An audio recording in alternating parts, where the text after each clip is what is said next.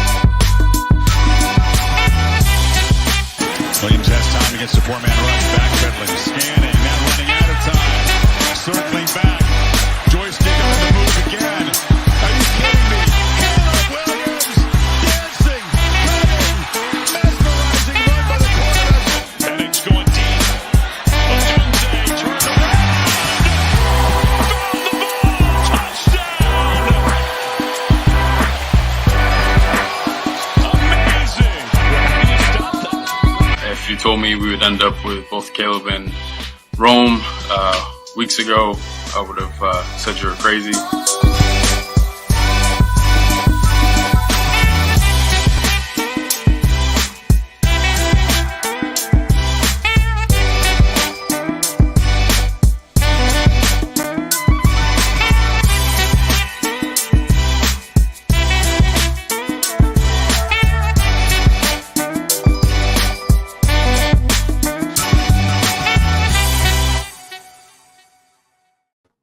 Welcome, everyone, to a fresh edition of The Bears, The Draft, Day 2. In fact, this will be the only edition because tomorrow it's Day 3. My name is Aldo Gandia, and on screen right, it's Danny Shimon, our lead draft analyst, and screen left, it's Jordan Silveira, draft analyst for the Barroom, and anyone who wants to hire him, right, Jordan? Yeah, if you want NFL coverage, I got it for you. And the Podfather dipping in his bag of tricks there, playing out some Motown and labeling the rebuilt. That's over. It's done. He's ready to go. Did you catch that? There you go. Aldo doing some masterful job back there, man, creating and thank you. I appreciate it. When I heard Ryan Poles talk about that album cover, it immediately gave me that visual. And so I'm thinking to myself, what should we title it? And yesterday our open was about the rebuild is come to fruition here. And so I thought titling the album Rebuilt was pretty cool. And those two guys are two super blue chip players. Danny, I'll start with you. Rome Odunze and Caleb Williams were in town. They spoke with the media. You've probably seen some of the press coverage from last night and heard some stuff. What are your impressions on this, what I call a haul for Ryan Poles? Yeah, actually, I was been watching some more prospects, some Day 3 prospects today, so I haven't had a chance to get into the whole social media stuff. I haven't seen the press clippings. I'm gonna watch the press conference after we're done here tonight. But yeah, I mean, for me, guys, last night, if you guys saw my reaction, I was happy because that's they got two of my top 3 guys on my top 100, right? And then Rome Odunze was number 2 on that list. Caleb was number 3, and for me, I said if Rome Odunze is there at number 9. Don't get cute. Just stay there. Make the pick. Don't outthink yourself, Ryan Poles. I know you need picks. I would love to have more picks, but you just cannot give up a chance to get potentially the next Davante Adams. And it's funny because Caleb talked about his idol growing up in terms of his quarterback idol is Aaron Rodgers on the football field, and then I think Bears potentially got their Aaron Rodgers to Davante Adams connection here with Caleb Williams and Rome Odunze. I know that's hyperbole. I don't want to put those kind of expectations on them, but I'm just saying talent wise they have the potential to be that type of a combination, and the fact that they already have a relationship before even coming into rookie minicamp and OTAs and all that stuff. That's a good sign, and I think those combined with obviously Keenan Allen and then DJ Moore, I think we're going to see a Bears offense that can put up some points on the board. Question is that Bears defense we saw for the latter part of last year, is that legit? We'll find out. We will indeed. Jordan, a different question for you, if I can. From yesterday's draft, which team do you think was equal or even surpassed the Chicago Bears with their selections? Do we even have to ask him? Do we even? Yeah, I feel like you're setting me up here. Just do the skull. Do the skull. Come on, Jordan. Skull. No, I mean, really, obviously, that's the chalk pick. I really love what the Vikings did, and you're going to be hard-pressed to find me kind of push against that.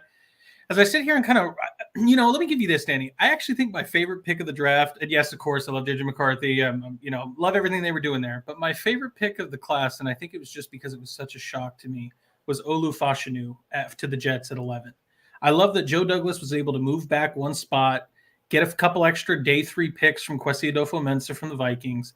And sure, I mean, that's nice to get some extra assets. But to me, what it really was the shock of, wow, you guys are acting like a functional organization, forward thinking, being responsible.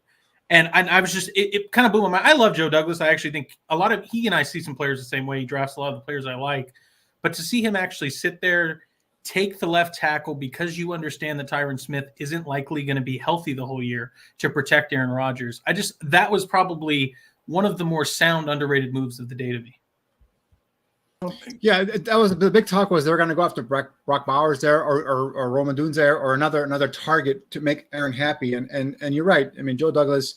I think this Aaron Rodgers kind of era, if you want to call it an era, I think it's put a lot of good people, in a bad light. Joe Douglas is one of them. I think Robert Saleh is a solid head coach. I'm not sure if he's a great head coach, but I think he's looking, because they're all trying to cover up and kind of kowtow to King Aaron here, and I think. Douglas stuck to his guns and said, I've got 2 33-year-old, veteran tackles, and I need a young guy. And Oshano needs, from my opinion, Fashanu, I should say, needs at least one more year of seasoning, getting stronger, getting in that weight room. And I think he's got left tackle, starting potential. And I think that's your Tyron Smith future there. So I think that was a smart pickup by Joe Douglas. It was an organizational pick, not our quarterback pick kind of thing. Yeah, and I mean, just real quick, Aldo, to your point about, I do want to wax a little bit on the Vikings here, because it relates to what you just said about the Bears. You heard it from Ryan Poles. Those guys that you're taking at the top of the draft are supposed to be your album cover guys. The Vikings, and we talked a little bit about pre-show about if you like a quarterback, and I understand the Vikings kind of strategically waited for the guy to fall in their lap, but they also moved up. They didn't want to risk somebody sniping JJ McCarthy from them and pick up.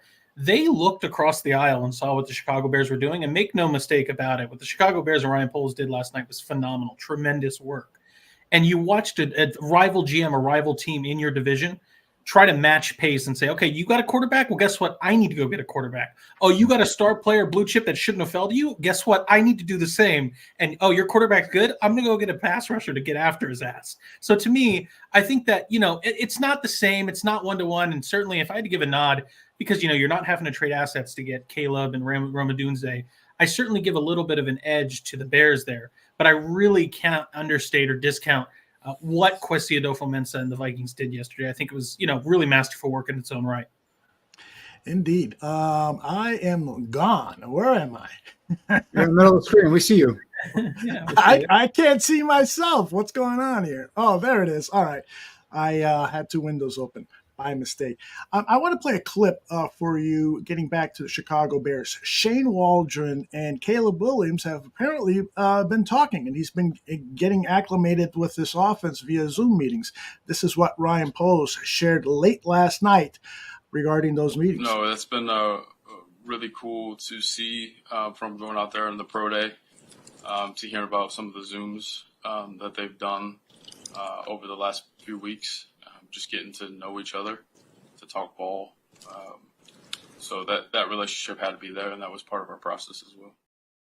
Jordan, a question for you on this topic. What is the level of concern regarding throwing Caleb Williams to the Wolves immediately? Because clearly there is no backup quarterback. Tyson Bagent, it has potential to maybe become a starter down the road, but clearly he's not going to be the starter on this team. It's going to be Caleb Williams, and if the Bears pick up a veteran quarterback, it's just going to be for tutoring purposes. What do you think? Yeah, it's, this is the reality, though. This is the cost of doing business, and it's par for the course. You want to take a quarterback at number 1 overall, Yep. The expectation is that guy needs to play. Even if Now, let's be clear. I think that Caleb Williams certainly has the tools, has the skill set, has the confidence. I mean, it's oozing out of him every time he talks, that he seems like a guy that absolutely should and could play from day one. But he's not an exception. I don't think there's any quarterback, any rookie that comes out that wouldn't benefit from at least having a strong voice behind him and sitting a little bit. Even if it's, look, I'll give you the J.J. McCarthy example. I'll give you any of these quarterbacks if you want to break it down. But to me, I think a guy like J.J., let's see if we can get you on a strength program, a nutrition program. A guy like Caleb, and I think this would go to J.J. McCarthy, Drake May, or any of the others, is why don't I give you a little bit of time to adjust to an NFL schedule, what it is to actually game plan week to week for a team, what it is to actually go through a strength routine, to go through car washes every single week. What does that look like? And so to me, as prepared as Caleb is, I do, and this is something I said before he was a Chicago Bears. I had concerns about, look, LA and USC is its own thing, and I get it. It's not Chicago. There's no harder market for a quarterback in the entire nation than the Chicago Bears. And I do think he's equipped to handle it, but it is going to be tough sledding. And certainly the Bears have a more favorable schedule than not. But I do think you are kind of feeding him to the wolves, and you're hoping and praying that he doesn't develop enough battle scars, if you will, to where it hurts his development. That's why the proclamations are he's going to be our first 4,000-yard passer, the first 30 touchdown passer. Let's pump the brakes on that. Let's I've talked about previously. Like, I don't like the title of generational being placed on a guy before he even taken a snap yet in training camp, right? So let's just pump the brakes. He's very talented. We all agree. He's probably I thought last time take it in. There we go. Yeah, there we go. The Buffalo Bills have selected Keon Coleman. So not a surprise for either one of you, especially Danny, who had him as his number 5 wide receiver in the sport. Who wants to jump in first and tell us about Keon Coleman and how he can work with the Bills? I can go if you want, Jordan. I mean, that's the guy I've been talking about all year. I mean, it's from former Michigan State Spartan, transferred to Florida State. 6'2", 6'3", big chisel frame. Ran a 4.61 40, and I think that really hurt him. And a lot of eyes, people say, "Oh, this guy's not a fast." He's not a burner. He's not a Xavier Worthy, but he's not a guy that runs doesn't play at a 4.6 speed, right? Ran the gauntlet drill and I think ran like over 20 miles an hour, 22 miles an hour, something like that. It looked smooth, natural hands catcher. Only 2 drops the entire season. This is a guy that with his length and with his size can get off a press at the line of scrimmage. To me, he's a true X. And I think that as a guy that's got some quickness and get into the open field. And once he gets the catch, put on the LSU game, caught a quick hitter and took it all the way for a touchdown. So this guy can go up and make contested catches. He can go up and battle for footballs. I think this is a guy that fits in nicely now with Buffalo. They give a nice big target for Josh Allen there. And so I think this is a good pick.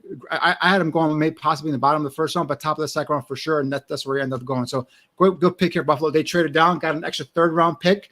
I believe it was from Dallas. I forgot who they traded down with last night, but they traded down, got that extra 3rd round pick, and then now got a potential number 1 receiver there for the quarterback.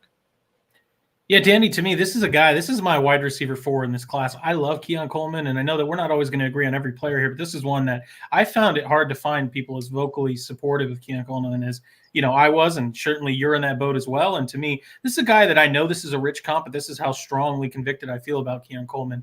He's a guy that reminds me a lot of Des Bryant, a guy that wasn't necessarily a burner, but one at the catch point, was a bully, was kind of a power forward, and then also possessed the yak ability despite being in an X frame. This is something that, we talk about how wonderful Marvin Harrison Jr. is. This is an X body that actually has some yak ability. And then, where does that Des Bryant comp come in? Des Bryant was kind of a freak returning punts in his day, and this is something that Keon Coleman can do as well. I do think I'd like to see him. He can beat press, but I'd like to see him. I watched Renardo Green, Florida State corner, kind of give him a tough time. So I certainly think he can improve a little bit on the boundary at X, beating press. But I certainly think you can stick him there. I liked him as a power slot too, if for some reason it didn't work at X, so you have some variability there. And this is something that, boy, oh boy, if there was a way to pull receipts, I would. But I feel like I can find one where I was tweeting about this exact fit 3-4 months ago, just simply because what was so enticing to me, and I love Jordan Travis, but Jordan Travis didn't have the arm, the anticipation, or the ability to staple the ball to Keon Coleman the way that he deserved for a guy of his status. And to me, that's what Josh Allen needs. And certainly Stephon Diggs was his own right, but Josh Allen is going to staple the ball to Keon Coleman. And then you add in Keon Coleman's ball winning ability, the ability to just go up and get a bucket for your quarterback. This is one that I mean, like, you could tell I'm ready to slam the gavel down and go, this is one of my favorite picks that we've seen so far. Yeah, 6'3", 213 is when he came in at the combine. He has a 38-inch vertical. He had 15 catches last year of 20-plus yards. So he's got that big play potential down the football field. So, again, the 4.61 might have scared some people. It didn't scare me because I watched that tape, and this guy was not a 4.61 receiver. No, he's more nuanced than people realize too, Danny. That's the thing is like, they see the 4.61. They don't see that he's, burning people. He's no Brian Thomas Jr. But if you actually watch the film, he's not going to necessarily snap you off the way like I was talking about Odunze yesterday. But he creates more separation than people realize. And the issue is that the ball was never there quick enough because Jordan Travis isn't an anticipatory thrower the way that somebody like Josh Allen certainly could be.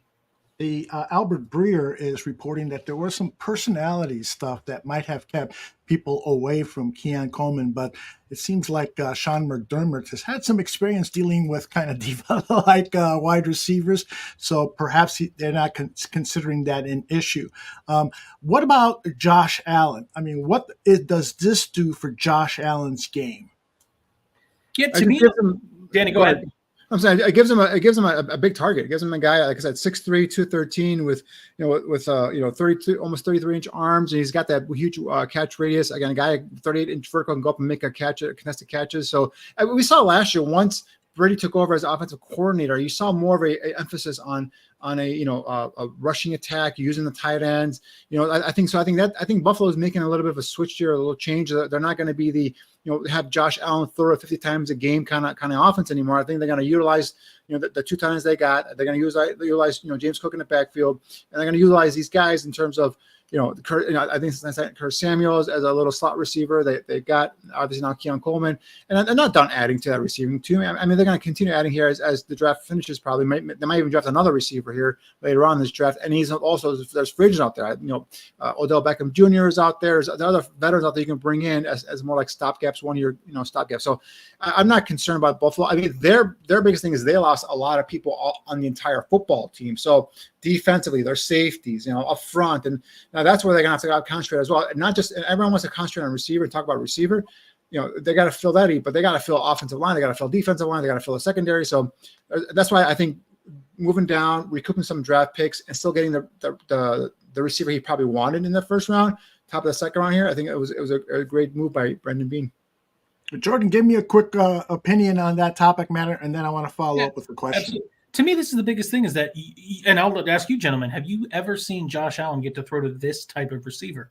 It has not happened. Not at all. Since he's been in Buffalo, he has not had a proper X receiver that he could ask to go up above the post and win.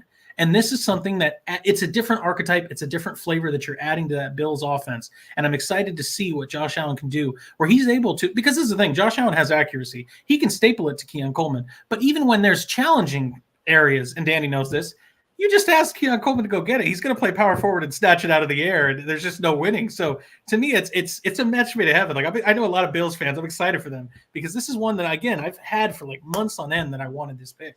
That's why with the whole like I always think you need a big X receiver in the offense, right? That's why I'm doing it with the Bears. I think it was a good pick. That's why with the Chiefs. Like everyone said, the Chiefs can do it without a big X. Yeah, I mean they added speed with Xavier Worthy and Marquise Brown, but don't forget their tight end is very much their big X receiver. I mean he's that guy, Travis Kelce. So he's their number one receiver. It wasn't Tyreek Hill in my opinion. It's not going to be Marquise Hollywood Brown in my opinion. Travis Kelce is their number one receiver. Once he turned it on in the postseason, you saw that offense kind of take off there with Patrick Mahomes. So that's how you look at it that way. We'll get to the question from Bruce Ollie Walter Jordan in just a second, but we've got another pick. How about trade it up? The Chargers traded up. It is the Patriots drafting wide receiver Ladd McConkey. Chargers traded up. Chargers, you're absolutely right. My bad. So Ladd McConkey, guys, one of your favorites, correct?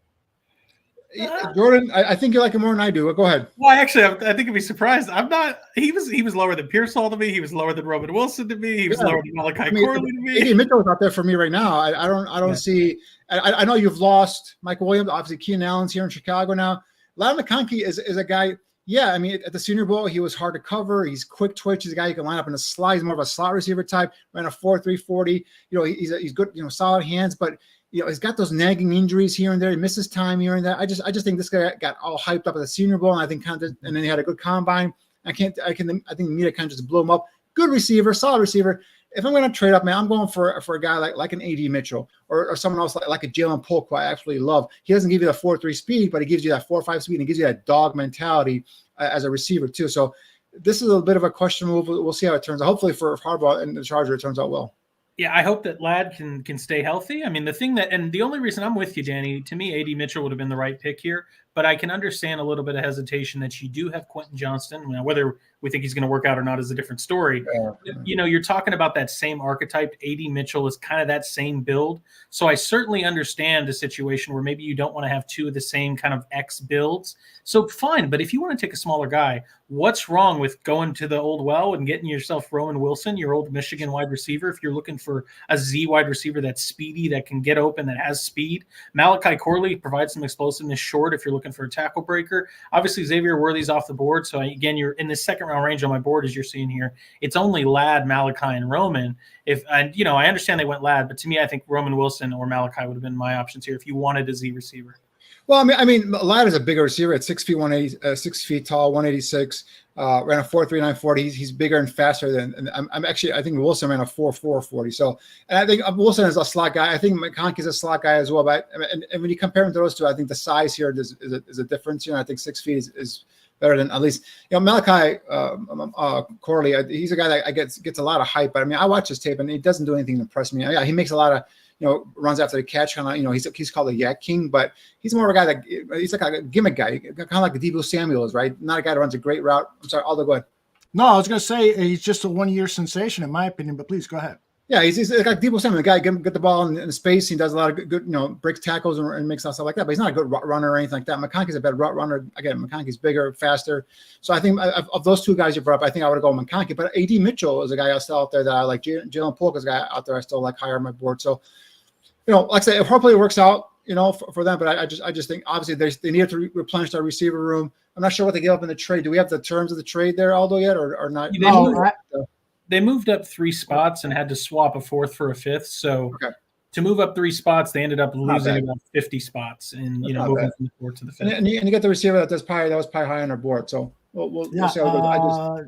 Chargers give up, Patriots get number 37 and 110 and 34 137 going the other way. Okay. All right, I want to squeeze this question in before the next pick arrives. And Bruce Ollie Walter Jordan is asking, do you guys think that a quality center could be available at number 75? So let me put up Jordan's list of available centers. Actually, Graham Barton should be scratched off there. So we got Zack Frazier, Jackson Powers Johnson still on the board, Cedric Van Pran Granger. Any chance any of those guys that I just mentioned is going to be around at 75?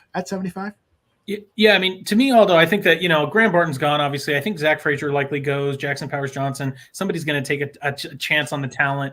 But to me, I do think, as we go down the list there, Cedric Van Pran Granger from Georgia is a quality center. I do think he'd be available in that 75 range. Dominic Puny's a little bit of an interesting guy as far as he's going to be transitioning from tackle at Kansas all the way inside to potentially guard or center, but he's an option there. I don't think Christian Haynes stays, but then you're talking about guys like Mason McCormick or Hunter Norzad at that 75 range.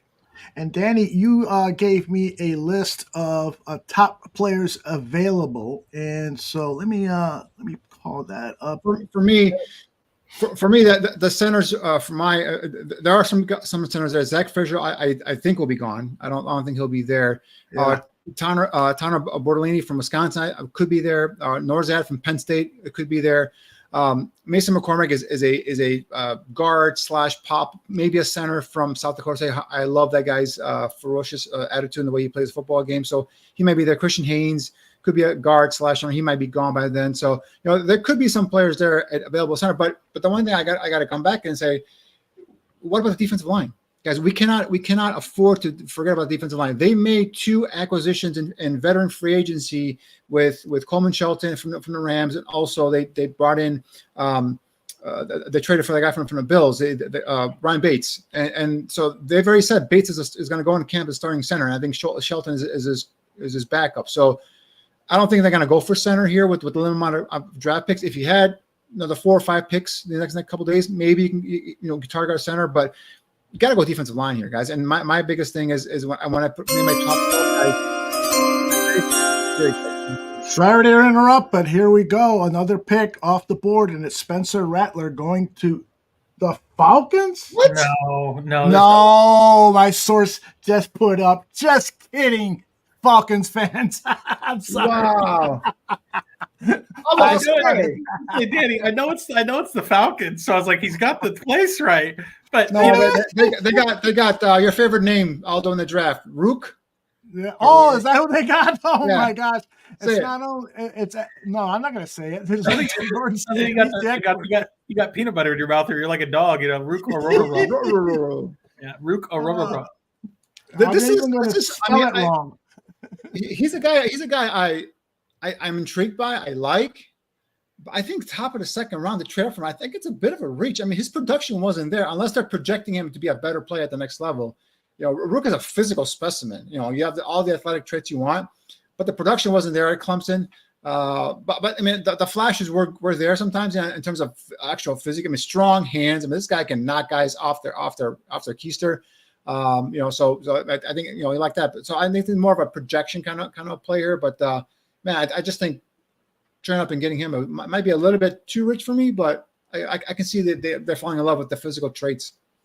Danny, it's about 50 picks too high for me. He's and I know I'm probably lower on him than you are, but he's my 82nd player on my board. You're taking him at 35, and I understand the appeal. I know what there is to like about him, but I was very underwhelmed with his tape. I actually ended up walking away with the I believe it's the freshman D tackle Woods from Clemson, who's really kind of standing out to me, and even the other Murphy, the DN from Clemson. But to me, Ruke is a guy that he's got an interesting backstory. He came from Nigeria. He something that you're talking about, putting hands onto people and pushing them back.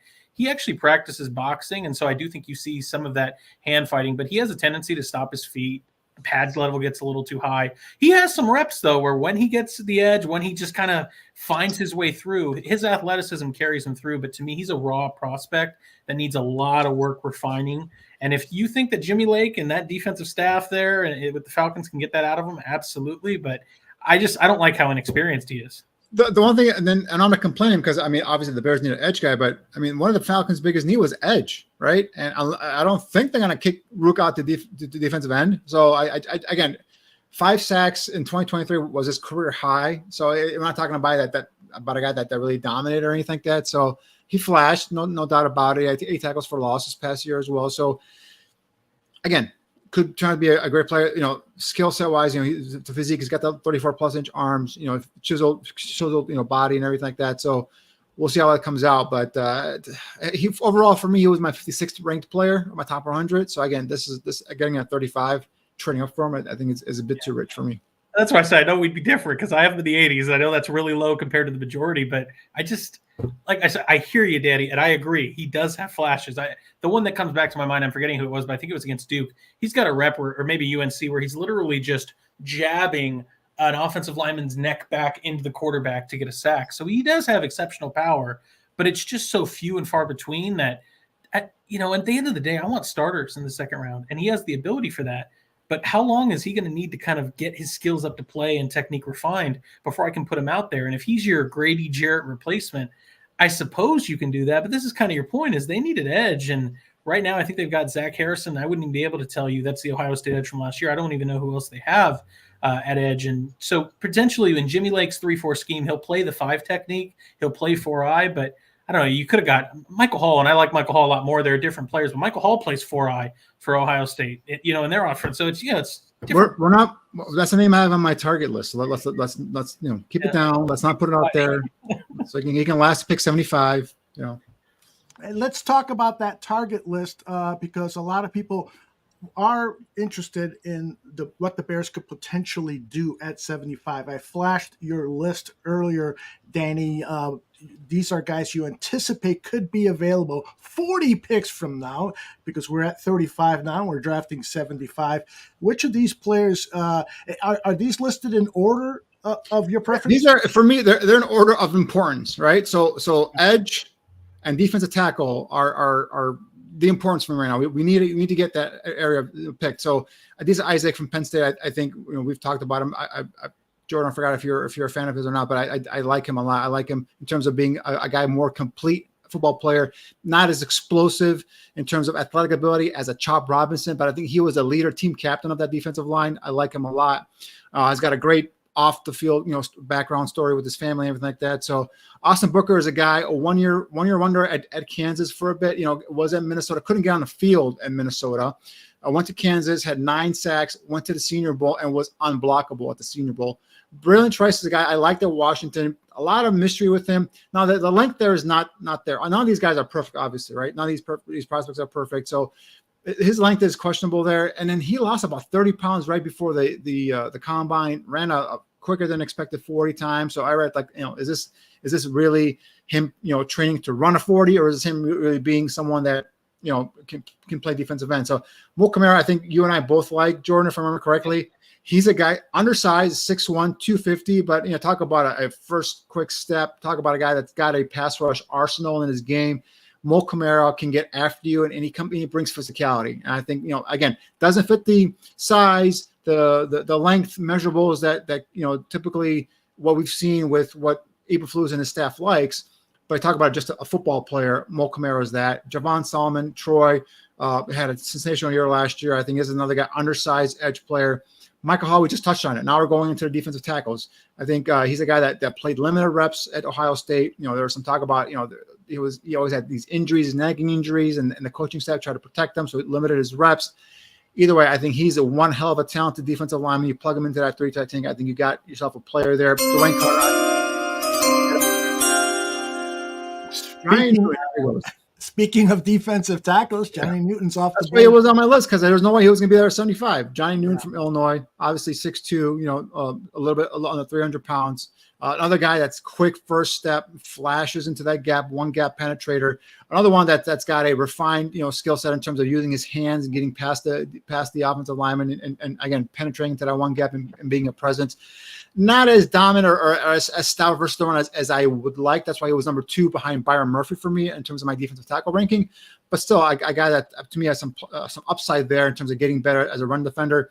But that one step, one gap penetrating ability of Johnny Newton is what really intrigues you. And I think he went to Washington, right? Which is Dan Quinn, which is that up the field, kind of what you saw in Dallas the last couple of years, right? That fits in perfectly here for Johnny Newton here in terms of his skill set playing with the Commanders.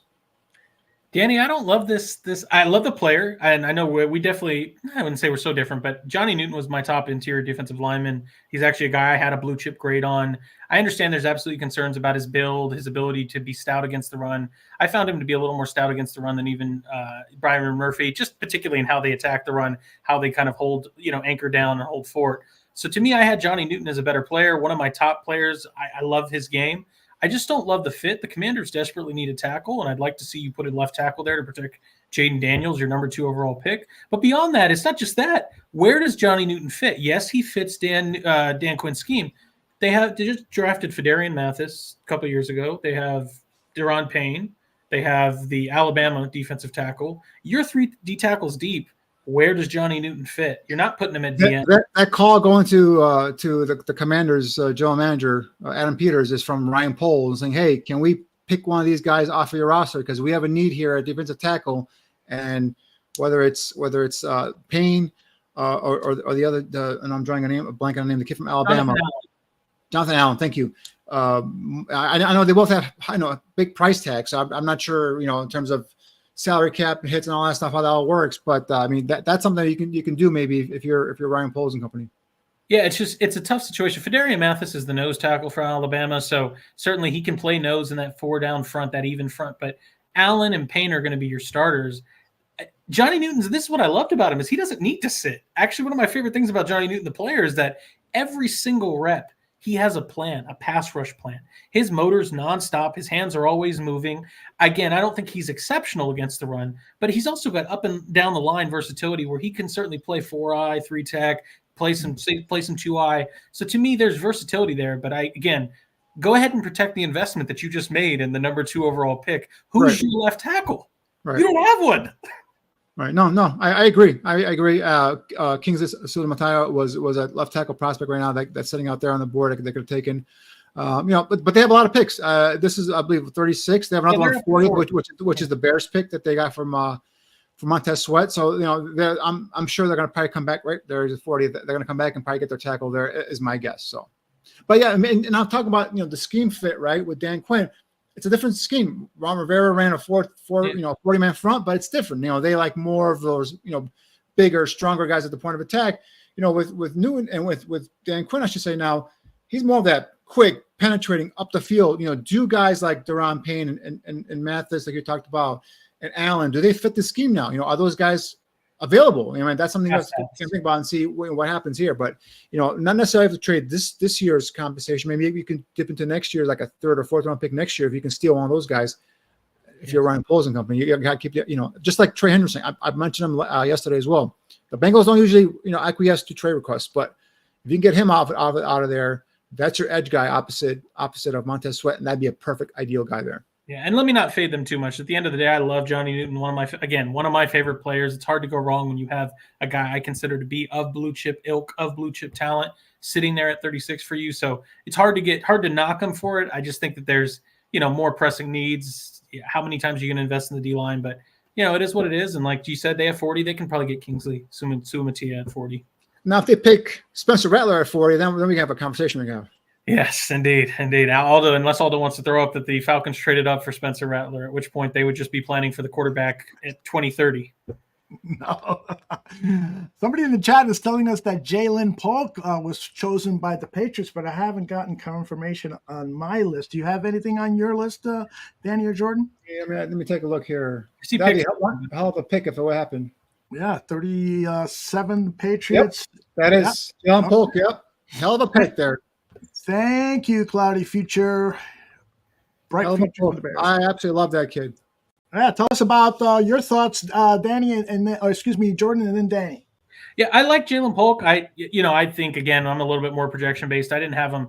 I like Brendan Rice a little more than Jaylen Pulk, but Jaylen Pulk's a baller. He is a hard worker, willing to block. He's a guy that constantly went up. And again, I'm not trying to knock Michael Penix. I know he's the talk of the town right now, but he's a guy that I felt consistently bailed out Michael Penix by going up at the catch point, winning. Doesn't have a lot of yak ability, isn't an incredible athlete, isn't super fast, but I think he's a really quality Z player and a useful one at that. A guy that I think Drake May, they desperately needed wide receiver help, and I think that Drake May is going to love having a guy like Jaylen Pulk to throw to, and certainly he's used to dealing with a little bit of inaccuracies at quarterback, and Drake May has a tendency he can spray a little bit, and so that was your shot at Michael Penix. That was a little dig there, Michael Penix. Yeah, well, yes, indeed, but I like him. No, I love Jaylen Pulk. I mean, I turned on. I was watching Michael Penix, and I'm like, damn, who's number 2? I know about Odunze, but who's number 2? And I mean, this guy, talk about just a dog, a DAWG dog. I mean, that's a guy that goes up after the ball. He doesn't care about in terms of his body or anything like that. He attacks it with aggression, with passion. 6'1", 190. Was a Texas Tech, transferred over to Washington. And it kind of got lost in the shuffle with McMillan there, and with obviously with Odunze there, and some of the other players that talent that they have on offense. And I mean, he's a guy that he got 13 contested catches last year. He had 25 contested catches for his career. Now, this guy wins 54% of his contested catches opportunities, right? And he's only 5. He's just 6'1", 190. He ran a 4.52 40, so he's not a burner. But for me, he's goes across the middle of the football field. He was fearless there. Like I said, attacks the football with aggression and passion. If the ball is up in the air, it's going to be an incomplete pass or he's coming down with it. The DB is not going to get an interception at all. So I love that way he plays the game. I love the football character. Obviously, I think he had an injury this year as well, kind of slow him down a little bit. And then obviously the speed isn't what there, but 4.52 again, that's good not good enough for me. So drops in the second round. I could have seen this guy. I could have seen him going in the bottom of the first round. To be honest with you, but if the Bears had passed on Odunze and kind of slid down and had a second round pick, this would have been the guy I would have been pounding the table for. Him and Pearsall were my favorite receivers after I got back, past obviously Marvin Harrison Jr. and Rome Odunze. I mean, like if I had to pick, and I know I'm going to be called crazy for this, but if I had to pick between, say, Malik Neighbors and either Pearsall or Jaylen Pulk, I just love the way these guys play, and I would have gone with with one of these guys. That's how much I love these two, Pearsall and Pulk. Yeah, I mean, to me, Jaylen Pulk's a guy that reminds me of, and I don't want to say they're exact one-to-ones, but kind of that useful Z, that Robert Woods player, a guy that can kind of. But more physical than Robert Woods, right? More physical in terms of at the catch point. Yeah, but just like a willing worker, he's willing to put his face mask into the run game, get after it, blocking. Another guy he reminds me of, and he can play. This is the difference: is Tyler Boyd's a little more locked to the slot, but again, just a player that you can count on. And I like the fit for the Patriots. I mean, they have a lot of needs. They still don't have a left tackle other than Connor McGovern, and so it's a little bit concerning there. But certainly, you want to build and support your young quarterback in Drake May, and I think that Jaylen Pulk is a really friendly safety blanket. I'm sure you'd agree with that, Danny, because at the end of the day, he's going to go up and win for you. And Drake May will put it there. If he trusts you, he'll put it there. You'll go get it. But another team here that we can probably talk about, drafted a quarterback in the first round, need offensive linemen. Need offense on the big time. So I'm not sure what the Patriots picks are coming up in the second round, if they have more picks here or not, but that's another thing where, just like Washington we're talking about, right? Quarterback. Who we have? Devondre Sweat to the Titans. This is a guy I just don't like. I'm sorry. I mean, okay, you might like him more than I do, but I mean, he's a 2-down run stuffer. Those days are done in the NFL. You can't have 2-down run stuffers anymore. You need a guy that can get after the quarterback. I'm not even talking about his off the field, decision making, post combine stuff. I'm talking about just on the football field, because I turned on tape to watch him, and I was obviously attracted to Byron Murphy. Now the scheme here doesn't fit for him, so that's why I just kind of didn't even follow through with him. But just watching him from what I did, he's a 2-down run stuffer, and I don't see him being a pass rush threat in the inside. Jordan, do you disagree? Well, I think that you may be shortening his role just a bit. I think that certainly, yes, to your point, no, he's not a 3-tech. No, he's not going to be out there 90 plays a game. But I do think that he held up this year specifically. Some of the older tape with Sweat's a little more troubling. But this year specifically, he was out there quite a bit and didn't show to be gassing out nearly as much as I would have thought for a guy his size. He does show good ball awareness. He finds a way to get his hands up on balls and force PBUs. He's disruptive enough. I don't think he's a pass. His game is not to pass rush more than run defend, but he doesn't get moved off the ball. He's willing to 2-gap, and he does have enough power in his hands. And when he's willing to drive those legs to crush the pocket, and I don't want to call him a Vita Vea, but Vita Vea has a little bit of that same skill where when he decides to get after it and crush the pocket, he'll break the spine of the pocket. But Vita Vea is quicker, more twitchier. Yes, no, absolutely. But we're just talking power here. Just the willingness to kind of just jab in to basically jackknife an offensive lineman's pads and just drive him back. And so to me, I like the player. He's my top defensive lineman, D tackle for round 2 on my big board. But let me be very clear. I would not have drafted him. I would not touch him. This is a guy that he came out, and this is not, I don't have inside sources. He came out in an interview and said he wanted to quit football a couple years ago. And his mother had to kind of tell him, you're good at this, keep going. That's not, I want volunteers. I don't want prisoners. And if you're thinking about quitting the game, I'm not interested. And then you have the party animal concerns. You have the fact that he just got the DUI. I'm not interested in that. I think it's really rich and good on Rand. Pick 38, second round, pick 38. That's a bit too rich for me. I'm sorry. I mean, good on Rand. Football, to your point, Jordan, football, if you even think about retiring and quitting, you're done. You're done. Yeah. That's like Eddie Goldman not coming back with the Falcons again. Right. Correct. Like, this guy was done with the Bears. It looked like he was just done. And then he took a couple years, 1 year or 2 years off, I think it was, and now he's back again. To me, that's just, once you quit football, because of the dedication, time, the effort, the blood and sweat you got to put in the offseason just to get ready to play 17 game, and if Roger Goodell has his way, 18 game schedules, it's not something you can just be mentally weak at in terms of just like not be fully into it, 100%. And if there's any sort of hesitation, even a thought of quitting, you're off my board. I can't do it. Yeah, and that's where, just to be clear on my big board, he is my first D lineman in the second round. But that's from a talent standpoint. As far as, we always have these little indications. If I was in a draft room, he's not one I'm selecting. And he's not in my top 100. Well, and I don't blame you. If you're considering the whole picture, I wouldn't either. But looking at the tape, judging the talent, and this is my whole point. If for some reason that's just all in the past and you can find a way to get him at his best, totally great. 38. Even at his best, to me, he's a 2-down player. Okay. Yeah, no, we differ there, but I'm thinking at 38, it's absolutely fine if you can get him at his best. But to me, and just to be clear, it is a good fit. They have Sebastian Joseph Day as the nose tackle there for the Titans. That's not a nose tackle. You needed one. This really fits the role for Denard Wilson's defense. But again, it's really rich considering, and we just talked about it's the football character. It's the fact that you have a job interview coming up for the draft and you're over here getting DUIs. It's the fact that you couldn't even check your weight in at the Senior Bowl because you couldn't get it. It's just, there's too much. Like there's smoke and then it's burning, guys. There's fire. I'm so confident in this guy. I think if he becomes a Pro Bowl player, I will come on and I'll give him a mea culpa. I'll apologize for knocking him, but I just don't think this. I think this is a bad pick, to be honest with you. Yeah, and Danny, that's what I'm saying. Is talent. I see him as a talent guy that could be a Pro Bowler. But I just told you I wouldn't draft him, so I'm with you. As far as I'm concerned, good luck. I appreciate Rand Carthon for having the cojones to make the pick, but I think you're burning your 38th pick here. Yeah, you know what? This is totally off topic right here, but guys, what burns my butt here is whenever they do these shots into these war room, all these guys are clapping and cheering like they got the guy they wanted. Like, really? Like, what are you going to do? I know they're all playing up to the TV, but it's a little bit, I don't know, cringe He's to me. An immense talent, and I have no doubt that he probably expressed a ton of remorse for his actions. And he's shown, this is the whole point, though, is he has shown an ability this year specifically in Texas, before it all went off the rails with the DUI and everything. He showed that he was able to straighten up for a whole football season. But, then, and it's just kind of as I'm thinking and going through Titans players, do you have another Alfred Hainsworth on your hands? Where, when it's time for payday, when it's time to get paid and you show up for draft season, you'll perform. But all of a sudden, there's another pick just coming on right now. Rams made a pick, and this guy's not on my top 100 either. And I think we're gonna fight over this guy. Okay, well, let me tell you before you give it to me, I'll close my eyes. Even I wanted Michael Hall for them so bad, just because I thought he. Not Michael Hall, thank God, he's still available. I know, but that would have been a guy. I'm not calling him Aaron Donald, but that was the guy that I was like, that's your Aaron Donald fill-in for the replacement. Oh, I like, but see, I right neighborhood, wrong house, fellas. Right neighborhood, wrong house.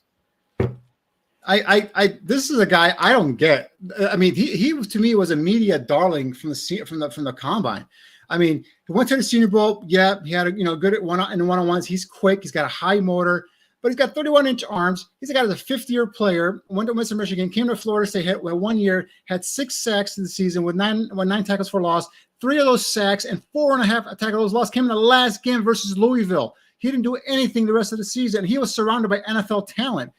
This to me is a reach beyond reach. Again, he's a guy that for me that the media I think blew him up at the Senior Bowl, and then his athletic ability at the combine went out there and just kept blowing up. And I'm surprised because the Rams are damn good in selecting players. So maybe they have a plan for him. And I know Aaron Donald retired and he might be a guy that they'll play there. But 31-inch arms, he's got a motor. Doesn't stop. I give him credit there.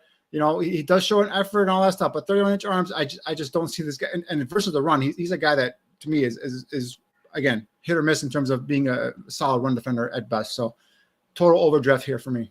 You're killing my guy here, Danny. I'm not telling you again. I wanted Michael Hall for the Rams, so right neighborhood, wrong house. But to me, I love Branden Fiske. I understand some of the concerns about recency bias, some of the measurement concerns, but I do have some trust in the process of Les Snead. There's so much context here. I trust Les Snead. I agree. Well, but here's the thing. There's so much context here we haven't even talked about. So one of which is that who was Aaron Donald? Oh, he was an undersized, rather small, diminutive frame. But not this. Come on. No, but same explosiveness. Very no. Okay. Motors hot. hot. Maybe test numbers at the combine, but Aaron Donald had a 1.63 10-yard split. This guy's got a 1.68 10-yard split. And here's the thing we haven't touched on. Did you like Jared Verse this year? You did? Where's Jared Verse? Where's Jared Verse? Where's Jared Verse? Where'd he go? With the Rams. Sorry, with the Rams. Yeah. I guarantee you Les Snead liked what he saw in that Florida State defensive line. You have to because they trade up for this guy. They trade up for him right now. And I'm telling you, call me a buyer on this one. I'm not telling you he would have been necessarily the pick, but I understand when you're trying. I loved what I saw from Fiske when I watched Verse. And people don't realize Fiske was not – I'm not telling you he was a total ass kicker, a Khalil Mack at Buffalo. But he was the guy. He was a prized recruit along with Marshawn Kneeland at Western Michigan, and he ended up taking the transfer portal out. And I do think as much as you may not love him, he did have some quality reps this season, and that's all it takes for a team. Did you watch him against LSU? Yeah. I mean, LSU had a good line. Blown off the ball. LSU has a good line. But this is where they looked at Verse. Where's the NFL's guy, Jordan? I know. NFL? They looked at Verse and Fiske and said, we're going to run games with you guys just like you did. That's the one thing. That's the one thing because they, like I said, I like Les Snead. I think he has a great job.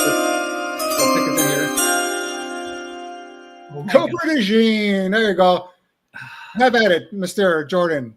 Yes, one of my favorite prospects in the class, the one that if I could have put anybody to the Bears before they got Kevin Byard, it would have been Cooper DeJean. He's a blue chipper to me, has extra value in the return game. This is a guy that I thought they could have picked at the end of the first round when they picked Quinyon Mitchell. Howie Roseman consistently finding a way to finesse everybody else, all 31 other teams, and find ways to good players. I cannot believe that Vic Fangio is getting a supreme zone corner in Quinyon Mitchell and then has the ultra chess piece in Cooper DeJean. Talk about needing to re-bolster, re-support that secondary in the Eagles, revitalize it beyond Big Play Slay and James Bradbury, who are looking like they're on the downswing. This is just another home run hit. The Eagles fly. That's what we're talking about here. And they got back Chauncey Gardner-Johnson as well. Yep. He's back there with Philadelphia now. They got Quinyon Mitchell, my top-rated corner, my number 9 overall player on my board, on one of my blue chippers. and they got Cooper DeJean, who had a first-round grade on. Again, I talked about last night in terms of I wasn't sure if he's a safety, he's his corner. I would give him a shot at corner. If he fails, I kick him inside the safety. Punt return ability. So Howie Roseman, I know he gets a bad rap sometimes, and sometimes he gets smoke up his ass. But I mean, this guy is doing a hell of a job. The secondary needed to be redone. He's pretty much redone it here with some veterans and some rookies. I hell of a pickup here. His 2 first picks, Keon Mitchell and Cooper DeJean, 2 first-round great guys for me. Gets him here. I think it's a hell of a pickup for Howie Roseman and the Eagles. And Danny, it's I understand we can all get impassioned and blazing and want to pound the table, but this is one that I feel with such conviction that I can almost like rest easy. If you're Howie Roseman and I get Vic Fangio to sign off on this guy, like, hey, yeah, I want to coach this guy. I'm not telling you he's going to win Defensive Rookie of the Year or anything, but rest easy at night, Eagles fans. This will be a guy that'll be a fixture in your defense. The way that he's not Kyle Hamilton, but similar impact player in the ways that he's able to impact and affect the game on defense in different positions and in the return game. So to me, this is just, we're talking like this is bases are loaded and Howie Roseman just hit a bomb out of the stadium. And to me, and tell me if you agree, Jordan, even if he's not a great defensive back, but if he's an all-pro punt returner, a kick returner with the way the new rules are, this is still a good value pick at number 40 in the second round. You still got a guy that's going to help your team. He's got receiving skills. This is the thing is, if he gets a chance at the ball, he usually finds a way to grab it and snag it and then create some return yards for it. And Vic is a smart defensive coordinator. He's going to understand how to deploy him. And I don't think that you're going to see him. This is the good news is Vic likes to play a lot of quarters. He can certainly just drop back and play zone and play everything top down. But if you needed to, if you wanted to put him at safety alongside Chauncey Gardner-Johnson, this is the beautiful versatility is Chauncey can come down too. And then I can just drop Cooper back, and I understand he's not the oiliest tips, but if he gets to see everything play out in front of him and then drive on the ball, that's where he's going to succeed. The question yesterday was the Bills helped the Chiefs come up in the first round and get Xavier Worthy. Here, it's interdivision trade. Yep. The Commanders helped the Eagles come up and get Cooper DeJean. So, somebody, Cloudy Future, just said the Packers are trading 41 to the Saints. That sounds to me like they were looking for Cooper DeJean. They were hoping he'd get to 41. And then said, he's not here. These guys, don't they want tackles for their young quarterbacks? I don't get it. Well, I will say this.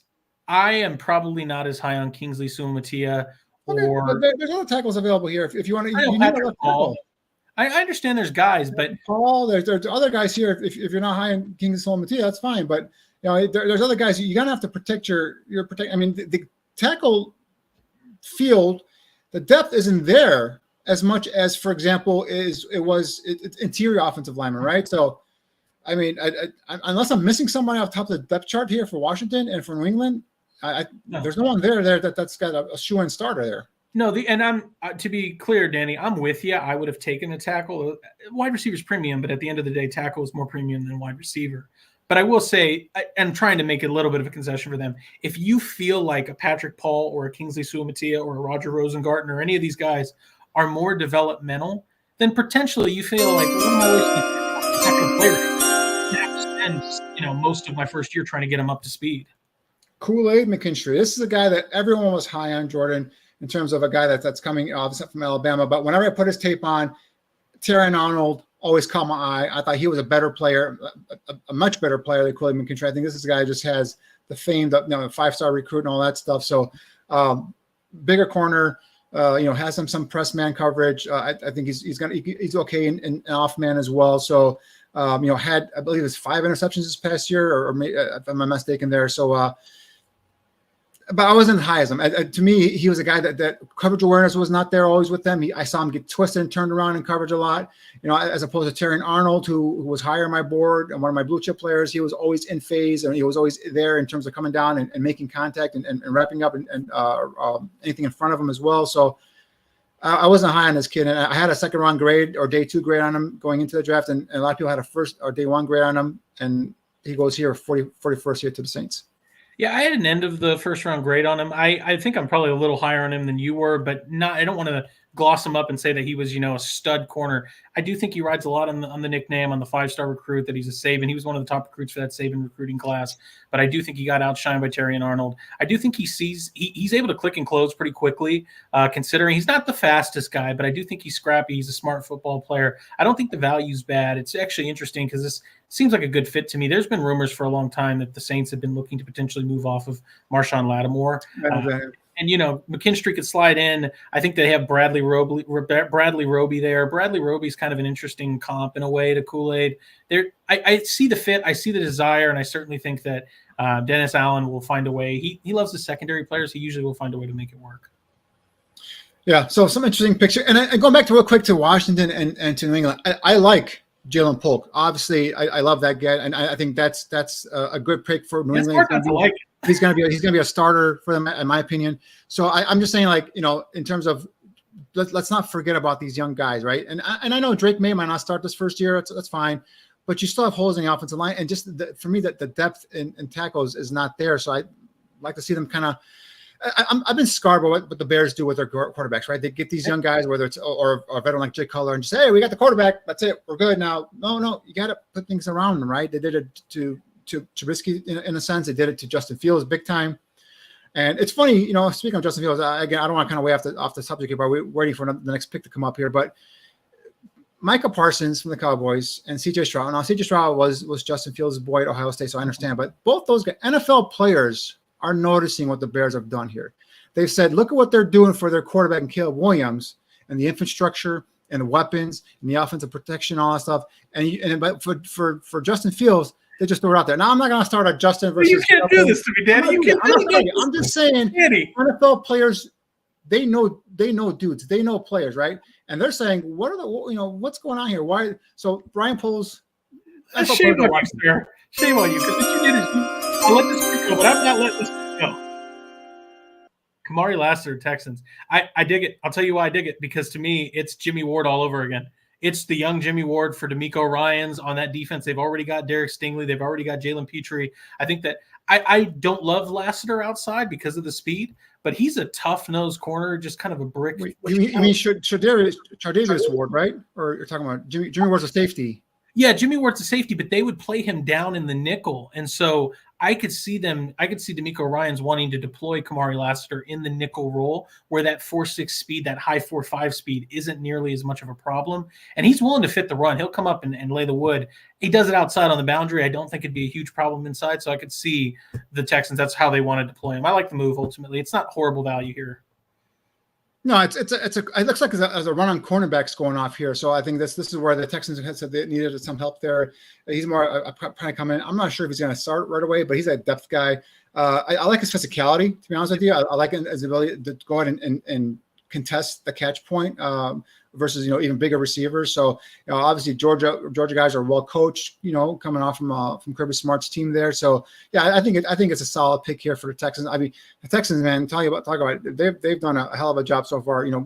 Going back to last year's draft and then moving on to this offseason and so far. We'll see how they continue doing here this draft. But go ahead. You want to come back? Maybe I will, but just real quick, you're seeing me smiling because I'm not telling. It's not the same, Daddy. I'm not telling you. J.J. McCarthy, C.J. Stroud, but I just thought it was really interesting. Just watching, first off, the Vikings were the ones that traded with the Texans to get the 23rd overall pick.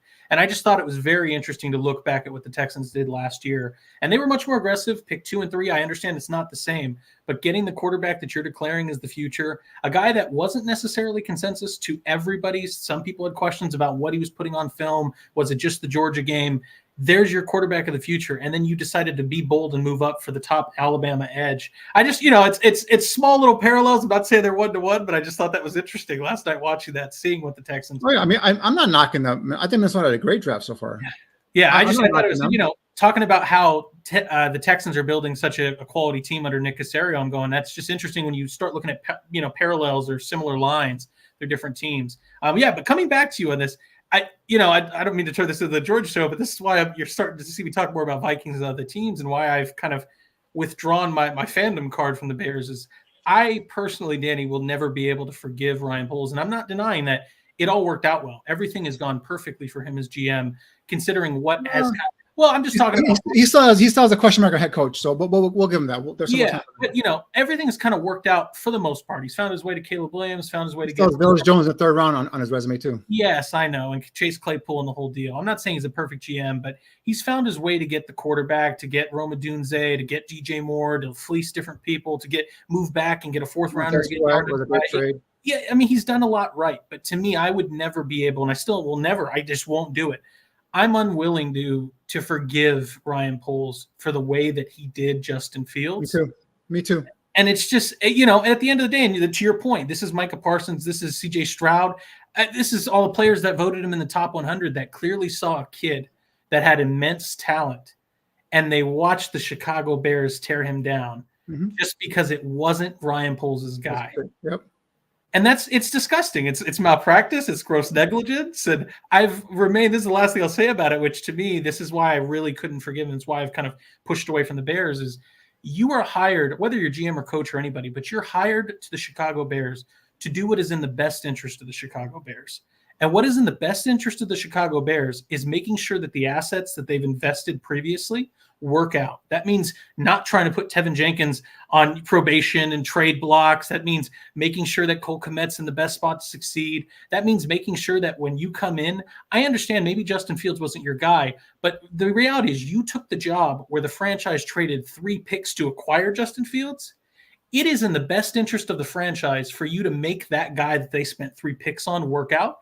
And we want to find out. Just give him a fair shot. That's the only thing I'm asking for. Give him a fair shot. We'll move on. We'll don't want to open up that whole thing up. Max Melton. This is a guy I like a lot, man. I liked his brother last year, Bo Melton, coming out of Rutgers, and I said Bears should take him in the later rounds. He went to the Packers, and he's had some contributions there for them. So this kid, I just don't know if he's a nickel or if he's an outside corner, but he's a guy that talk about tough, and he can come up and press you. Not the biggest guy in the world, but he's come up and press you, tackle you. He's got the speed to burn.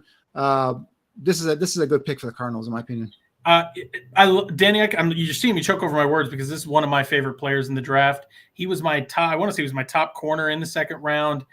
To me, he's a guy that can play nickel, can play outside. I love his speed. He tested well. He's scrappy. He's willing to come up and fit the run. He's explosive. Played in the Big Ten, facing guys like Marvin Harrison, facing guys like the Penn State wide receivers there, the Mitchell Tinsley and Parker Washington last year. Obviously, faced Roman Wilson.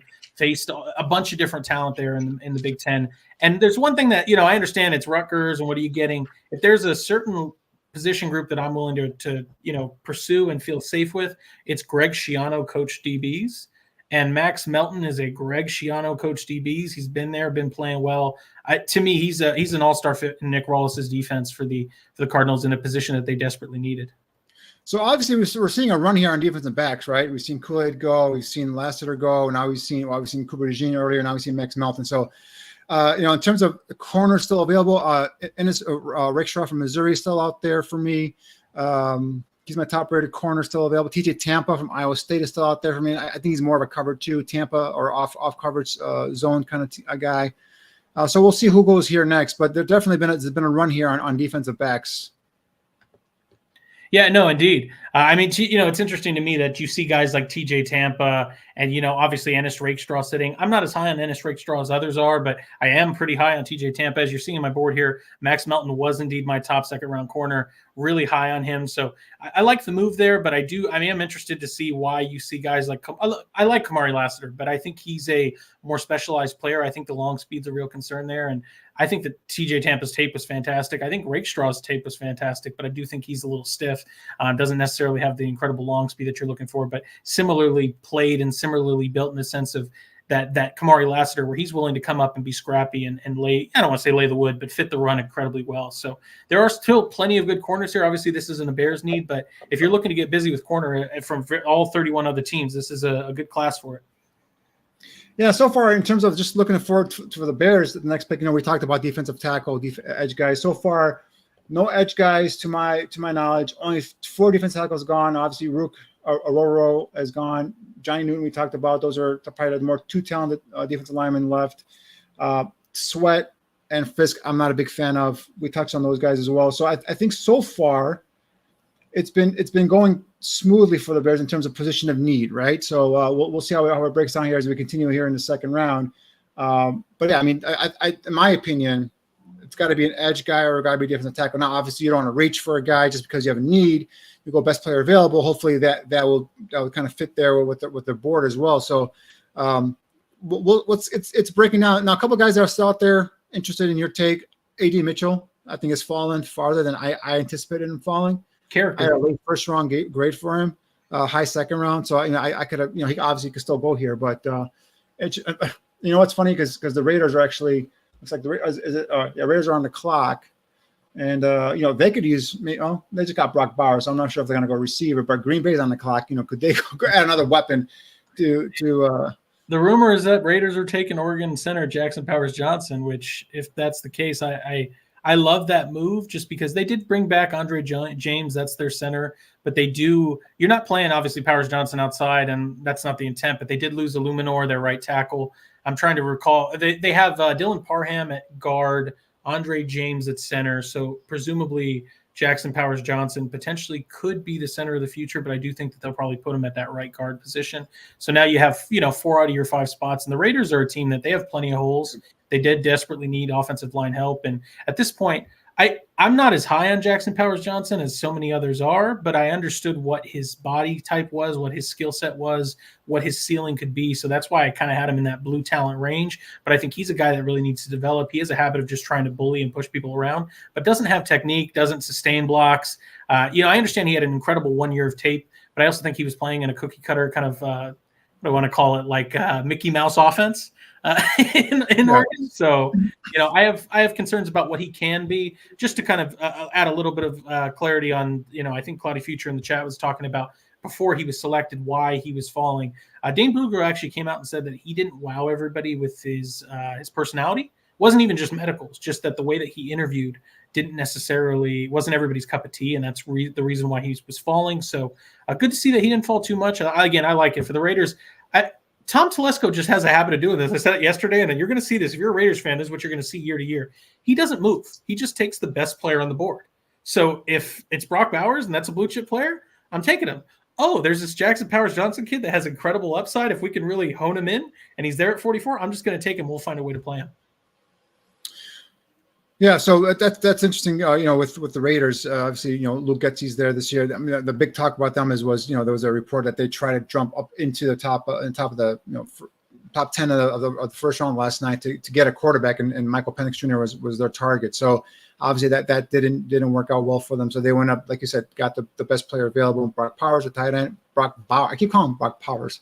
It's Brock Bowers at tight end, and then we're here with the center from Oregon. So he's a power guy in terms of Jackson Powers Johnson. He's a power guy, and he's got some athleticism to him. I love the way he got it to the next level in terms of just demolishing guys, smaller guys, linebackers and DBs at the next level. So that's something I do like. There's talks about is he a guard, is he center, but he's an interior offensive lineman somewhere somehow. But for me, Zack Frazier from West Virginia. Yeah, that's your center. That's the guy. If you're looking for a Bears scheme specific, that's the guy I would like to plug and play here at center. But again, I would only 2 picks left. I'll tell you, Dan.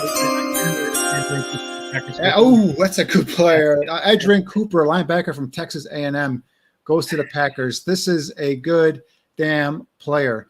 Now they cut their middle linebacker, Javon Campbell. Yeah, so this is a kid now I'm watching, and he's all over the football field. This is a sideline linebacker. If you go on your nickel defense, he one of your 2 linebackers. He can cover backs out of the backfield. He can cover tight ends. He can come up and fill aggressively in the hole on his run fits. He's a guy that had 8 sacks last year, and in terms of like that delayed blitzer from the middle linebacker or linebacker position.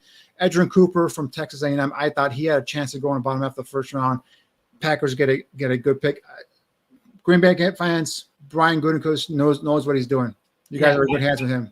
Edgerrin Cooper's fantastic. He was my linebacker 1. Different flavor than Junior Colson. Junior Colson's a more traditional Mike, but he's more of a 3-4 inside linebacker. Yeah, Junior Colson reminds me of David Harris from the Jets. But yes. To me, I look at Edgerrin Cooper, and to your point, Danny, he is all over the field. I don't want him at Mike. He can play Mike, but that's Quay Walker. Don't put him at Mike. Play him at will. And let him be the roamer that just roams all over the field. Well, when you go nickel for the Packers and you have Quay Walker and Edgerrin Cooper, good luck. Yep. That's the equivalent of when the Bears had Urlacher and Briggs, right? And they those like athletic ability and that safety. That drop coverage ability to be physical, be able to be good blitzers and all that stuff. So really good pick here for the Packers. Gutekunst loves the condors at linebacker. These guys that are just immense length, immense speed. They just fly around the football field, and that's what Edgerrin Cooper represents. And to your point, in nickel, it's going to be just dominance. They're sideline to sideline, like no problem. But to me, I want Cooper in a see and hit role. Just get after it. And I mean, watched him play spy on Jalen Milroe. Handled spy duties exceptionally well. So this is a guy that can spy, he can blitz, he finds his way to the football, he blows people up in the run game, he can play coverage. To your point, Danny, like where's the wrong in this pick? And the other thing with him, that Alabama game is where he shined on that football field for Texas A&M, Edgerrin Cooper. So yeah, I mean, with the new defensive coordinator now and Jeff Hatley, the former BC head coach, now coming over, taking over defense for Green Bay. I think he runs a more aggressive scheme, so we'll see how they utilize these linebackers. Again, if you're looking to blitz, these two linebackers with Quay Walker and Edgerrin Cooper from linebacker, that's going to be a heck of a foundation there in the middle of that Packers defense. And last thing here, Danny, this is what I love about it is Jeff Hafley is moving to an even front, opposed away from that odd front that they've been using in Green Bay. And that's the whole point, is in that odd front, you have those kind of your jack linebackers, your outside linebackers, and you have the Mike and the Will that kind of play more in the middle. Edgerrin Cooper is really going to play the traditional Will, the way that, in the Eberflus defense, I know it's not quite the same, the way that Shaquille Leonard was playing it. And that's actually, Shaquille Leonard was, I know that's strong praise, but that was my comp for Edgerrin Cooper. When I was watching, when you saw Shaquille Leonard at his height, when he was doing everything, he was all over the football field with a nose, kind of a magnet to the ball. And that's what you saw from Edgerrin Cooper at Texas A&M. Yeah, and especially, like I said, when they go into that nickel defense, like, when the Bears go on their base, right, TJ Edwards is the Will. You got to pick there.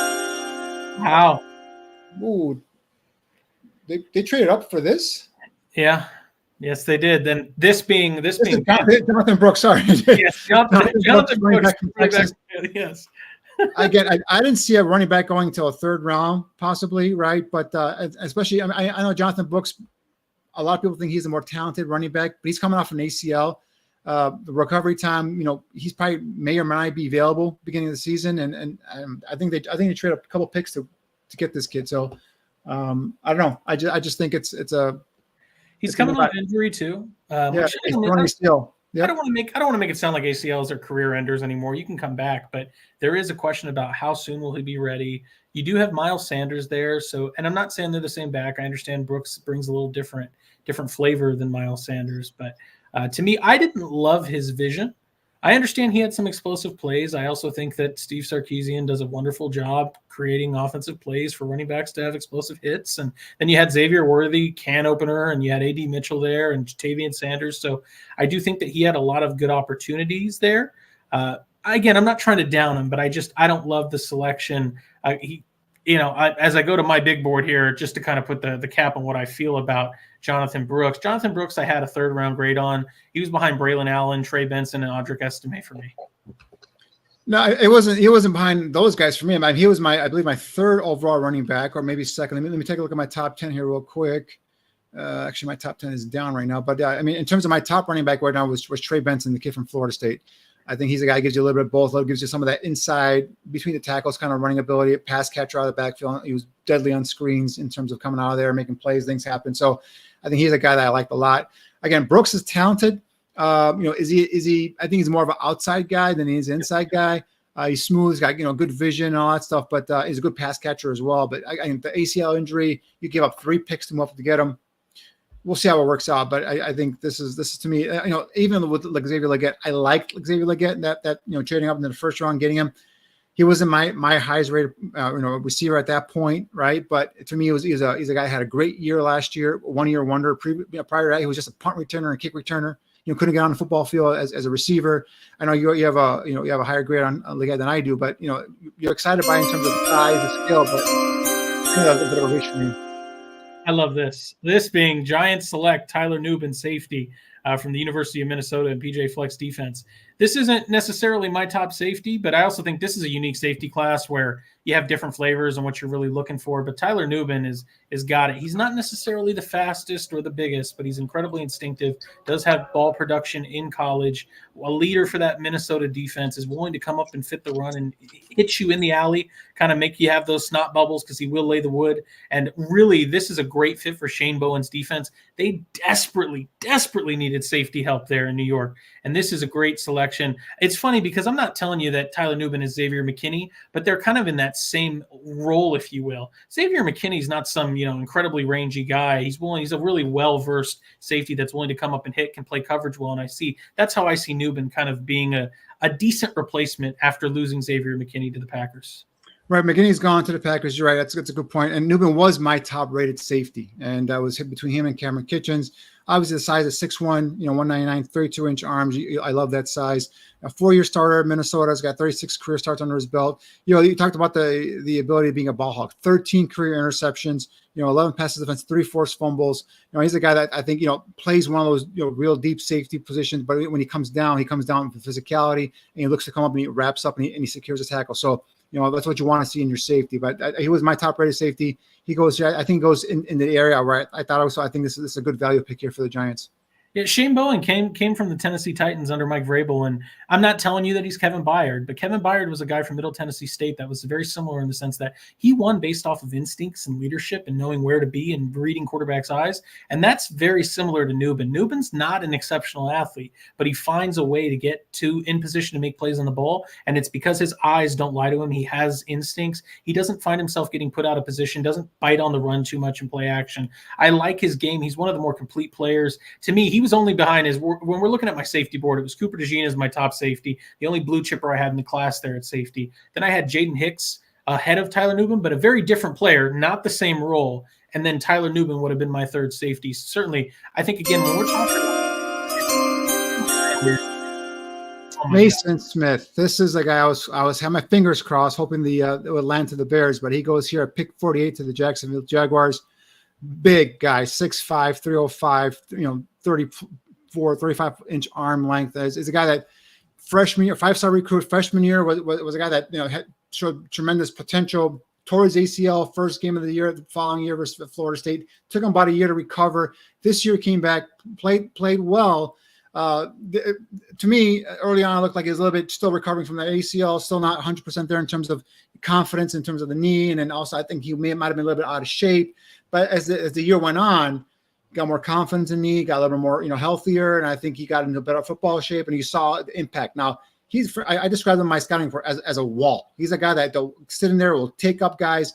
But you see some of that first step quickness. You see the ability to rip, the offensive line underneath the offensive line's arms and get into that one gap and penetrate. So I think knowing that Eberflus likes big, strong, athletic defensive tackles or defensive linemen, I should say, with the length, I think this guy would have been a nice fit here for the Bears scheme. But he goes here at 48, doesn't make it to the Bears at 75. So Mason Smith is a guy that potentially could get even better at the next level. Danny, I have an interesting story on Mason Smith just because when I was scouting, and these are my guys, the guys I would consider to be one of my favorite players of defensive line would have been Michael Hall and Chris Jenkins. I thought I'd be going into the tape liking them above guys, little lesser known guys on my board initially, like Mason Smith. Mason Smith overtook guys like Mike Hall and Chris Jenkins to me. He's the last defensive lineman D tackle I have in the second round. But to me, you're exactly right. He's a guy that I think fits Matt Eberflus's archetype of what he's looking for. These big kind of tree trunk defensive tackles.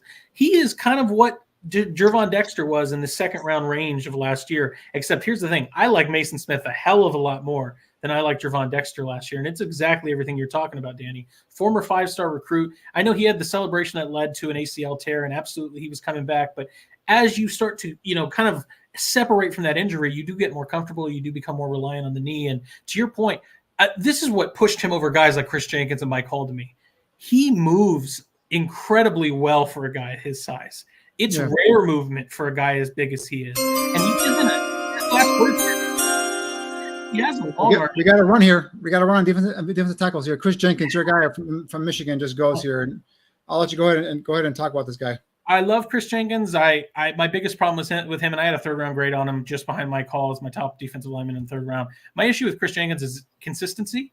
He's called the mutant at Michigan because he is an absolute freak. He's a smaller guy than his father, but he has positional versatility. The comp I had for him was a much more developmental, inexperienced Christian Wilkins, but I think that used the right way, he could become a Christian Wilkins type player, the way the defensive tackle that just got a major payday from the Raiders. His issue at Michigan is he didn't play a lot of snaps because of those two great defensive tackles there in Kenneth Grant and Mason Graham, and he had to often play in and out of different spots. Some 3-tech, some nose, some 5-tech, some 4-eye. So I think if he can find a position that he can just kind of call home and then actually fit his body to that role, because that's another thing too is, I didn't get a sense he wanted to put a lot of weight on, because sometimes you have me playing out at edge, sometimes you need me playing in at 4-eye. So I think with a much more focused role, this to me looks like the BJ Hill replacement.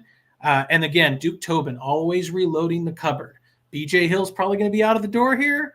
This is Chris Jenkins. And Chris Jenkins provides enough versatility and strength at the point of attack that I'm not saying he's your DJ Reader replacement, but if you needed him to play nose and bulk up, he's the mutant. He has enough power to kind of hold up there at nose.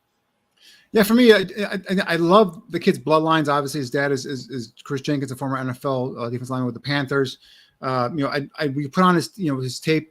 You see the athleticism, right? 6'3", 299, 34-inch arms. This guy can move. He's quick. They had him lined up, to your point, they had him lined up all over the place at Michigan, whether I even saw him a couple times where he's standing up in a 2-point stance off the edge. So to me, I just thought he was kind of played out of position. You saw him doing a lot of 2-gapping, which I think is not his strength. I think when you let him go ahead and get after the quarterback, one gap and get up the field, I think that's where his strengths are. So that's why I put in my notes, like, this guy potentially could be a better pass rusher at the next level if played in the proper scheme. And with the Bengals, with Lou Amaretto, I mean, they're going to go and allow him to go and attack and get up the football field. So I think this is where Chris Jenkins, keep an eye on this kid. This kid could be a better pass rusher at the next level than in Michigan. And Michigan only had 4 career. Only had 4.5 sacks. Last year had 2.5, which is a career high.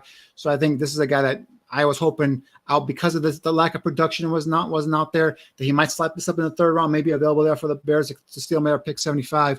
But obviously, he goes here. Now we're seeing a run on defensive tackles. We saw that run on DBs, right? Now we're going defensive linemen. This is not good news for the Bears, because you want guys to come down. I think we're 26 picks away from the Bears pick there, Aldo. So I think, so we want to kind of save some guys here to slide down to the Bears. So the good news is some of the edge guys I had earmarked here for them haven't gone off the board yet. But the defensive tackle, the interior guys, looks like there's a small run here with Mason Smith and Chris Jenkins going back to back. Yeah, this is a guy that you're absolutely going to get a better pro than you did get a college player. His best days are ahead of him, and I'm excited to see. He's going to be playing next to Sheldon Rankins for that Lou Anarumo defense. Again, I think that this is them building up the cupboard, making sure it's not bare, and I really am excited to see what he looks like. And to your point, they had him 2-gapping. What was so impressive is he did an exceptional job playing gap and a half and being able to fill kind of a gap and then choose and shed his blocker. But to your point, if he can be a gap shooter and allowed to kind of pursue that role, I think he'll be plenty disruptive. He's got an inside spin move. When he was playing out of 5-tech, he would really weaponize that inside spin move and be able to kind of beat guys there. But I do think I'd like to see him develop his pass rush toolbox more. That's why I had him as a 3rd-round grade behind guys like Tuka Smith or Mason Tuka Smith. Yeah, in terms of J-Rock there, he says he can't believe Pole's not making moves. The only fortunate thing about J-Rock is if you trade up into the 2nd round here, pick a guy, you're dipping into next year's draft capital, and really you don't want to do that, right? So I think they're going to kind of play the board and see what happens, what drops to them. Maybe if someone's at the top of the 3rd, or maybe someone bottom of the 2nd, if it's not too cost prohibitive, I think they might make a move here. Poles didn't rule it out last night in his press conference, so we'll see. But it's a game where they have a need at the defensive line right now. And I mean, they have needs otherwise, but the more pressing need for me is defensive line, right? So, only 2 picks left. They're kind of hand tied in terms of what they can do in terms of moving up or moving down. So unless you want to dip into next year's draft, I don't think they want to do that, right? And I mean, to me, there are a lot of players that I like, but there isn't any player that I say I absolutely love that you go ahead and give up that next year's 2nd-round pick, for example, or something like that to go up into this draft here in the 2nd round. So a lot of players I like, and just all you got to do is sit there and hopefully the board comes to you, falls to you. But this little mini run of interior defensive guys going is a little bit concerning. But the Bears did invest two picks, a 2nd and 3rd in last year's draft, and Dexter and also Pickens, right? So, I think the need more is at edge. There's a need in interior inside. No, they also, Justin Jones, so there's a need there. But I think if you kind of press him and say, which one would you rather prefer, edge or defensive tackle? Now the coach might have a different answer for you, but I think edge might be a bigger concern here. So we'll see how it falls. But Brilliant Trice could be there at 75. He's a guy that I think Jordan likes. I know I like, but I think he's a guy that has some limitations. Right, the length is not there, the motor is there. The production is there. There's times where he's just missed sacks by not wrapping up and not securing the tackle and so on and so forth. So there's things he needs to clean up there. I'm not sure how much he gives you right away in terms of a perfect complement to opposite of Montez Sweat in terms of sack production, sack numbers.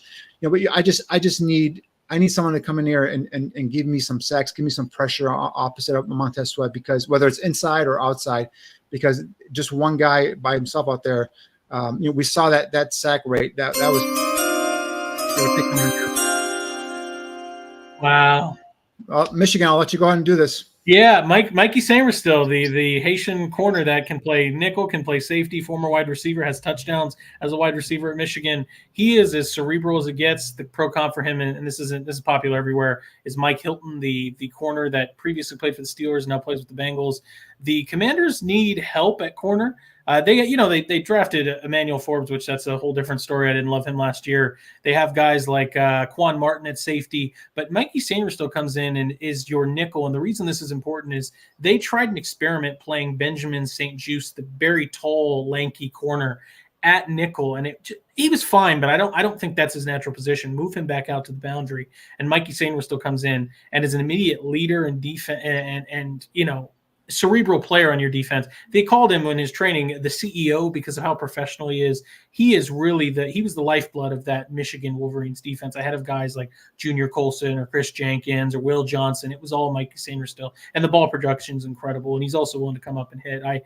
You can tell I'm very passionate about this player. I love the move for Dan Quinn and his defense.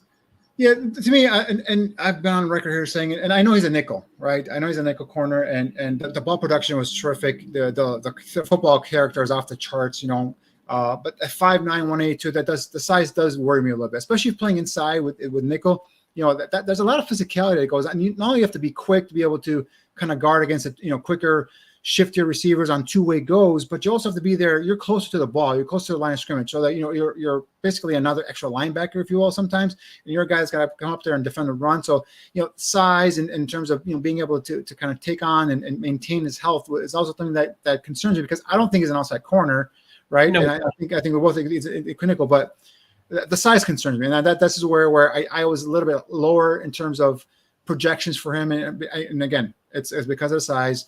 But in terms of character, off the charts. Ball production is there. Football instincts, awareness, and coverage is there as well. So yeah, I mean, it's a good pick, but I have some concerns. Yeah, I mean, I think, Danny, it's a fair point, but the reality is, you tell me a corner that you don't have concerns about being able to fit the run. I mean, unless you're going to do the Bears solution, which is they're going to take a boundary corner like Kyler Gordon and then convert him in.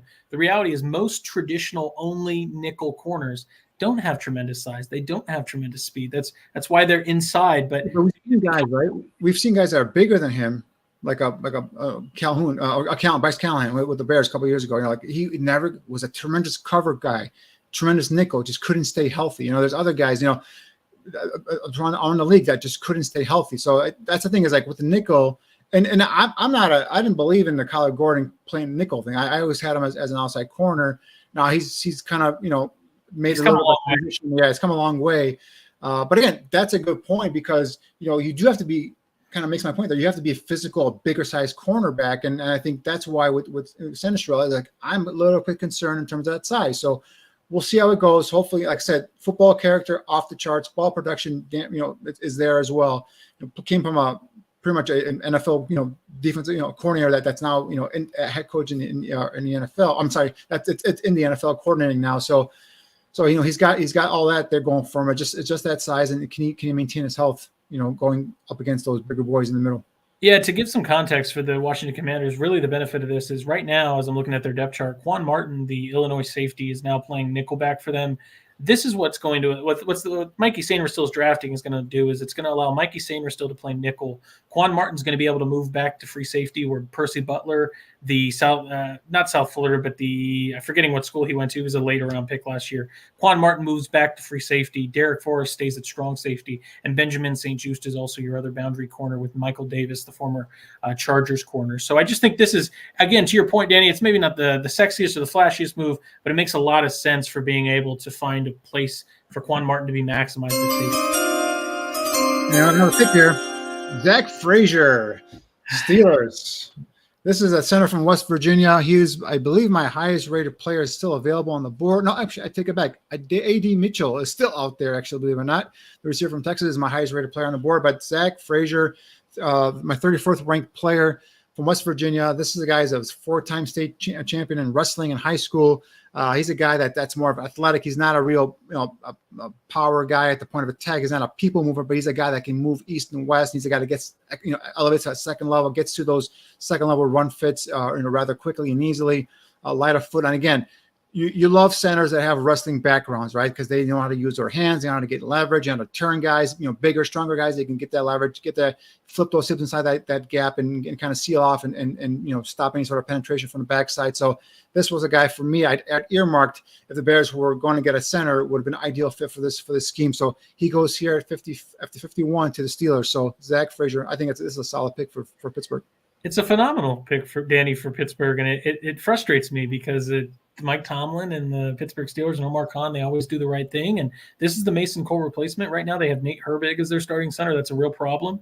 You talk about adding a guy like Zack Frazier in. He's a franchise player in the sense that you're going to set and forget. You're going to put him at center and he'll be there for 10 years and he'll be the next, not quite David DeCastro, but you have these offensive linemen for the Steelers that play there forever, and they end up making the Steelers Hall of Fame, the Ring of Honor, and he's going to be that type of player. He's a guy that I had kind of as my yellow text, which is a signature calling card trait, and that signature trait he has is he understands through that wrestling background leverage so well that he finds ways to just kind of bully people and use their leverage against them to find ways to invite them onto the ground, and so he just dirts defenders consistently, understanding and using his wrestling background to get people onto the ground. And he was my second-rated second-rated center, center number 2 in this class, ahead of Jackson Powers Johnson. So to me, this is the Bears weren't going to draft a center. Danny, you're right on it. Early, it's when you trade a 5th-round pick for Ryan Bates and then you bring in Coleman Shelton, that's no longer your biggest need in the middle of the offensive line, no matter what any Bears fan thinks.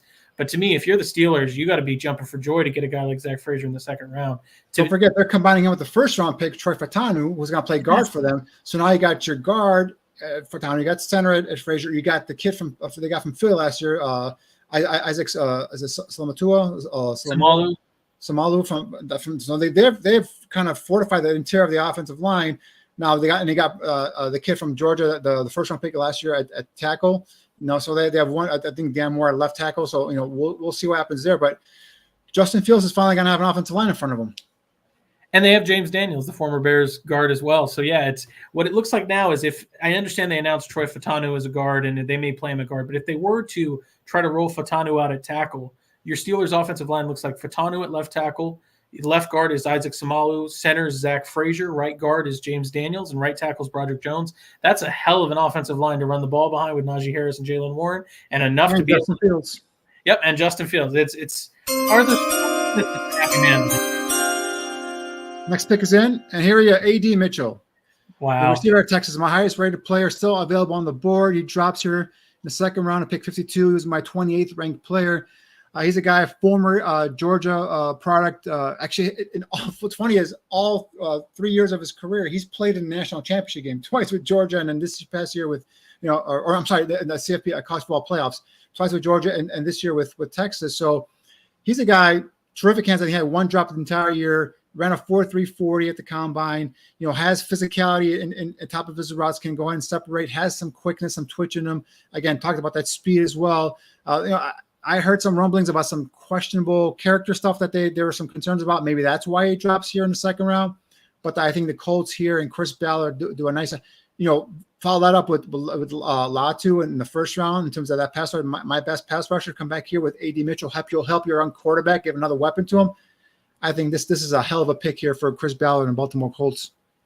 Yeah, I mean, to me, when you're talking about the Colts and Chris Ballard, I think it's a situation where They like big, strong, and fast, and A.D. Mitchell is big, strong, and fast. What's funny enough, Danny, is I could be wrong, but 2 years ago, I believe at this exact spot, 52, is where the Colts selected Alec Pierce. And I'm not saying they're necessarily the same player, but they have that same build. They're the X receiver with vertical speed. A.D. Mitchell is a much better player than Alec Pierce coming out. Alec Pierce hasn't necessarily worked.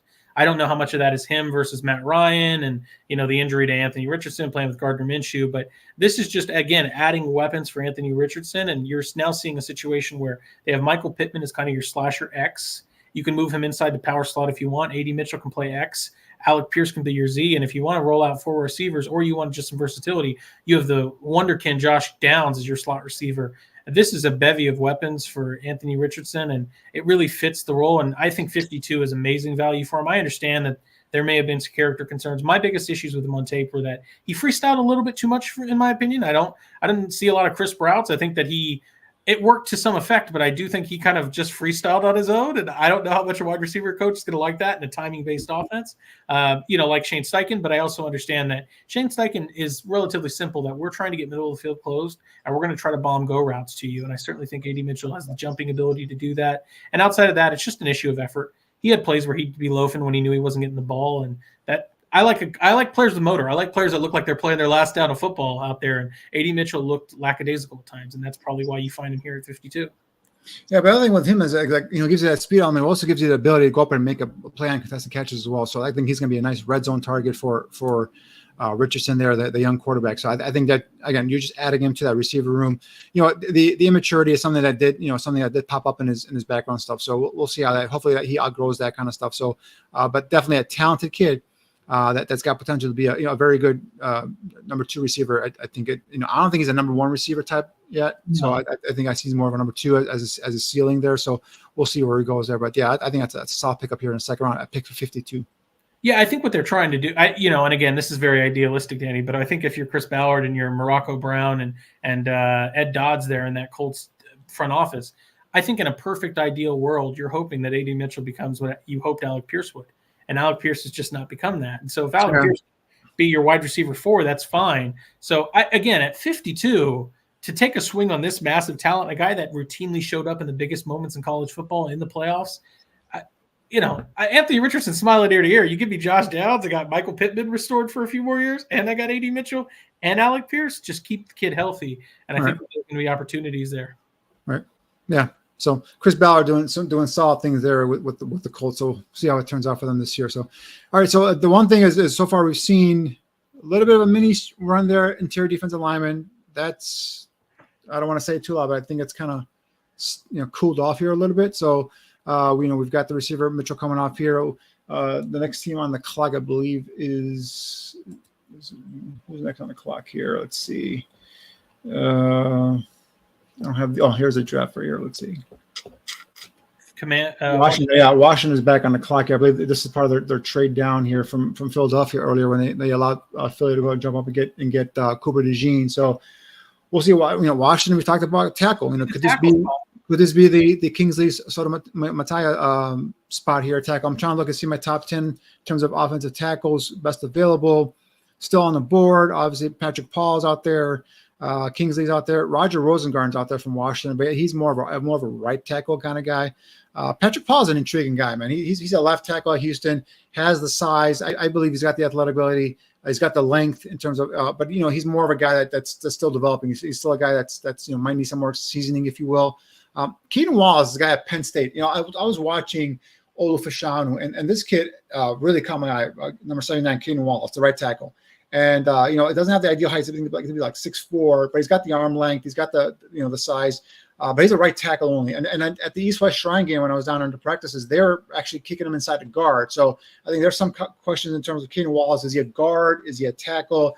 I list him here as tackle in my top 10. But curious to see where he goes here. Is he second round? Is he a third round guy? And do they announce him as a tackle or a guard? Well, we may have a Cloudy Future in the chat is doing a wonderful job keeping us surprised. We'll see. Maybe don't fade us here and give us false information. But it looks like it may be the Washington football team taking Kansas State tight end Ben Sinnott at 53. Yep, that's what I got here too. Ben Sinnott going to Washington. Wow.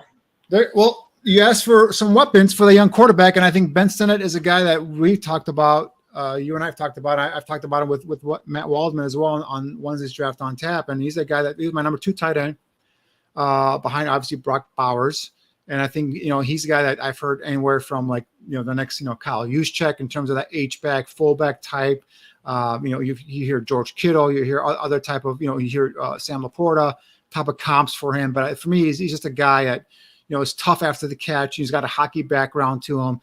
He's a guy that can line up as fullback or an H-back and can be a lead blocker for you as well. A guy who gives you a lot of options. So I think I was going to that Cliff Kingsbury offense. I think they added a nice playmaker here at tight end for the young quarterback, Jayden Daniels.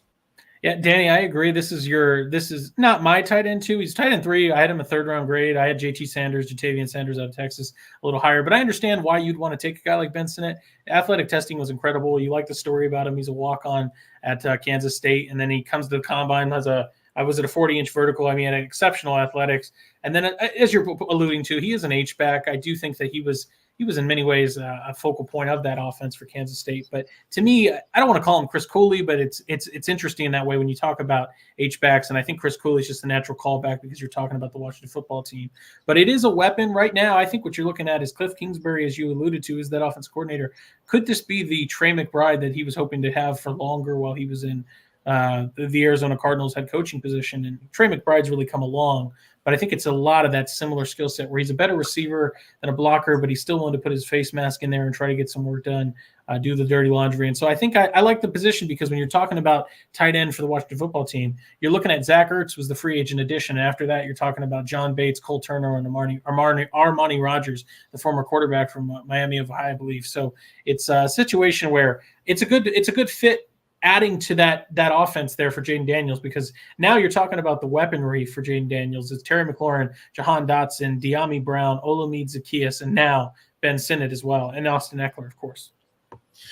Curious, do you have the Washington depth chart there in front of you, Jordan? I knew you had it earlier. I don't know if you still have it open. Yeah, I do. Who are the tackles on that roster?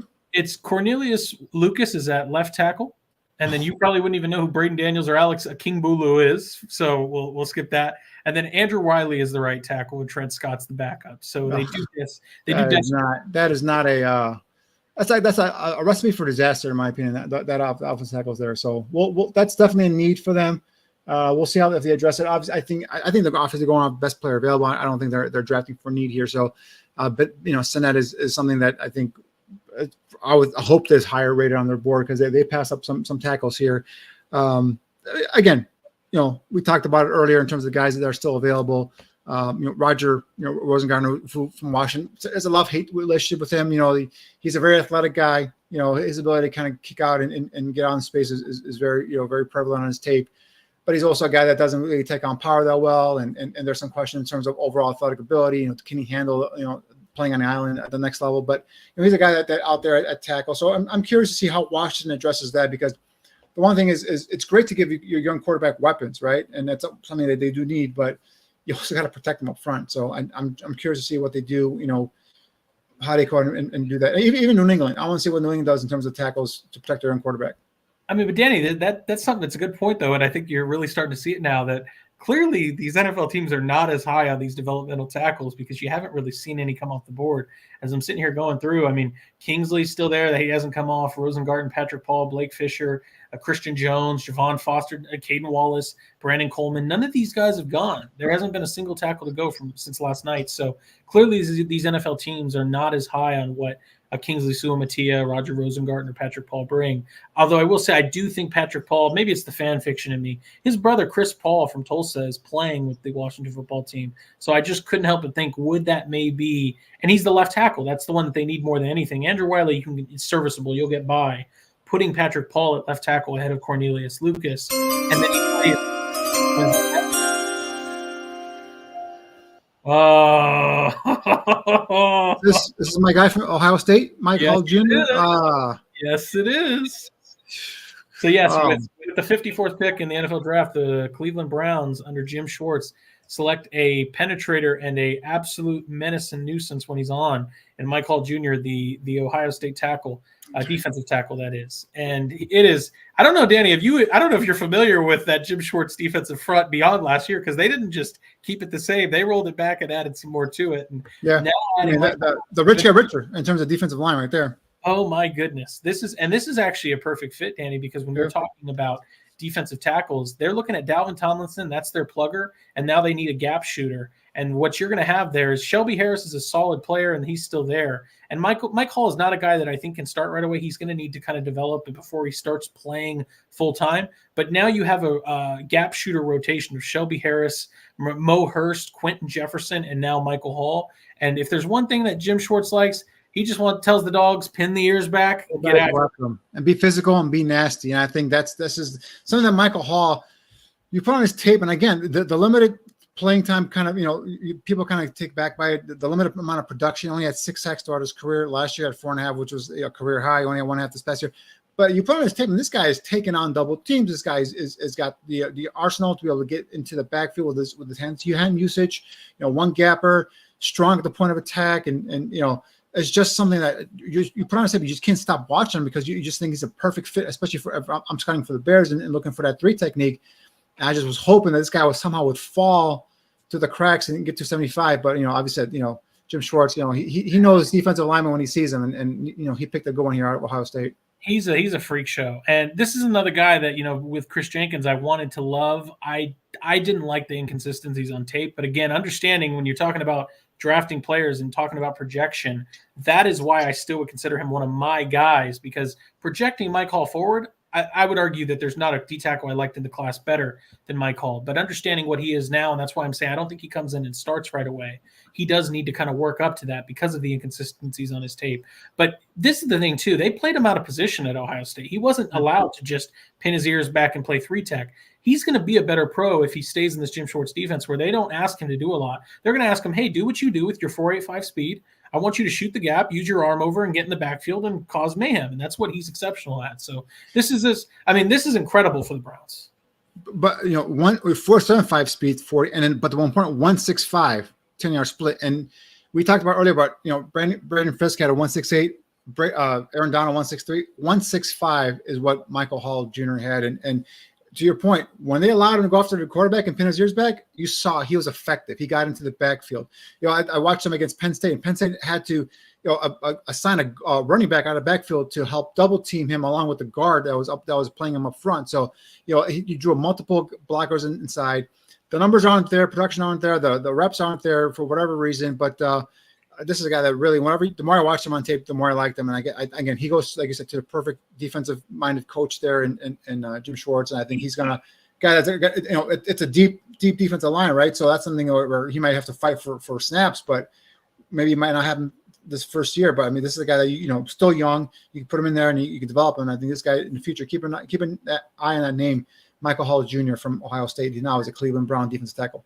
This is the latest Ohio State player at the Browns, and Andrew Berry snipe out there and end up playing him. And I know you're not as high on DeJuan Jones as me, but he came out there and performed admirably considering where he was drafted last year from Ohio State. And to me, Mike Hall has a unique build.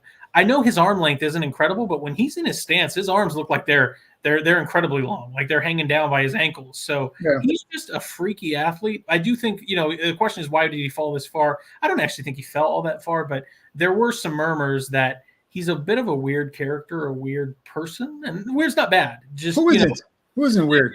Just a little bit of a different personality. But to me, I think that again, this is yes. Weird personality. There we go. Oh, there we go. It's weird personality. But yeah, it's Mike Hall is a wonderful pick there, and to your point, I think you really hit it there. The rich get richer, and it's I'm jealous because I don't want to call anybody Aaron Donald, but I mean Tooch is in the chat here too, and I don't ascribe the comparison as what he's going to be, but the highlights on his tape, Danny, reminded me of Aaron Donald. And I'm not saying he's going to be as dominant. I'm not saying he's going to be as special, but when he wrecks stuff, it looks like Aaron Donald getting into the backfield in 1.2 seconds and mucking up and blowing stuff up. And that's why I was so high on my call. Well, one of my guys just went here to Miami, so we'll go ahead and let it play out here and for some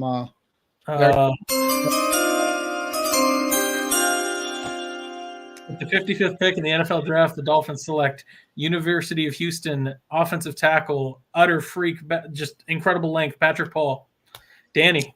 Weird fit for me, though, to be honest with you here. Now, he is athletic, right? He's 6'7.5", 331 pounds with 36 and a quarter arm length. He played defensive line in high school, also competed in track and field and a discus and a shot put. 3-year starter, a left tackle for Houston. So he's got 45 starts under his belt, a 2-time team captain. So he's got the football character and everything you look for.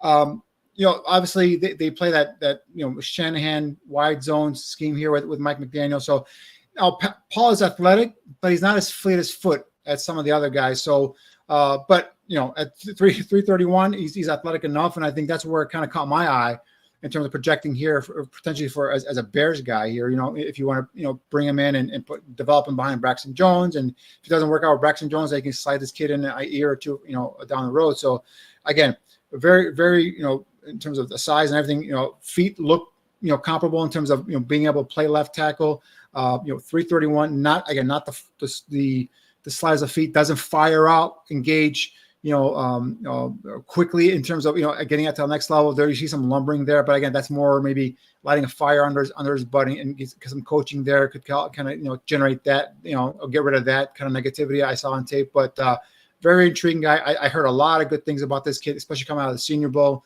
There's some scuttlebutt that, he might slip into the bottom half of the first round for teams looking for tackles like, a couple things we've been talking about here with Washington and with New England, but he slips here to 55 to the Dolphins. I think he's a good developmental off the tackle for Miami. Now, Terron Armstead, I think there's a talk that I think he's coming back for one more year. Their left tackle. So, but he's a guy, again, talked about earlier, what would Sweat. If you thought about retiring, how much is your heart into it, right? So you got to protect yourself, Miami. I think that's what we're doing here with Patrick Paul.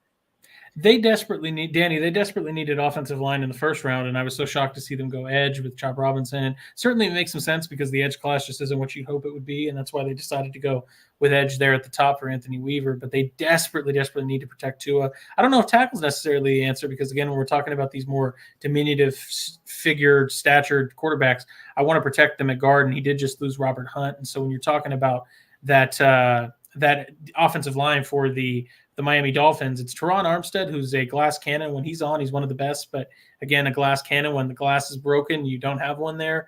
Patrick Paul is going to be a nice developmental project player for them. And he can also, as your point, Danny, he has enough physical tools to be able to step in and play in that spot duty role while he develops behind a great mentor in Terron Armstead. Then you have Isaiah Wynn at left guard, Aaron Brewer, the really small center, but he's a good scheme fit for them at center. Robert Jones, the right guard, and then Austin Jackson, the right tackle, who's got paid. So presumably this is your left tackle of the future, and I do like the fit as long as Terron Armstead can stay healthy enough to just play the mentor role, and he can develop and learn at his own speed. Patrick Paul, that is.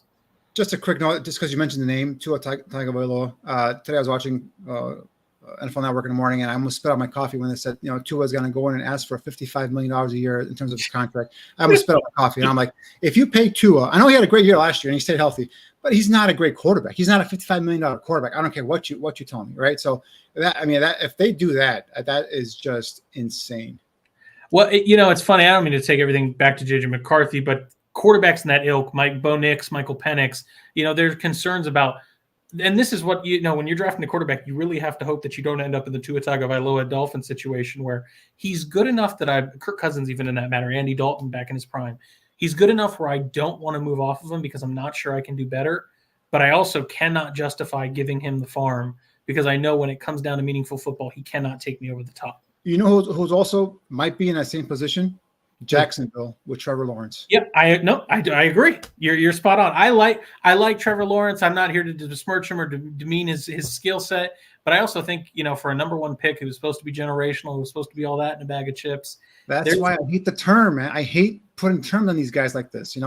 Yeah, because he's got some flaws and warts to his game that even with Doug Peterson, who's I think he's a quality quarterback developer, hasn't been able to kind of shake some of those concerns with Trevor Lawrence. So yeah, it's trouble. I have quite a few Miami Dolphins friends, and I tell them, and I understand if you're Chris Greer and Mike McDonald, why would you move off of Tua? What are you going to get that's better? But at this point, I don't know how many times you have to kind of go up to bat and go through a good season with Tua, only to realize that at the end of the day, when it comes down to the AFC, you're likely going to be playing in Buffalo or New England or a frigid place, Kansas City.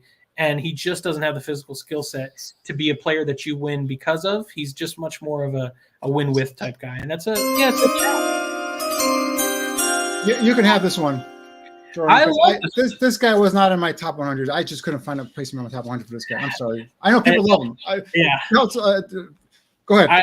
I'll take it, Danny. So with the 56th pick in the NFL draft, the Dallas Cowboys select Marshawn Kneeland. This is a fantastic pick, in my opinion. I liked his tape. He's a guy. Now it's an interesting fit. He's a guy that I compared to Lamar Woodley, the former Steelers outside linebacker. He's a guy that has a ton of power in his hands and high motor. He's willing to get after it. It's more of a pocket crusher, power rusher than any technician, if you will. But to me, this is a really good fit in Dallas, considering that they did lose some defensive ends when, the great exodus of Dan Quinn's defensive front kind of went with them to Washington. And what I mean by that is when you look at this Cowboys front, sure, they still have Tank Lawrence, and of course, yes, you have Michael Parsons, but the reality is they lost depth there. So now you're talking about Sam Williams, the Ole Miss edge who had some character issues when he was drafted. And then the other one's Viliami Fehoko Jr. So when you're talking about a guy that presents unique skill sets, you're talking about Marshawn Kneeland, especially at this range in the draft. I think it's more than fair, more than palatable to be a guy that can spell Micah Parsons or Tank Lawrence, and just having multiple hockey lines, if you will, of depth there at the D line. And again, I just like his motor. I like his willingness to play. And I like his story that he had an opportunity to leave Western Michigan and stayed there. The boosters found a way to keep him, and he played his ass off. If you go watch the Eastern Michigan tape, I mean, this is the thing too. It's not even like he just played against small schools. Go put on the Iowa tape. See what he did against the Iowa offensive line. And they're incredibly technicians. They're coached up well by Kirk Ferentz. He found ways to disrupt that. So to me, this is a player I'm much higher on, and it's certainly no problem, Danny, that you're not. But when we're talking about him in this range of the draft, I loved it. I thought he would have been a guy that could have gone in the top 40, no problem. I want to like this kid. I did. Scouts were telling me about this is the guy to keep an eye on. We played at Western Michigan. All right. Size is great. 6'3", 268, 34.5-inch arms, 4.75, 40, 1.66, 10-yard split. Everything is great. 35.5-inch vertical. The guy is a athlete. The guy has a motor that doesn't stop. The guy's got some shock in his hands. He does that, but he's got no production. When I watch him, he's a one-trick pony. He just plants his hands into the tackle and try and walks him back. And if it gets stopped, he gets stopped. There's no counter move. There's nothing. There's no hand utilization whatsoever. 4.5 sacks last year, tied his career high. He played at Western Michigan, guys. He didn't play, at say like a Power 5 conference or anything like that. I'm just saying, like, this is not a guy that to me is as highly rated as some of these. If you take him in day 3 as a developmental guy, a guy you can see with some athleticism, some size, some good power, a great motor. No problem whatsoever. But to go at 56 here, where you have, in my opinion, some other players that could be more productive for you, and then you mentioned here in terms of a guy that can come in and spell Michael Parsons. He could be a base defensive end, but I don't think see this guy being a legit, consistent pass rusher at the next level. That's why I wanted to like this guy so much, but I just couldn't like him based off the tape. Okay, so this is a good fit because Braswell is a guy that Chris Braswell is the defensive lineman, outside linebacker from Alabama, goes here at pick 57 to the Tampa Bay Buccaneers.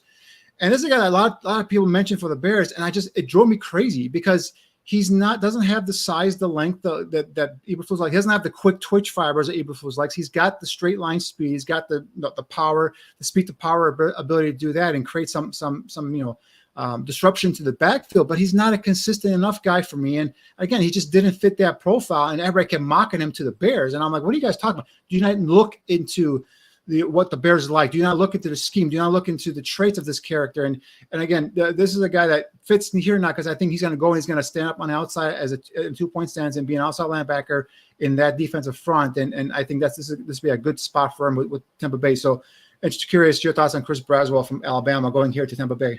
Yeah, Danny, I actually liked Chris Braswell a lot, but to your point, not for the Bears. He's not a 4-down, even front defensive lineman. He's an outside linebacker, a jack one at that. And I thought that he was a good Robin to Dallas Turner's Batman for that Nick Saban Alabama defense, and he was plenty productive.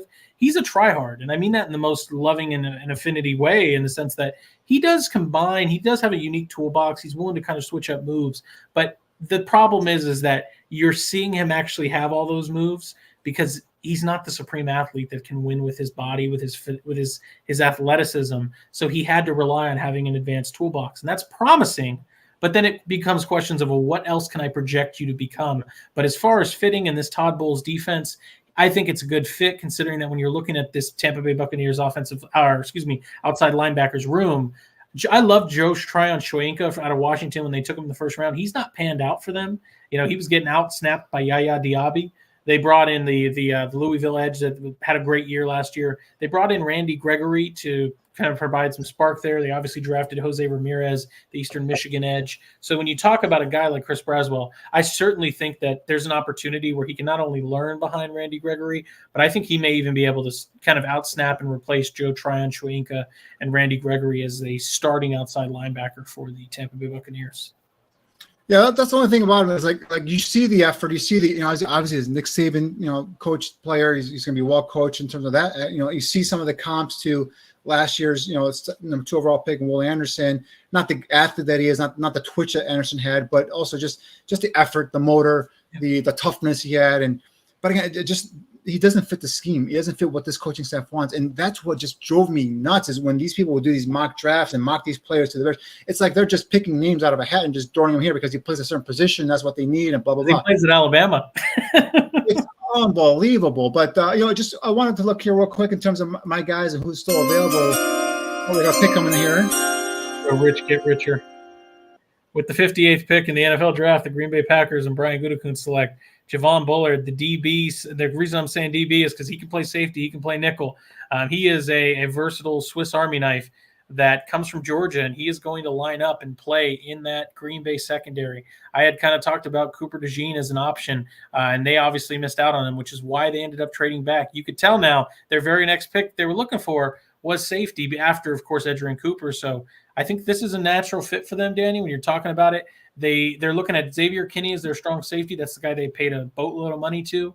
They no longer have Adrian Amos. They let Darnell Savage go. They're not trying to play with Rudy Ford anymore. So there is a wide open hole at free safety.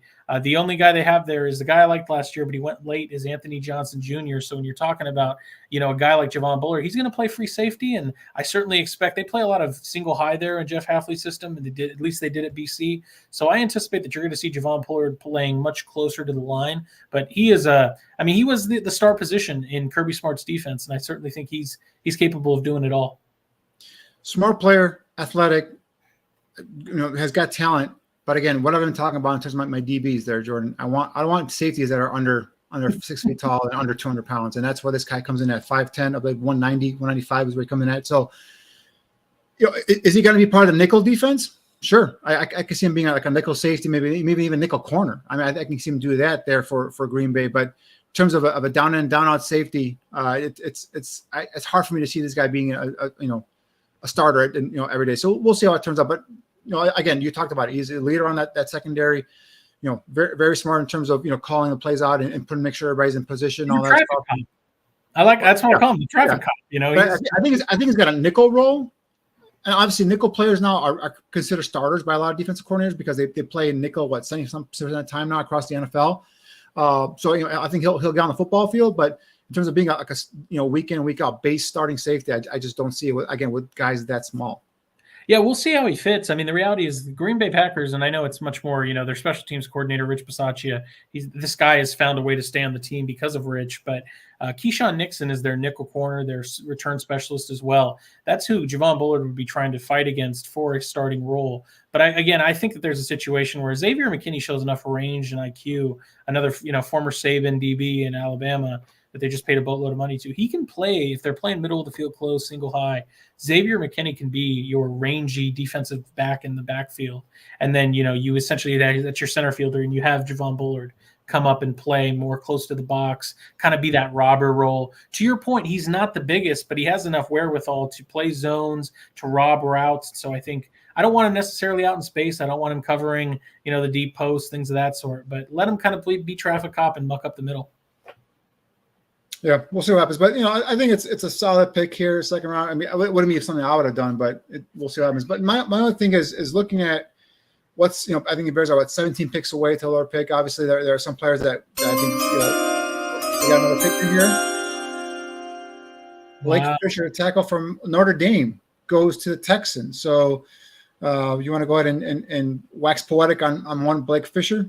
Yeah, I like Blake Fisher. I certainly think there's a former 5-star, incredible tools. There's some scary stuff on his tape. He was benched because his technique and his hands are all over the place. But again, if you're betting on the athletics tool set and we're talking about developmental tackles, this is kind of a guy that I could see why you would maybe want to take a chance on him over a guy like Patrick Paul. And I know Patrick Paul went over a guy like Roger Rosengarten. When his tape's on, he's able to do some really impressive stuff.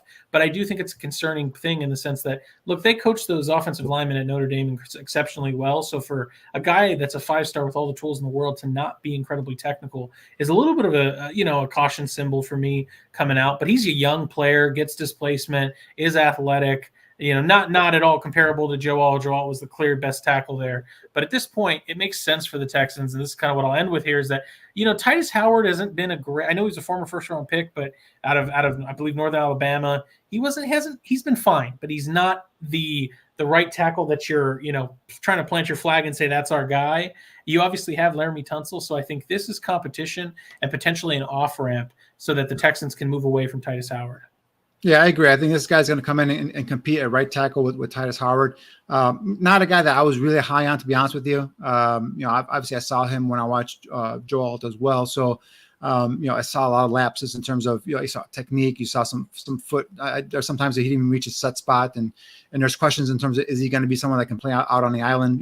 Is he better inside a guard? And so there's a lot of questions I have with him. So he wasn't someone that, I was actually disappointed, to be honest, watching his tape. I expected more from him. So, like I said, Notre Dame's got a highly touted, well coached offensive line, and but yeah, I came away disappointed in terms of his tape. But yeah, definitely, I think he comes in here. Obviously, I think it's a little bit too rich for him here at the second round.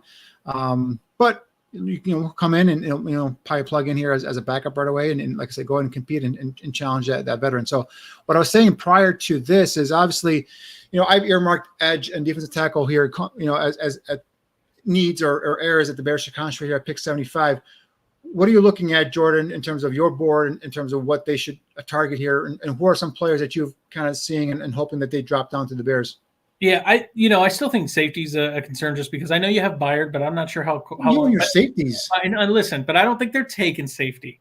The one that the biggest hole in this roster is edge, and you do need to put edge there, and we can certainly talk about those guys, but I don't want to just kind of steal the same thing, give you the same information you already have there. So to me, if I'm looking at it, the only other real position I'm desperate to fill is I want a left tackle. And I don't mean that, Braxton Jones is a problem, but I just mean that, what's the problem with investing in a developmental left tackle that could potentially be better than what you have there? And my only issue too is that as much as the Bears are trying to do right by Caleb Williams, depth is a bit of a concern, especially, I know you have it there on the interior, but what's your depth if Darnell Wright goes down? What's your depth if Braxton Jones goes down? And this is the whole problem is if we look at the Bears depth chart, and I know that they signed, I'm trying to remember the guy that they signed from the Colts, who's you can't even remember his name. Matt Pryor. I mean, can you tell me how Matt Pryor plays? Is a problem. Not very well. Jake Curran, another guy, Seahawks, and I get it. He's got familiarity with the scheme, but to me, that's a hell of a risk that you're going to put Caleb Williams out there. And if one of your tackles goes down, and I know Caleb Williams made chicken soup out of chicken shit, but that's what he did when he at USC without tackles. But what happens when Darnell Wright or Braxton Jones goes down? Hey, Caleb, start playing Olay and play Matador with the Bulls coming at you in the NFC North. Hope you can dodge Dallas Turner and Lucas Van Ness. It scares me. Yeah, with a tackle is it's a position I went back and forth on when I was something the Bears need. We'll talk more after this pick here. So with the 60th pick, the Buffalo Bills took one of my safeties that I like a lot. Yes. Cole Bishop from Utah. This guy fits in, right? You get out Jordan Poyer, you got Micah Hyde, you bring in a guy like Cole Bishop, fits right into that safety backfield there with the Buffalo Bills. So he's a guy that moves like a corner. But he's a guy that, obviously, I think ball production wasn't great at Utah, but he's a tough guy. He's a guy that will come down and support the run. So I think he fits right in. Safety was a need for them. I had him going in a third round, so this might be a little bit too rich for him. But he's a player I liked on tape. He wasn't one of my favorite safeties, but he was in my top 5 for sure. But I just don't know if this is a little bit too rich for him here at 60. I love Cole Bishop. Cole Bishop's my first safety in the third round, and at this point, you're splitting hairs.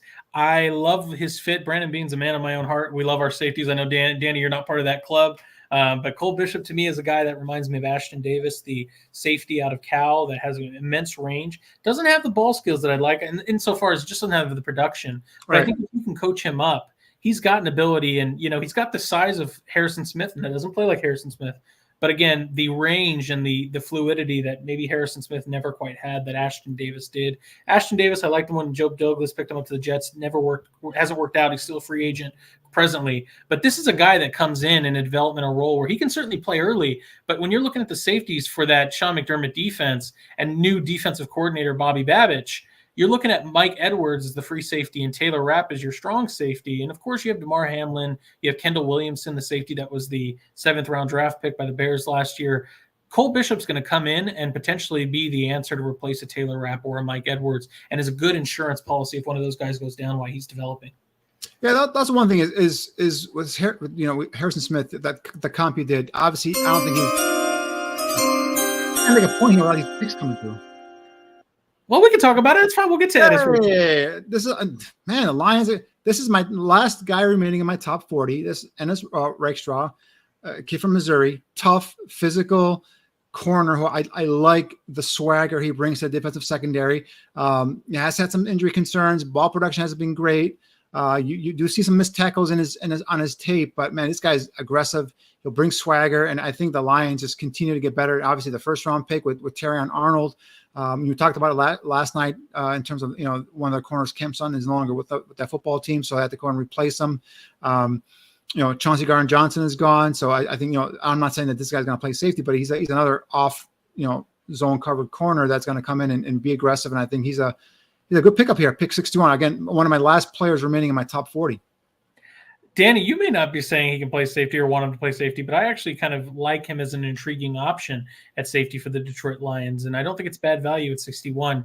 He's a guy that didn't test exceptionally well. He's a little bit clunky in his hip transitions, clicking and closing, and he's a hell of a physical player, and he's scrappy, and he can certainly survive outside. But I couldn't help but wonder, when you look at this Detroit Lions secondary under Aaron Glenn, I can see why Aaron Glenn would love him. But you're talking about their safeties. They're Kirby Joseph, which is a rangy player. But then you're talking about Ifiatu Melifonwu, and that's a fine player. But if I could maybe put Ennis Rakestraw there at safety and have him just be an enforcer coming downhill, he can do that. And you don't have to worry about his long speed. But again, to your point, this is why I love it too for Detroit. And Brad Holmes just continues to knock him out of the park. The NFC North's becoming a real problem.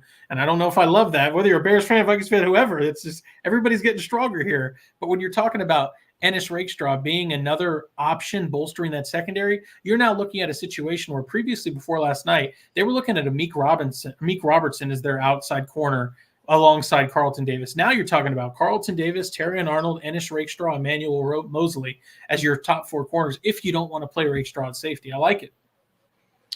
Yeah, I mean, the Detroit, so far the job they've done there has been, trends in terms of, building through the draft and obviously, picking and choosing the free agents and all that stuff. So the NFC North is getting stronger and getting better. I'm just trying to see here some of the other picks that they're made. But obviously the Packers have made some really good picks, in my opinion. I want to see who Detroit's got here in terms of what they've made selection-wise. Obviously, Terrion Arnold was the first-round pick, and Rakestraw looks like their second pick so far in this draft. So, but definitely, yeah, because they traded up to get Terrion Arnold, so they lost a couple of picks there as well. So, I think secondary was a neat area for them. Interesting to see if they'll try and maybe make some more additions to offense there. I do think they need another playmaker on the outside for Jared Goff to kind of complement Amon-Ra St. Brown. We'll see. Obviously, they have Laporta there, the tight end, so we'll see what goes there. But the point we were making earlier is kind of the players are still available for the Bears. In terms of coming up here, I think they're like 12 or something picks away here. Obviously edges you mentioned, offensive tackle. Oh, that's what I was trying to say is Braxton Jones is a guy that I haven't given up on. I still have hope for. Yeah, him. I haven't either. But you know what? And this is something I bring up all the time when I talk about Nate Davis. That last game against Green Bay put a bad taste in my mouth on every single player on the offensive line, because I think every single player on the offensive line looked horrible. Right? They all got beaten. So that's the thing. It's like if that's the last image you have of that Bears offensive line. And so now there's question marks about everybody. But, and being realistic here, I think Braxton Jones is a guy that I do not want to give up on. Do I want to get a backup tackle? Maybe someone I can develop behind Braxton Jones, to your point. Their swing tackle right now is Matt Pryor, who's a veteran who's played both right and left and has played guard and so on and so forth. But has got multiple starts, in the NFL. But with 4 picks and such a deficiency, in my opinion, at edge and at some other defensive positions, I just don't think he could, go with a tackle right now. Bring one in. Now, could you go and sign one as a undrafted free agent? Sure, but you only have 2 other picks remaining, and you have a hole at defensive tackle. In my opinion, you have a big hole at edge. I see you smirking. Not sure what's funny. No, the next pick. It's not me smirking, Eddie. This is me sad. Why you're sad? It's I about love the Ravens getting Roger. Roger Rosengarten. Ravens at 62. Washington, yes. Ravens 62. Roger Rosengarten, offensive tackle, right tackle specifically from the Washington Huskies. You're seeing me sad, Danny, because I don't think you're. I'm definitely higher on Roger Rosengarten than you are. No, he's in my top 10. This is one of my guys. Like, I love Roger Rosengarten, and this is as I joke about him leaving the Bears for other greener pastures. Maybe jumping over to the Vikings bandwagon, but if I was a smart person, I would just go follow Eric DeCosta, because this is what the Ravens do. They just get quality football players. They don't move around. They all fall to him. And Rosengarten, they need tackle help for Lamar Jackson and Todd Monken's offense. Morgan Moses, remember that. They traded him away. Yeah. And Ronnie Stanley is not the guy that he used to be. He's just not. And you're talking about Daniel Falele as your other right tackle. And this is the thing. I know people see Rosengarten as he's a right tackle. He was a left tackle, and they moved him over to right tackle so he could protect the blind side of Michael Penix. Incredibly athletic. Mirrors really well because of how athletic his feet are. Gets out to the boundary. The problem is he needs more sand in the pants. He doesn't have an anchor right now, and that's why he's a developmental player. But I'm not kidding, Danny. When you're talking about guys like Patrick Paul and Kingsley Suamataia, I would have taken Rosengarten over all those guys just because of the potential ceiling with what he could be. Yeah, he was in my top 10 tackles. Yeah, definitely. But he was to me, he was more a right tackle than he was a left tackle. I think you see him as a potential playing either side. So, but he's not a Raven kind of offensive lineman for me. He's not a guy, like you said, no standing in the pants. They like those power guys, the guys that can get guys off the line of scrimmage. I think he's more of an athletic guy. Greg Roman's not there anymore. That's the difference. Like, and even with Todd Monken, last year, I think they still had a line that like to run some it's not predominantly zone scheme, right?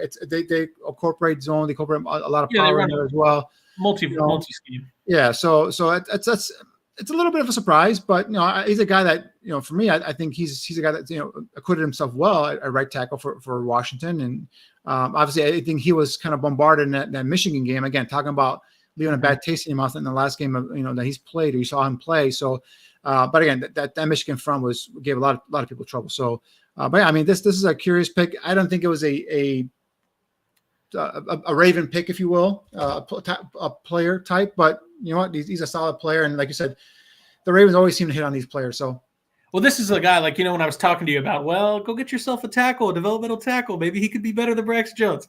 I didn't mention the name, but that was kind of who I was circling. Like, that would have been a player. So here's a question I've been trying to ask you these last couple, and we keep getting interrupted by these picks, but I know we took Rome Odunze in that first round. I'm under the impression we need more receivers. I need at least one more receiver, whether that's a free agent after the draft or one in this class here. If you get to pick 75 and all your guys on your board, your edge guys are not up to par in terms of the grades, and you have a receiver there as a higher rated player, I would not mind taking another receiver to help your young quarterback. What do you think? Yeah, it's sure, but I don't think it's as big of a need as other areas. And I do think that I'm not telling you, I don't care if you cut Bayless, but I do like Tyler Scott. I've already cut Bayless. In my mind, he's gone. And I like Tyler Scott as a wide receiver 4. I mean, that's what I'm saying. You want him as a slot or is he? No, but as a wide receiver 4 behind Allen, Moore, and Odunze. Like, we're talking about depth. But who's your depth guy? Who's Colin Johnson? Simba Webster? Yeah, I get you. I mean, and sure, but and you could I got to address it. There's a lot of veteran free agents out there. Tyler Boyd is a guy I've been earmarking for, trying to bring him in here. Hunter Renfrow is still out there. I just don't know his injury in terms of how healthy is he. But there are guys out there, and if you have veteran free agency after Jeff, fine, no problem. I'm just saying that you do need another receiver, in my opinion. you're sitting at the board here at 75. If the defensive guys that you want are, either obviously trade down if you can. If you can't, you set 75. I would not take a guy that I don't have rated that high and let go of a good receiver. So this is my point, Danny, where we sit right now with the Bears. I think we both agree. Tackle, you can get by with Braxton Jones. Receiver, you've got 4 deep. Tight end, you got two solid at a Y and you're another Y blocking tight end. I know, I get it, but it's just like there's other. The one that you don't have an answer for is opposite Montez Sweat. There's literally not there's just. I agree. There's a name, and I'm afraid to say it because he might get taken. But Adisa Isaac is a guy I got. I know you like Isaac. I don't dislike Isaac. As a matter of fact, I liked Isaac more than Chop Robinson when I watched both of their tapes. So of the edge guys out there, who do you like then?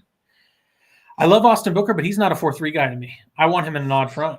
But you don't need him to be a 4-3 guy. Remember, you have DeMarcus Walker. You need him to be a pass rush specialist. Yeah, but I also don't think I know he has an incredible toolbox, but he needs to bulk up. He's a much more developed. Oh, yeah, and you can bulk him up, and that's not. And I'm not talking about he's going to be there day one, week one, hand in the ground, 4-3 defense. I'm talking about a guy as I come in on nickel situations, pass rush situations. Let him go after the quarterback. And then on 4 downs or you base, you put DeMarcus Walker. And I think that's a name to keep. I'm very intrigued. The only thing that scares me, 1-year wonder. That I haven't seen. But at the Senior Bowl, the kid was a run practice, or they're practicing the run defense, or they're practicing the pass rush. The kid was unblockable. Yeah. No, I liked him. He was actually the guy I wanted for Flores because I knew they needed edge. Just didn't think they'd ever have a chance at Dallas Turner. So, yeah, he's a good developmental guy. I just like him better in an odd front. I know you're not going to like any of these players, so I totally get it. And this, not at 75, trade back. Get yourself some extra picks. I'm a little bit more of a believer in the depth of this class than most others.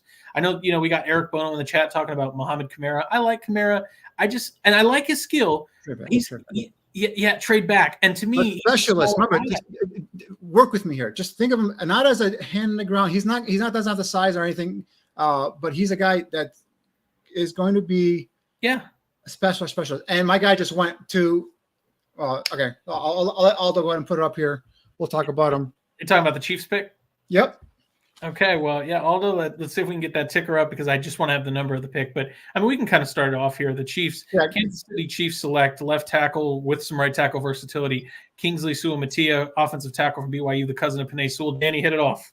Yeah, this guy is a 5-star recruit, went to Oregon for 1 year, ended up going to BYU. Play left tackles, play right tackle.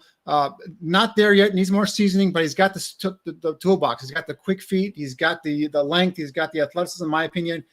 He's from BYU. He got drafted by Andy Reid, who is from BYU. And he knows a thing or two about offensive linemen there. So I think he goes to the perfect spot. Obviously, they need a left tackle, and because Donovan Smith is gone. I don't think Kingsley is going to play left tackle at this next level, but it wouldn't surprise me. So we'll see what that. But I think he goes to a perfect spot here with the Chiefs. I'm just curious to see if they're going to flip him over to left tackle or if they're going to put him at right tackle. I don't see a need, Danny, for him at right tackle. Not because Jawan Taylor's a total world killer, but they have Lucas Niang who played some spot duty for them. Jawan Taylor is the guy they paid big money to. The left tackle right now is Wanye Morris. I don't have a big problem with Wanye Morris, but in my opinion, Kingsley Suamataia adds just as much possibility of being a starter as Wanye Morris. So I'd almost have an open out battle there. Suamataia, I'm not telling you don't pick a guy because he's the cousin of Penei Sewell, but the reason I keep bringing that up is because he has special movement ability like Sewell. And he does have that kind of brutish mentality. He wants to plant you in the dirt. Now, he's not a technical player. He does need a lot more refinement, but he's a guy that let me put it this way, Danny, and I told you I'm not as high on him as others. The one team, if you were going to take him in the first round that I wanted him to go to is the Eagles, because I thought the Eagles with Jeff Stoutland would have found a way to develop him as the next player in line for their left tackle or presumably their right tackle. This is the same thing with the Chiefs. If you can find a way to develop him, and that's goodness gracious, I'm forgetting the Andy Heck. Andy Heck is the offensive line coach for the Chiefs. He developed former Bears player. Yes, he develops them incredibly well. So presumably, if you can get Suamataia up to speed, they may have just found their left tackle of the future, similar to in that second, third round range when they drafted Zeus Brown. I'm not saying he's the same type of player, but they have a tendency to be able to do this in Kansas City. So just to keep update here, so they traded up. The Chiefs traded up to get Kingsley with I believe Carolina. I'm not sure who they traded up with, but they traded up here to get him. the 49ers then follow that up with picking FSU corner Renardo Green. Green is an intriguing guy. I probably love Renardo Green a lot more than you do. Yeah, to be honest with you, I took a look at the corners position this year. I scouted it. I just didn't think the Bears were going to draft a corner. So Green is a guy I did some film diving to him.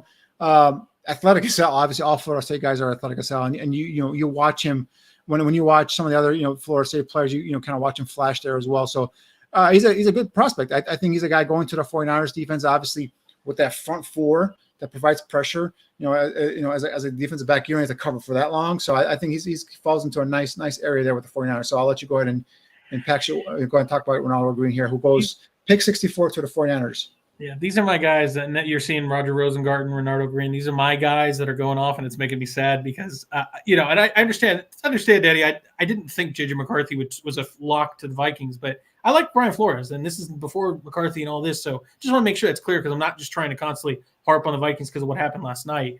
I love what Brian Flores does, and I know he's incorporated a lot more zone recently, which is not Renardo Green's specialty, but he does play a lot of man coverage, and this is Renardo Green's specialty. Obviously, everybody's going to talk about what he did against Malik Neighbors, LSU wide receiver in the first game of the season, where he got an interception off of Neighbors slipping because he put clamps on him. He locked him down on numerous. Real quick, sorry to interrupt, Jordan, but this is the 49ers pick. You said you're talking about Flores and the Vikings. Yeah, I'm saying, and the reason I apologize. What I'm saying is this is a guy that I wanted. Gotcha. Flores because of how much Brian Flores plays man defense. Gotcha. And they need a corner. Andrew Booth hasn't worked out. They're playing a Caleb Evans. They've got Byron Murphy. And unfortunately, when you trade those second-round picks and third-round picks for Dallas Turner and J.J. McCarthy and everything else, you lose the ability to draft these awesome corners, which now let me flip that over to the 49ers. This is a fantastic option for them when you consider the fact that their corners I don't want to say they've been a problem. You obviously have Travarius Ward, but when you're looking at their corners, right? We talked about this last night, Danny, and they didn't pick it. They ended up going Ricky Pearsall. Their right outside perimeter corner is Isaac Yiadom. That's not a guy. That's not a winning business. Yes. And you're going to put Renardo Green out there, and you're going to tell him, hey, man, don't play zone. We don't need you to play zone. I just need you to put clamps on that guy. Put the seatbelt on him, clamp him down, use the perimeter, the sideline as your boundary, and just run him into the boundary, which he does an exceptional job. He's a gnat at a barbecue, pesters you up and down your route tree. I love Renardo Green in a man role, and I think this is going to be fantastic for the 49ers. So that's a curious pick. So now it looks like Carolina is about to start the third round, I believe. Pick 65. So then obviously I think the Bears will be 10 picks away. So curious. They have Sam Adams, or Anthony Adams, introducing the 49ers pick. Oh, he was a second round pick by the 49ers. That's why he's introducing their pick here. This is going to be the Renardo Green pick. So according to Aldo, the Jets have traded up. Okay. Arizona is taking a guess here of Roman Wilson, the receiver from Michigan. I certainly wouldn't hate that. I love Roman Wilson. He's a budget Chris Olave to me. That's who I've comped him to. I think that at this point, this is pretty damn good value if you were to get a guy like Roman Wilson here at the end of the second, early third. I thought he was the best senior receiver in the class. Troy Franklin, the kid from Oregon, I just want to talk about. He's a guy who was very productive with obviously with Oregon and Bo Nix, and he's got that deep play, deep speed kind of potential, but. Just for me, there was just something with Troy Franklin that I just didn't like that much. I don't know how much I like Troy Franklin. He's a solid prospect, but again, if you get him here in the third round, I think that's not a bad pick. But again, gives you that big play potential. I'm just not as high on him. Like say for example, I'm higher on Brendan Rice than a lot of other players are. Yeah. A lot of other scouts are. I should say, but Brendan Rice is 6'2", 200 pounds, gives some of the physicality, has some of that track background, and you see him when he's in phase and the ball's up in the air. He's got that second gear that kind of just helps him get, pull away, get that over the top leverage over a DB, and he's got, solid, soft hands. I like the way he runs and sits in zone and finds those soft spots and coverages. So Brendan Rice to me is a receiver that I like better here than Troy Franklin. Yeah, and 65 overall, the New York Jets select wide receiver Malachi Corley. Take him. You let me talk about him because I know you don't like him. Yeah, I love Malachi Corley, and I'm not blind, Danny, to some of his limitations or perceived limitations. I understand he didn't run a full route tree. I understand that he was playing at a lower level of competition. This is absolutely a bet on the traits that he did show and wondering, can he achieve more in an NFL offense where we can coach up his skills and actually allow him to do more than just run screens and mesh routes and see if we can get him the ball in space. And to me, this is the thing. At this point in the draft, with the signing of Mike Williams, I know he can't stay healthy. This allows you to put Malachi Corley in the slot and compete with their other jitterbug, Xavier Gipson, the guy that had the return touchdown first game of the season to beat the Bills last year. Malachi Corley is a different skill set, and the reason why I think this is important is you got to think, I mean, at the end of the day, Nate Hackett, I'm not saying it's a one-to-one with the Shanahan systems, but they love these West Coast systems, love these guys that can get the ball in space and turn yards after catch. And that is what Malachi Corley's good at. He may not be good at anything else at the end of the day, Danny, but the thing is you can throw a screen. You can throw a slant route. You can throw a flat. You can throw a bubble screen and then ask him, can you pick up 5 yards for me? I do believe he can do that. I know I put on Ohio State game and everyone says watch the Ohio State game and yeah, I mean he had some catches where he caught it, a slip screen, broke a couple tackles, and did his thing, but it's just, to me, he's an undersized slot receiver. I like guys receivers that can run route trees. We had the whole thing with Velus Jones, and for me, you mentioned runner. For me, he's already gone, and he's a guy that, again, maybe not fair to compare Malachi Corley to Velus Jones, but again, he was a guy who was a developmental receiver, guy who get the ball in his hands and let him do things in the open field, break tackles, either punt returner, kick returner. But he just can't run. He can't run routes, and for me, it nothing proved to me whether he's at the Senior Bowl or whether he was down at on his tape at college. I didn't see that this guy can be a consistent route runner. So you want to take him and you want to develop him and make him to a good route runner, and the guy can give you some yards after the catch. Sure, no problem. But for me, it just wasn't some guy that I was wanting going. And again, I'm looking at it from the Bears perspective, right? And I have picks 1, 75, and 121. I'm not going to use it on a guy that's a projection. That's a gimmick player for me right now. Jets might have, I'm not sure what their draft capital is, but they have, a more established, receiving core, established quarterback. They might go ahead and do it. So the next pick here, 66, is the Cardinals did the, okay. So the Jets took 65 was Malachi Corley. 66 here, the Cardinals took Trey Benson from Florida State. He's my top rated running back. And he's a guy that I know I'm higher on than you are, Jordan, but he's a guy that for me gives you some of that, gives you an in-between tackle ability. He's a guy that has, for me at least, has good vision, be able to can see that back lane developing, plant and cut up the field. He's got some good speed there as well. Can lower his shoulder, lower his pad level and take on contact and bounce off of tacklers and show that contact power, contact balance as well. Can be a threat in terms of out of the backfield as well. Talk about catching screens and so on and so forth. So this is a guy, to me, has potential to be a lead bell cow. He's got that type of body, that type of frame. Could get bigger, could get stronger. So he's a guy that excites me more than some of the other guys in this draft class of running back. You can go ahead and talk about Trey Benson here. Yeah, Danny, I'm not too far behind you there. I'm a Braylon Allen fan, but after him, it's Trey Benson to me. So he's my running back too. I liked him better than Jonathan Brooks, who went earlier. And to me, I think that I want to be careful because Breece Hall is an amazing athlete, amazing player. I'm not calling him Breece Hall, but if there's a guy that could be the same type of player, that's kind of the comp for him. That's who he reminds me of. He's got home run speed if he can get up to speed, that is. And he's got better vision than Jonathan Brooks to me. That's one thing I love. And he is bigger. He does run behind his pads. He does catch the ball pretty naturally. I do think that the vision could improve. I do think that, not that it takes a gazillion hours to get up to speed, but he does have incredible top line speed. But when you're talking about a bigger back, usually it does take some time to kind of get all that horsepower going and moving. But once he does, he'll put a shoulder through you, he'll stiff arm you, he'll juke you. So to me, at 66, I love it because when you're talking about speaking about Braylon Allen, not that he's gone, but if you want to talk about the other running back in the Cardinals, who do they have? They have James Conner. James Conner is kind of more of that power, bulky, bell cow back. And I think Trey Benson adds a different element. Look, it's a little more speed than James Conner as well. Maybe a little bit better pass catcher out of the backfield as well, and it's definitely on those quick screens and all that stuff. So definitely, I think he's a talented player. I think that's why he was number one for me. So he goes here at pick 66 to the Arizona Cardinals. Obviously added Marvin Harrison Jr. in the first round, so they're adding some, and then Darius Robinson and tail end in the first round. So I think the Cardinals are having a pretty solid draft, if you ask me here early on. So Arizona goes there. Now we're waiting for Washington, who's on the clock here at pick 67. The Bears, I believe, are 8 picks away, Aldo? Is that what it is? Yeah, it looks like they're 8 picks away. There are some players that excite me that could hopefully still be available. We'll see if they make it there. I'm just curious to see if there's anyone that they like that much, they would go ahead and maybe straight up and get him. You know what's scary, Danny, is that Washington, correct me if I'm wrong, they didn't take a left tackle, have they? No, right?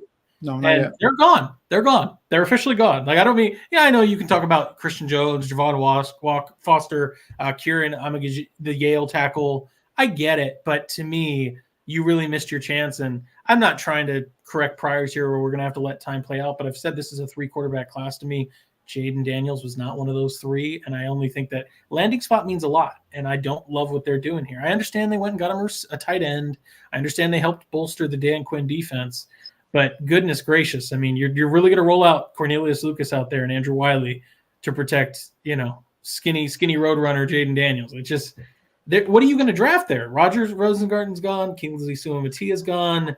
Patrick Paul's gone. Blake Fisher's gone. Dominic Cooney, who's not going to be a tackle at the next level. No. Christian Jones is a right tackle. He's older. Javon Foster, he's the left tackle from Missouri. And then Kieran, the Yale left tackle, he's all tools. The only guy left for me in my top 10 is Kaden Wallace. And we talked about it earlier. Penn State, he's a right tackle only. So that's a guy. And then again, there's questions about him being a right tackle because they kicked him inside a right guard at the East-West Shrine game. So the only things I could see here is I do like Branden Coleman. His 22 tape is better than 23 tape. I have a 5th-round grade on him though, so we're not. I don't like him at tackle. I know he's got the side. There he goes. There you go. Brandon there. Pick 67. The Washington Commanders take Branden Coleman, the tackle/guard from TCU. Do you want to go ahead and just, since you were mentioning him, you want to go and talk about him? Yeah, his 22 tape I found to be 20. I guess 22. We're on 24 now. 23 tape, his last season's tape wasn't as good as what I saw with 22. He's a mauler. He does like to get physical, likes to get displacement. But to Danny's point, I do have concerns about potentially. I thought his tape did show a little better, having some guard. And I thought that ultimately, at the end of the day, some of the length and the athleticism may dictate him being better to guard. But I also understand when, we're just talking about the fact that they desperately needed a left tackle and there wasn't a lot of options here. And at least Coleman provides you some tape there and some productive tape there. So I do think you give him a chance and an opportunity to play outside before failing inside. And, to me, I think Coleman's a decent player, but I mean, just to give you some context, I had him as a 5th-round grade. He was behind Kaden Wallace to me. I have, and again, we're talking grades. I have Kaden Wallace as my first tackle in the 5th round. So end of 4th, early 5th. To me, this is rather early, but that's what happens when you mess around and decide to go get an H-back tight end instead of focusing on getting a proper left tackle for your quarterback. Yeah, Coleman for me, and right now I'm having trouble finding his scouting report here in my huge notebook here, but he was a 6'4", 300 plus pounds, has a 34-inch arm length and played left tackle at TCU. But I think, like we talked about earlier, he was a guy that a lot of teams liked him inside a guard.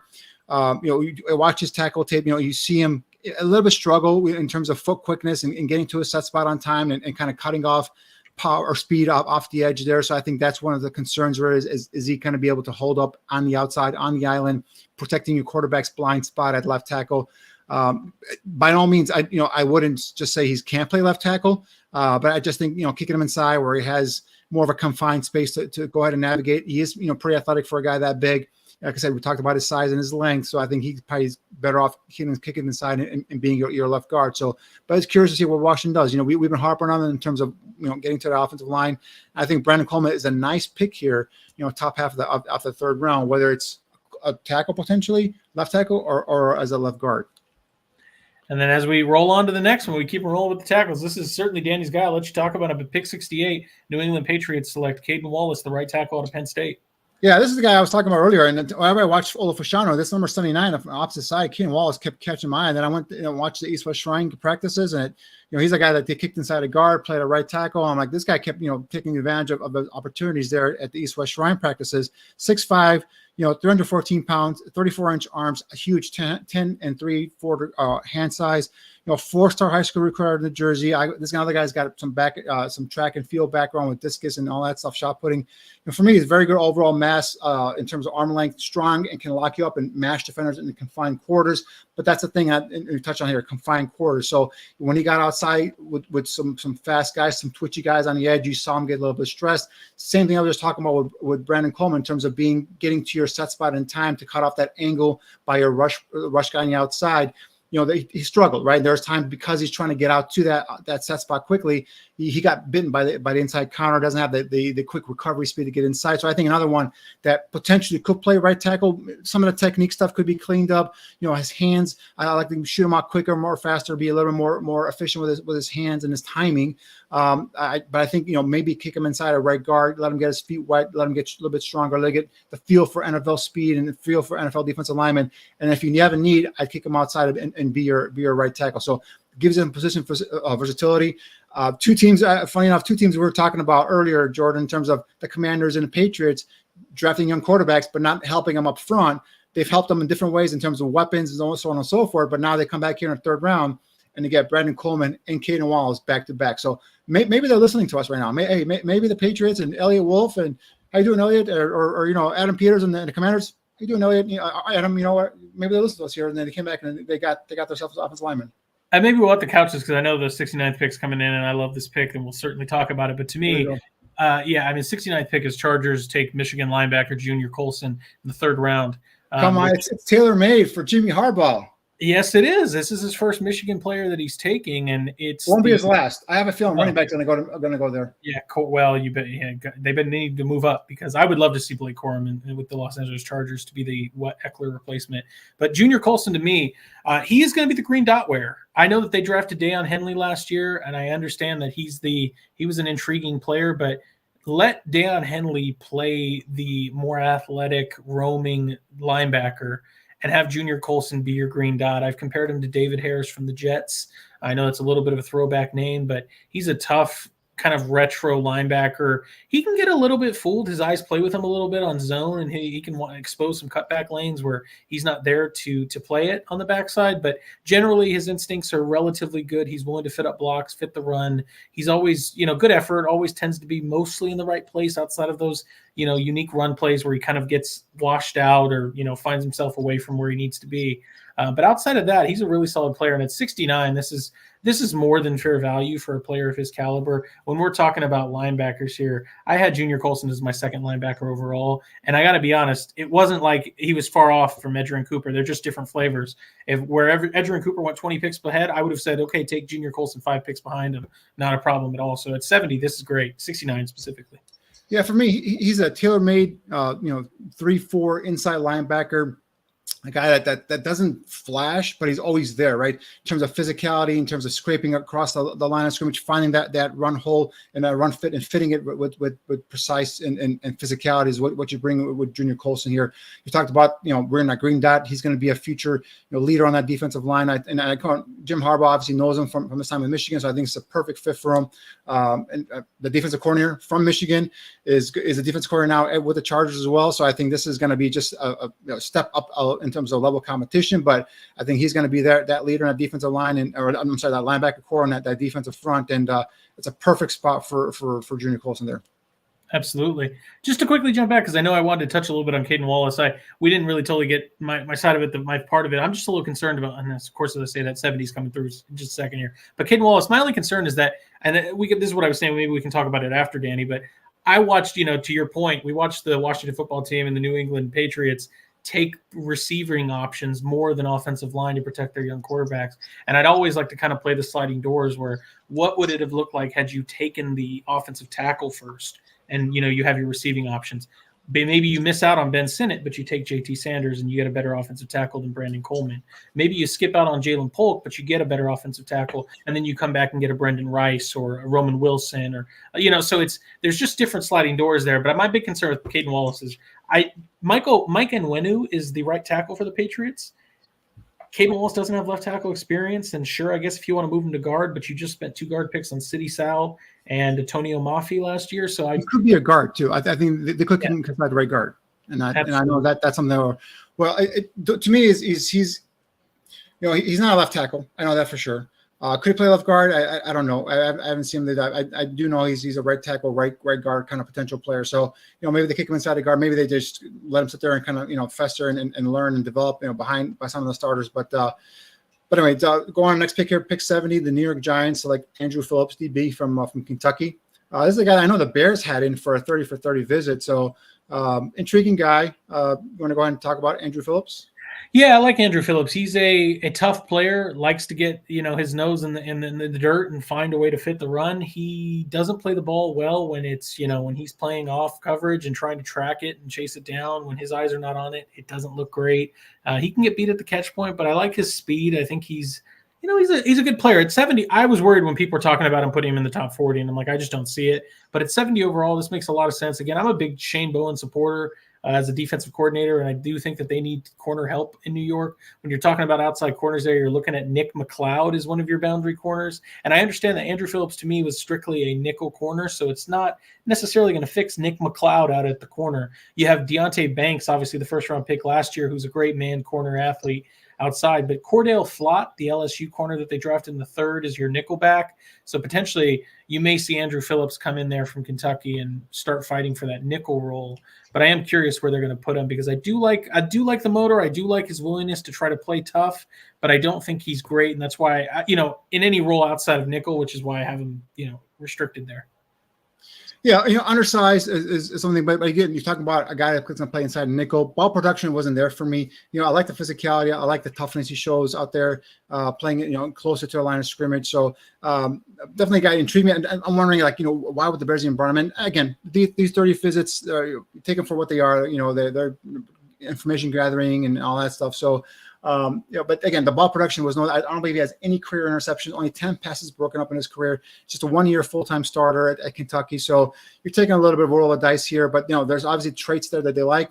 We talked about his ability to come in and play nickel. And again, we talk about nickel players now, whether it's nickel safety and nickel corners. These are guys that are considered starters now by defensive coordinators and teams. So, because they play 70% of the snaps on defense. So these are guys going to come in and compete, but I just want to see more ball skills. And but the toughness you saw, and I talked about earlier in terms of guys that are going to be near the line of scrimmage, I want to be able to make sure that they can show that toughness and be able to withstand some of that, some of those big guys coming at them, right, in terms of lead blocks and so on and so forth. So we'll see how Phillips does here with the Giants. But he goes here at pick 70 to New York. Andrew Phillips from Kentucky. Yeah, it's not. I mean, when you're talking about the Giants, and as I said with Shane Bowen, it's a guy that you watched him really find a way to weaponize Roger McCreary with the Titans. And I'm not saying that Andrew Phillips is that same player. He's a much better athlete than McCreary. I love McCreary. I loved his tape more. But to me, I think that if watching Shane Bowen know how to get the most out of a guy like McCreary at nickel, I have to think that. And again, this is a new defensive coordinator. So what, Wink Martindale may have liked in Cordell Flott from LSU is probably not the flavor that Shane Bowen likes at nickel. And I got to be honest, didn't like Cordell Flott coming out. I certainly like Andrew Phillips as a nickel more than Flott, so I could see a situation where Phillips comes in and finds a way to win that nickel job. But I also think I'd really like to see them go get a boundary corner. Moving on, we have pick 71. The Arizona Cardinals select Isaiah Adams, the offensive lineman from Illinois.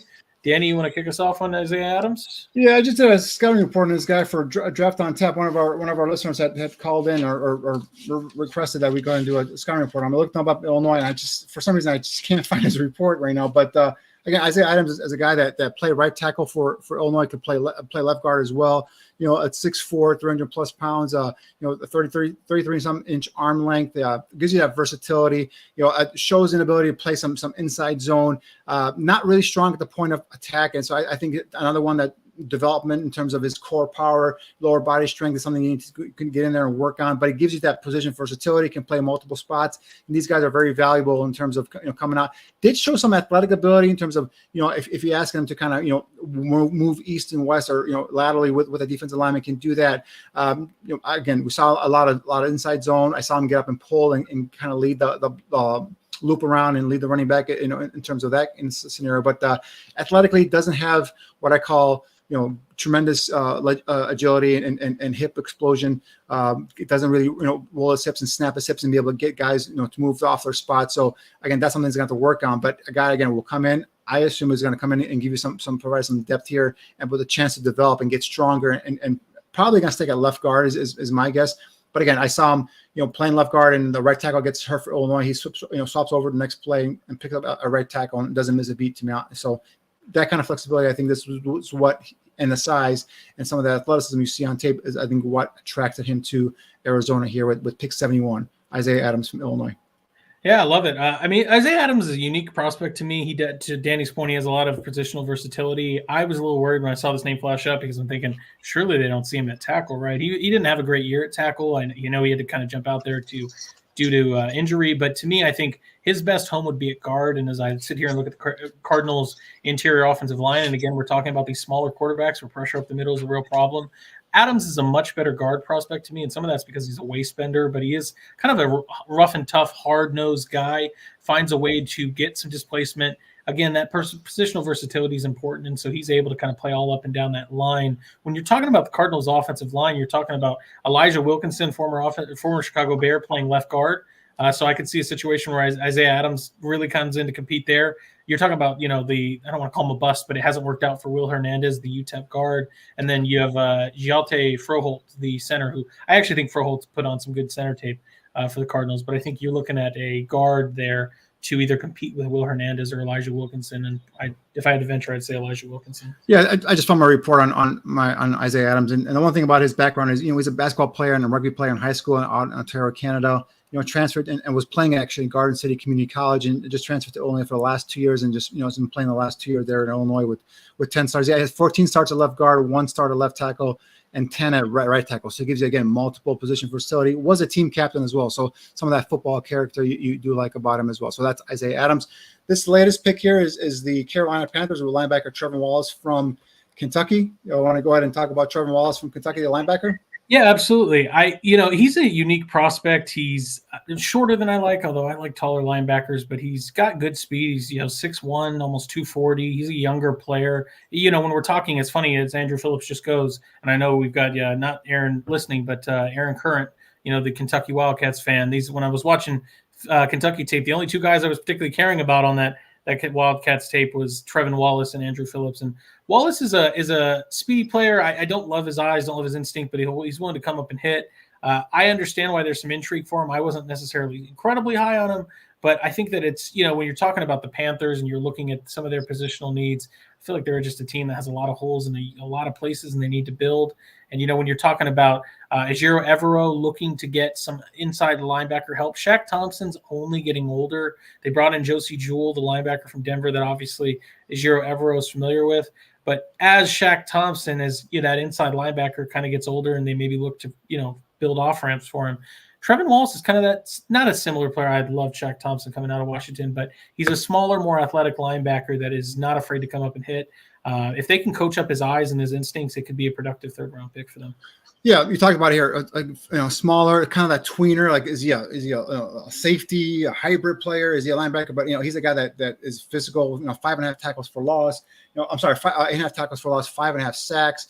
Team captain last year. So this is the guy that made tackles and made plays at around the line of scrimmage, found ways to get into the backfield. So I just think he's an athletic guy that early on, you saw him kind of a tad step late in terms of recognizing, seeing where the ball is at, and also which hole to fill. So some of that I caught that on his tape as well. So I think he's an athletic player. I think he's got tremendous, upside, but I think he's a guy that's going to come in initially be a special teams core guy, and eventually could develop into someone that could be, if you get him bigger, get him stronger.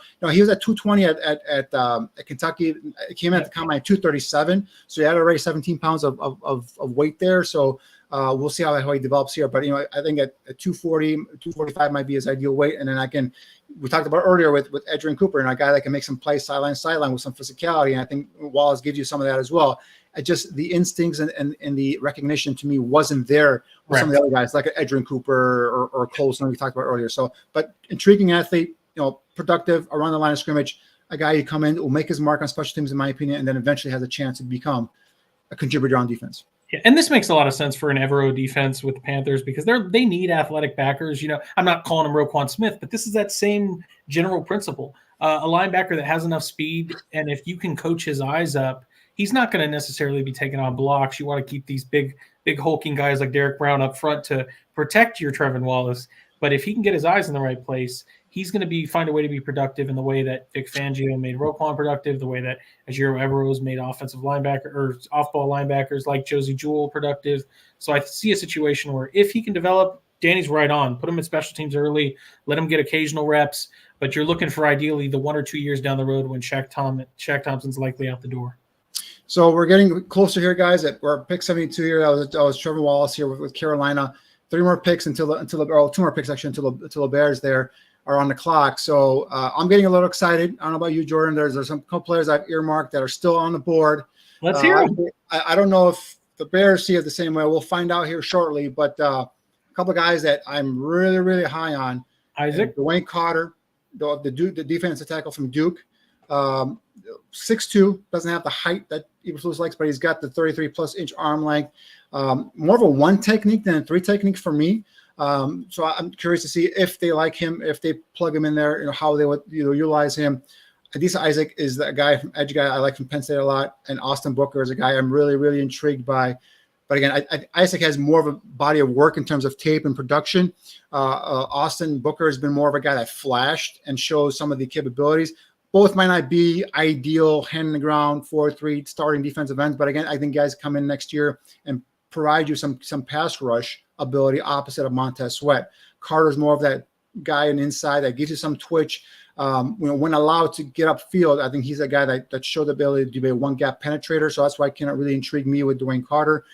So these are some of the guys I've earmarked here for day 2. They're still on the board here with 3 picks. So, at least of those 3, at least one of them should be available. You would think, right? So I'm curious to see if you have any of these guys on your list there as well. Yeah, well, I mean, we're just going to get into it because I think that the Bears should trade down. I'd like to see them get a couple more picks, but I was actually just about to think. I was thinking of some players that I love that I'm like, how are they not gone yet? And one of them just went, and the reason I bring him up, and as Aldo throws it up, the reason I bring him up is because he's not a fit. I don't know. I mean, he's got. I watched him take care of Darius Robinson outside on the edge playing tackle. And I'm not saying he can't play, but I'll let you finish. Go ahead. Yeah, I mean, I just think that again, when we're talking about depth, Nate Davis left a bad taste in my mouth. I agree. Can Tevin Jenkins ever stay healthy? No, he can't. What about these centers? What if they don't quite work out? Like Cooper Beebe provides really good. He's a good technician. He's not super. This is your problem, Danny. He's not sleight of feet. He doesn't have incredible movement, but he's a good enough technician. He can play pass pro. He can get into people's chest. His problem is that he doesn't have good length. But even when he's out length, he loses. He doesn't lose because he's a good technician. I love the pick for the Cowboys. I would have loved him for the Bears, but yeah, no, I know. And for the Cowboys, it makes a lot of sense. Why for the Cowboys? Tell me why you like it for the Cowboys. What kind of scheme do they play? They play power gap. Thank you. That's how he's made for. He's made for. I like Beebe the player, just not for the scheme fit. And I think he's a power gap player. Now he went to the team that plays predominantly power gap. Yeah, and I'm telling you, this one makes me happy because I'm curious. Do they see him as a center? Because right now they don't have a center. Their center is Brock Hoffman, the Virginia Tech center that went undrafted. They're not going to move Tyler Smith out to left tackle. He took snaps at center at the Senior Bowl. And I think he'd be a total ass kicker at center. I would love him. I mean, he's better than Tyler. Was it how do you pronounce his last name? Biadish. Biadish. It's not pronounced the way it's spelled, in my opinion. Yeah, anyway, Tyler Biadish. I think this guy's a better player. He's primarily he's played left tackle for Kansas State. He's played a multiple spots at Kansas State. So I think you kick him inside at center. I think Cooper Beebe could be your center there with Dallas. So, but again, as long as I don't like the player, I love the player in terms of his physicality, his demeanor, the way he finishes blocks. I just didn't think he was the agility to be able to play in a predominantly zone scheme here. That's totally fair. And I mean, as you know this too, Danny, but for the audience, anybody that's listening or watching, I mean, this is where I think Danny and I really are able to play off each other is he tends to look at things from Bear-centric focus. I'm just looking at, and there's some good and bad of that. I kind of see every positive of a player because I'm not putting them to a scheme fit until they're drafted to a team. But yeah, I love Cooper Beebe. He was my top guard in this class. To get him at 73 is absolutely nuts. And then now we get to the next one. Pick 74, the Atlanta Falcons take probably one of the edges that you like, Danny. Washington defensive end, Braylon Trice. What do you think about? I like Branden Trice. I like his motor. I like his effort. I like big games, big moments. Braylon Trice showed up. He made plays. Braylon Trice doesn't have the physical length that Eberflus likes. He's got shorter arms. I talked about earlier. He's a guy that showed up at the combine 30 pounds lighter than what he played at. Ran a better 40 than anticipated. So, is he a quick twitch guy? No, but he's a high motor, high effort guy. The guy that will take on double teams, will split, between 2 blockers, get it back there and make disruption and make some noise in the backfield. So I did like him, but I didn't like him as opposed to some other guys that are right now on the board. And I guess the Bears are going to be on the clock here shortly, if they're not already. And we'll see who they go Cloudy with. Future may know it. Cloudy Future saying he doesn't want to spoil the pick. So maybe I don't know if the pick's in or not, but let me get my take in on Bralen Trice. Bralen Trice, I like Bralen Trice a lot. He's a guy I've compared to Jabal Sheard, the former Pittsburgh, coming out of Pitt, the outside linebacker that went to the Browns and the Patriots. I like his effort. I like his motor. He has a good long arm. He is a pest. He finds a way to be disruptive, but he doesn't finish enough. And I'm making a very silly joke here, but I do not believe he could have been a teammate with Caleb Williams on the Bears after what Caleb Williams did to him in that USC Washington game. Where I still think maybe Bralen Trice's ankles and hips and cleats are back out on that field, because as bad as that USC offensive line was, Bralen Trice tried to make Caleb Williams' life hell. And every single time he would not finish on Caleb Williams. And this isn't just a USC thing. I know a lot of people were high on Bralen Trice. J2K, who's not in the chat today, loves him. And I said, I get you guys want him the second. I just don't see him there. He was a late 2 for me. And so I think 3 is good value. I like him for a team that needs pass rush, and he's plenty pesky enough for that Jimmy Lake defense. And Jimmy Lake came from Washington. Was actually discharged from Washington as a coach. So he has familiarity with Trice. So I like the fit. But I do think he would have been an interesting prospect for the Bears. Unfortunately, he's gone. Yeah, and that thing is I saw a lot of missed tackles. There was a lot of times where he couldn't wrap up and close. And I didn't see the moment that you're talking about in terms of versus Washington, but I did see sometimes where he said it was a tad bit slow. But I liked him. I loved his effort. And I thought as a guy, I had him marked in the 3rd, 4th round range. That kind of range. So day 2, day 3, maybe. But like you made a good point there. Jimmy Lake is the defense corner there at Washington. Now he's on with the Falcons. So I think that's where he goes there with Atlanta. So Bears are on the clock, I believe, right? Yeah, they are. I would like to see them trade back here, because I just don't see any prospect I absolutely love. But although I don't know, I guess to be fair, Christian Haynes was my second guard in this class, and I love Christian Haynes. Like I love Christian Haynes, but I also don't think that you need depth, and I value depth, but I also think that I value a trade back and getting a few more swings at the apple cart here. Let's ask the people in the chat. What do you guys think in the chat? What do you guys want the Bears to trade back? Sit tight. Who do you guys want the Bears to pick here at pick 75? Because to me, Danny, I understand, and I know edge is a big need, but I like Austin Booker. I like Adisa Isaac. I know you see him as DPRs, and I'm not against that, especially at this range. But I see a situation where I'd like to see those. Because I'm all about maximizing the player. I think they'd be maximized and being able to use more frequently in a 3-4. So then we start talking about even front defensive ends. I love Brennan Jackson. Love him. Not here. He's a coach's favorite type of player. Love the effort. He's got a ball magnet, but he's got an injury history. Mo Kamara is a smaller player. I'm not sure that he'd fit what the Bears want, but he's a unique player, has some skills. Javon Solomon, another shorter player. I would love a guy like Xavier Thomas out of Clemson or Cedric Johnson, but not here. This is the problem. So to me, if you're looking for edge, I don't know what you're fishing for here. But Xavier, the kid from Clemson, he never produces. He's got the athletic ability, and he's more of a 3-4 outside linebacker. Than anything else. He's a smaller guy that's going to pass rusher. That's different, right? Yeah, some interesting players here, but again, I don't think the Bears have not shown a desire to go small at defensive tackle. So Makai Wingo, McKinley, that's what I'm saying. It's challenging. For me right now, it's Dwayne Carter or Adisa Isaac. That's the guys I want right now. One of those two players. Isaac probably feel a bigger need right now at edge. But Dwayne Carter will be more of a inside one technique for me. But we'll see how they go. They say here the pick is in, but I'm not seeing anything so far reported. So Aldo, you got anything in it? Oh, well, they got an offensive lineman. Who is it? I'm waiting. I don't have it, so I'll wait. I'll wait patiently. If it's Christian Haynes, I'm about to go. I'm not even a Bears fan anymore. Okay, well, because I love Christian Haynes. Let me take a. Okay, well, that makes sense. That makes sense, and I can't even be mad. Like I said, I don't. And I come here from a non-Bears rooting interest, so there's no bias. I like this pick for the Chicago Bears because I was saying earlier, and I'm not just trying to pat myself on the back, but as I was telling Danny, I don't feel comfortable putting Caleb Williams out there where if one of your tackles goes down, and presumably Braxton Jones or, Darnell Wright, you're rolling out Matt Pryor and Pat Curran there. So Kieran is exactly a Ryan Poles type of pick and an Ian Cunningham type of pick. He's got immense upside with his physical tools, but he comes from small school playing, had an injury this year. I didn't personally get enough tape study on him, but the small tape I did see, he did look like he was ass kicking and being a bully out there against smaller competition. But this is a perfect guy where I don't want him playing at all this year unless it's an emergency, and he is very much a breaking case of emergency plan if things go awry with Braxton Jones, where you decide to let Braxton Jones go. And Kieran is developed by that point where you can kind of bring him in as your left tackle. But this is at 75. If you're not going to trade back, this is a hell of a pick. You're not going to get a left tackle like this anywhere else in the draft. I promise you. Yeah, I mean, in terms of what he's a local kid. First of all, he's from Hinsdale, Illinois. So in terms of size, measurable, 6'5", 323, 36 and an eighth arm length, and 9 5/8 in terms of his hand size. It didn't test at the combine or didn't test at his pro day because he had that quad injury. But he's a guy that size and his movement ability is something that impresses you, right? He's got left tackle ability, in my opinion. Could probably play a right tackle. I believe he only played left tackle at Yale. So he's a guy that, again, the measurables are there. The technique needs to be worked out, right?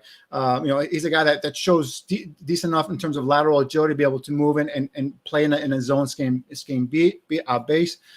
Shows, again, feet to be able to get to that set spot and block as a left tackle. But there's a lot of times counters hurt him, right? There's a lot of times where speed hurt him on the outside. So a developmental type of tackle, you brought up earlier, I just didn't think they could afford to take a developmental type tackle with the needs they had on defensive line, the defensive front. I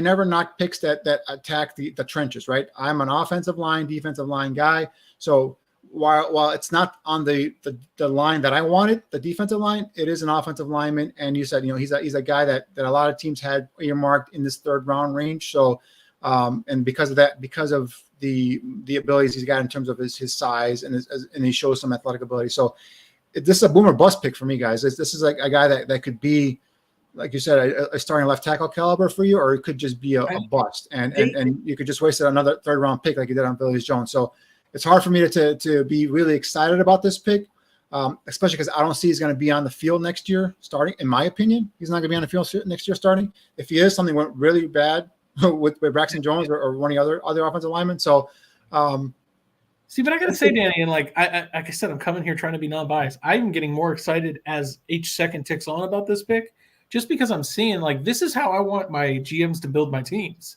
Which is that's what I'm saying. I know you're it because I love offensive defensive linemen. Like investing in your offensive defensive line, you need to do that. But like, he's a boomer bust kind of pick for me. Yeah, but like, let me give you an example. This is what I mean, because to me, sure, you could absolutely spend it on Valus or a wide receiver. I like the positional value in taking it. If you're going to take a swing on somebody in the 3rd round, take it on a potential left tackle in a class where there's not a lot of left tackles after this. Then on top of that, and this is where it's just a personal preference, I was not a fan of Ryan Poles in his first year trading back for 7 6th round picks and taking dart throws on offensive linemen in the 6th round. Any good offensive lineman worth their salt is no longer available in the 6th round. I'm sorry. You're very seldom going to get a quality guy there. They're going to be available in the 2nd, 3rd, maybe 4th, occasional 5th. So for you to take a chance, a boomer bust, and you want to swing on the big physical freak out of Yale that may be developmental, but he's going to be a potential left tackle option. This is, like I said, I'm not trying to call it an A+ just because he's going to work out. But to me, I'm really struggling to hate this pick for what he possibly represents, because the left tackles aren't walking down the street. And to your point, we agree edge is an issue, but I can't find a good left tackle or even a possible. You know what I get at left tackle? I get Matt Pryor out on the market. What do I get at the end? I can go pick up Carl Lawson tomorrow. This is the thing. I can go pick up Yannick Ngakoue if I wanted to again. There are not these options at left tackle. So to me, this is just, I like I said, I'm not trying to just pump it up for Bears fans. Somebody asked me to grade the pick. I'd probably give it like a B+, all things considered. It's hard for me to argue with the merits of this pick. Yeah, for me, again, I will not knock a pick that's invested into the trenches, right? Offensive, defensive line. Unless it's a total reach. And I think with this pick here, boomer bust for me. This guy could hit and be your starting left tackle after Braxton Jones. Or, one of the things I noted in my report on him is that he struggles in space. Is he a guy that could get kicked inside eventually? Now at 6'5" and with that type of reach, at 323. I mean, I don't think he's going to kick inside. He's got, like I said, he's got the athletic ability that shows it that he could play some left tackle, maybe even right tackle. Who knows? But I'm just I just feel like the need was bigger on defensive line, so that's why I'm a little subdued, if you will, about this selection. But I knew they liked him. He's brought in for the top 30 selection. He was a guy that a lot of a lot of teams that had earmarked Bears interest in him. So it's something that obviously that quad injury is something that he has to deal with as well. I'm assuming they passed all the medical checkups and all that stuff. So we'll see how it turns out. I hope they have a plan for the defensive line because you lost lost Justin Jones, who a lot of people say, oh, Justin Jones was but when Montez Sweat came over, Justin Jones really took off. Now I could say, all right, passing on defensive tackle because you invested those 2 picks last year in Dexter and Pickens. Okay, I can see that. But edge. Now, do you have a plan at edge, Ryan Poles and the Bears? Do you have one out there? Because there's 2 drafts in a row that we've said you needed an edge guy. Now, last year we were kind of claiming for an edge guy. They totally bypassed it. Didn't do it. They signed Yannick Ngakoue at post free agency. That didn't really work out that well.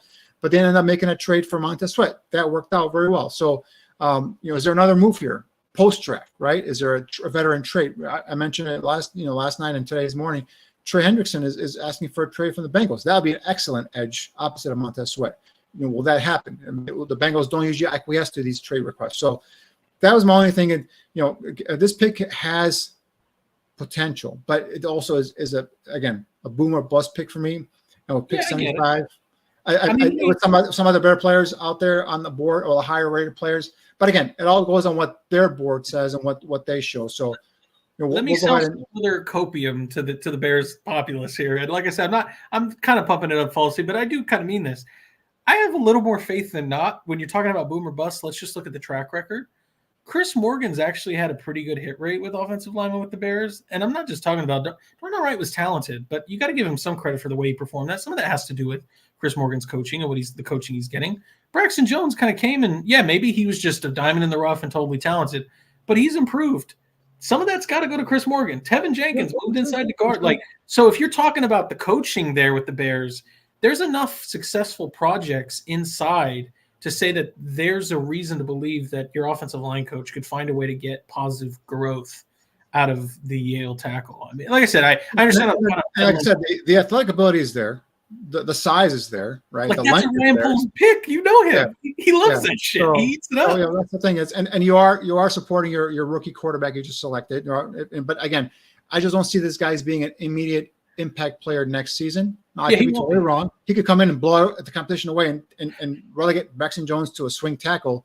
And to your point, that helps the depth and the overall productive productivity of the offensive line. So this is the point, Danny. You watched Ryan Poles pull Braxton Jones out of the 5th, and he was excited because he's like, "Look at this athletic freak I got out of Southern Utah, and watch what I do with him." This is him re-upping again, going, "Look what I do with this athletic freak that I wish I would have had a 3rd-round pick for back in that draft for like an Abraham Lucas, but we needed to get a receiver. This is my attempt to go get that athletic freak that from a small school." And we saw it already work with a guy that I would argue isn't as talented, but doesn't have the same things that this kid has. And now you're taking that swing. I promise, maybe I'm going Looney Tunes. Maybe I'm just pumping the Bears for no good reason, but I like what it fuels me. You can tell I'm getting passionate about it because this is the thing too, is we see so many years watching the Bears where they just don't invest in offensive line enough. It's a 5th-round pick in Larry Borum, and it's a 6th-round pick in Zach Thomas, and give the offensive line some real investments. And I'm not saying everything has to be a 1st or 2nd-round pick, but and then if you're going to take I'll tell you what, you want to take a 3rd-round pick on offensive tackle, I'd much rather spend it on this Yale kid than Branden Coleman.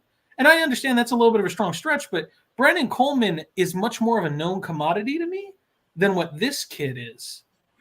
And that's why I'm calling him a boom or bust, right? He could be a boom and be a starter for the next 10 years, or it can be a bust, right? He can never develop at the next level. And one of the things that, I mentioned earlier, he struggles in space. The farther away he gets away from the ball, it's a little struggle there. He's athletic, but he doesn't have the quick recovery speed on the inside. Is that stuff you can coach out of him? I don't know. I mean, a technique thing, maybe you can help him because he doesn't have the elite recovery speed. We'll see. I guess Chris Morgan is an offensive lineman that a lot of people have kind of raved about. So the other thing we have to keep in mind is Trevon Jenkins, the left guard, is coming into his final season in terms of his contract. So, could this be a move where you maybe kick Braxton Jones inside at left guard? You have this kid, Kieran, at left tackle, and that's your future moving forward? Because, obviously with Trevon Jenkins, even though I like Trevon Jenkins, he just hasn't been able to stay healthy. Now, the other thing is and I might get picked on for saying this, but I've given up on Nate Davis, guys. And I know it's maybe unfair. It's only one season, but I've given up on Nate Davis. And if you can get rid of him, that's fine. Move Trevon Jenkins over to right guard and maybe slide Braxton to left guard and make this guy your left tackle if he's ready to play. Eventually, I can see that happening as well. So my only thing was, and again, I'm not going to bash it. I'm not going to say it was a bad pick. I'm not going to say it was a great pick. I'm just saying this is a boomer plus potential kind of pick, right? I always love when you invest in the offensive line. I always love when you invest in the defensive line. So I'm not going to. That's the one thing I've always steadfast. You build your teams through the trenches, and I will never say it's a bad pick unless that player goes out and proves to us he's a bad pick. So Kieran has got, like I said, the size, all the length, and the foot quickness or agility that he shows on tape. But it's going to be a bump up of competition. He has recovered from this quad injury he's had. So, is he going to be a starter? Is he going to be on the field next year? We don't know. But I just feel like the defensive line is, to me. Oh, it's necessary. Yeah, and again, they might have a plan post draft with the veteran free agency, like you mentioned. Carl Lawson's the name you mentioned, just a designated pass rusher, right?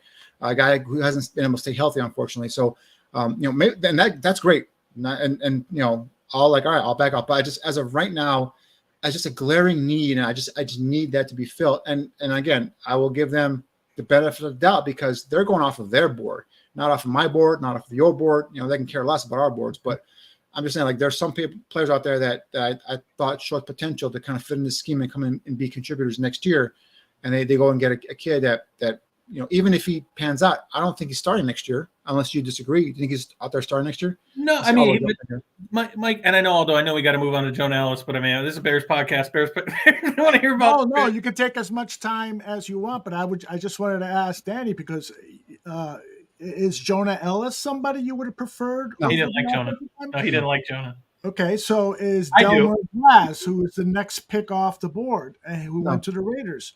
No. No, I'm not saying the kid's a bad pick. I'm saying he's got boomer bust potential. That's all I'm saying.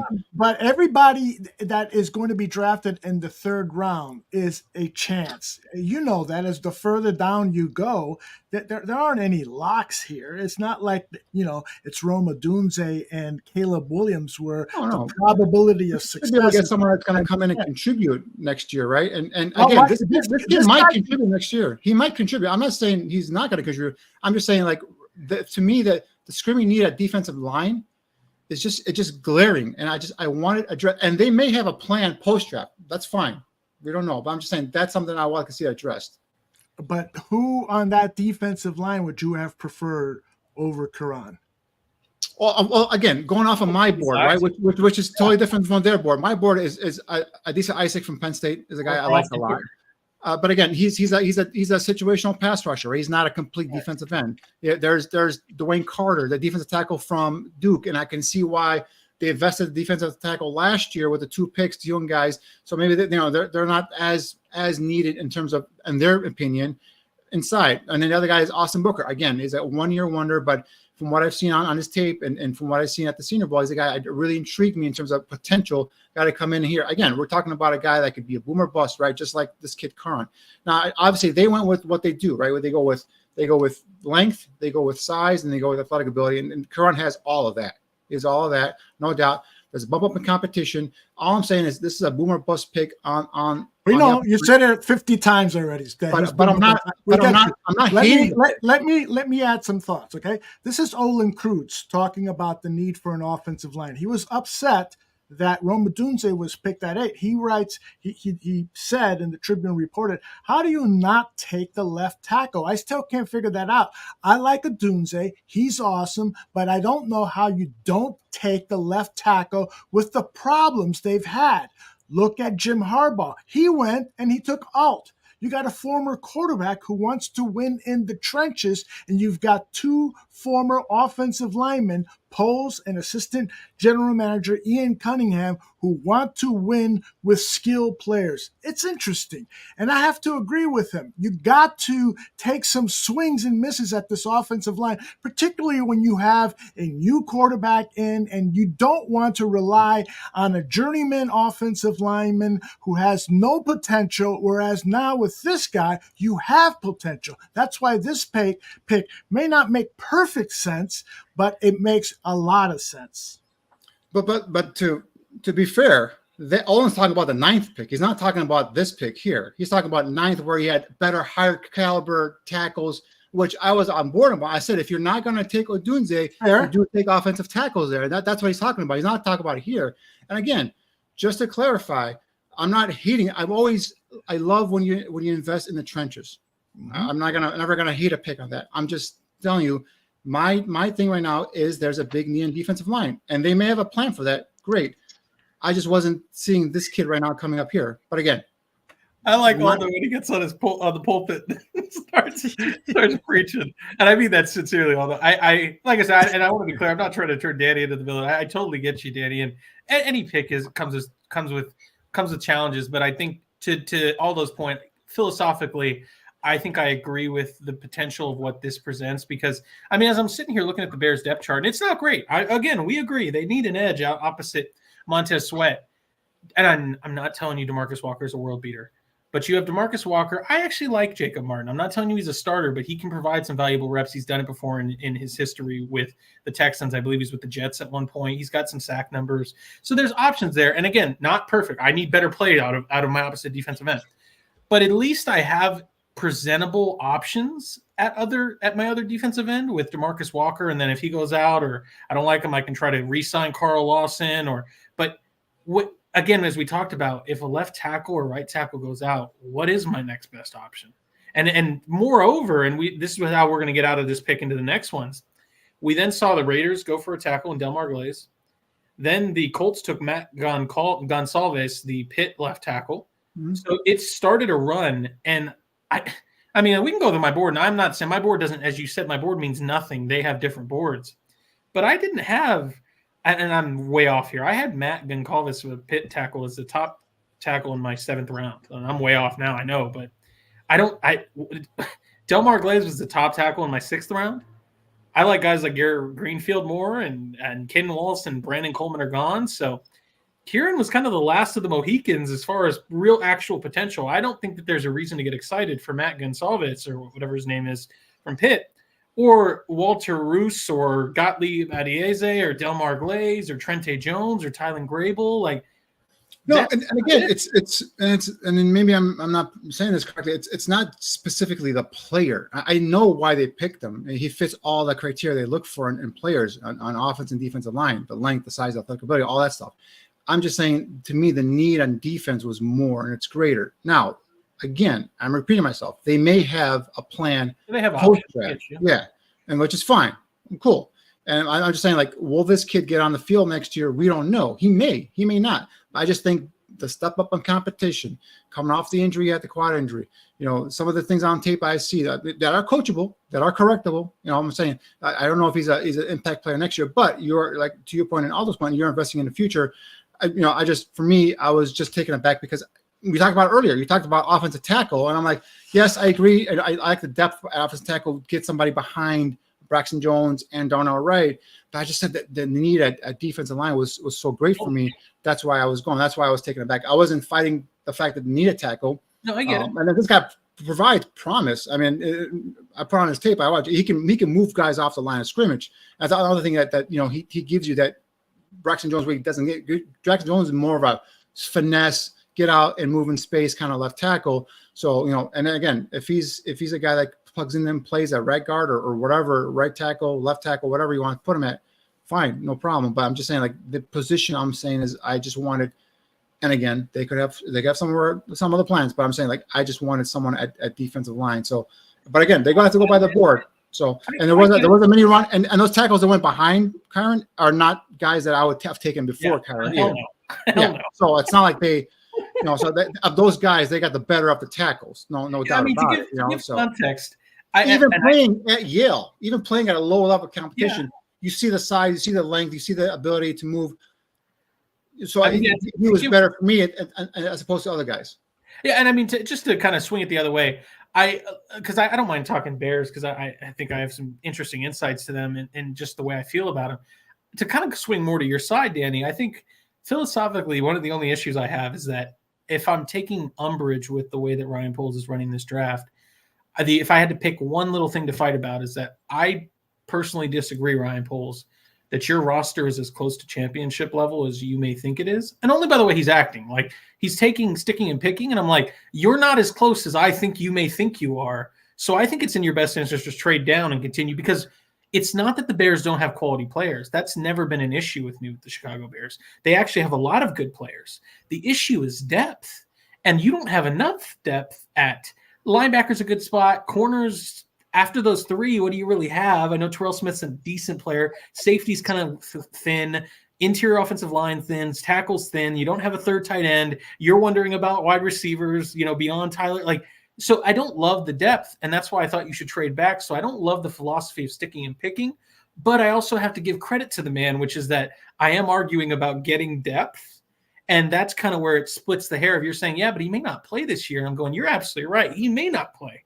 But this is kind of, as you've heard me say a few times, this is what I think good franchises do, is they try to be forward thinking so that we're not going to get caught on our heels if Braxton Jones decides that he's no longer going to, improve. He gets hurt. He suffers another neck injury and he's out. We're not going to let that stunt the growth of the quarterback that we just picked on number one. And like I said, I'm with you. It could be boom and bust. He may not play. But I think that's where, I have a little bit of a nuanced take, and I think it's hard to parse it out because I do think they should have more picks. Now they have one pick left. That's what they've got to the, it's troublesome. But, at the end of the day, as we're talking about, I mean, he is to give context, he was in my fourth round, and the other guys that went after were in the sixth and seventh. Right. And again, I would have taken all the other guys that went after. I want to take them. But there was a mini run that started with the Kieran pick. So, and the other thing is he's a local kid, right? And we know Ryan Poles likes guys that local kids. And Cloudy Future put in there. I guess he grew up Devin Hester fan, watched the Bears when he was younger. So, I mean, I think that's another positive that's in his favor. So, obviously went to Yale, he was a smart kid. So that's another positive too. So we'll see how it goes off. But I'm not at all poo-pooing the pick. I'm just, I always love offensive defensive line guys, but I'm just saying, I just want a plan at defensive line. Well, and it might come post draft, and we'll see. I hope. No, and you're not wrong for judging it now. I don't like that shit where, they're gonna for sure slide Carl Lawson. No, nothing's guaranteed. Why don't we actually talk about what's on the roster now? So I hear you.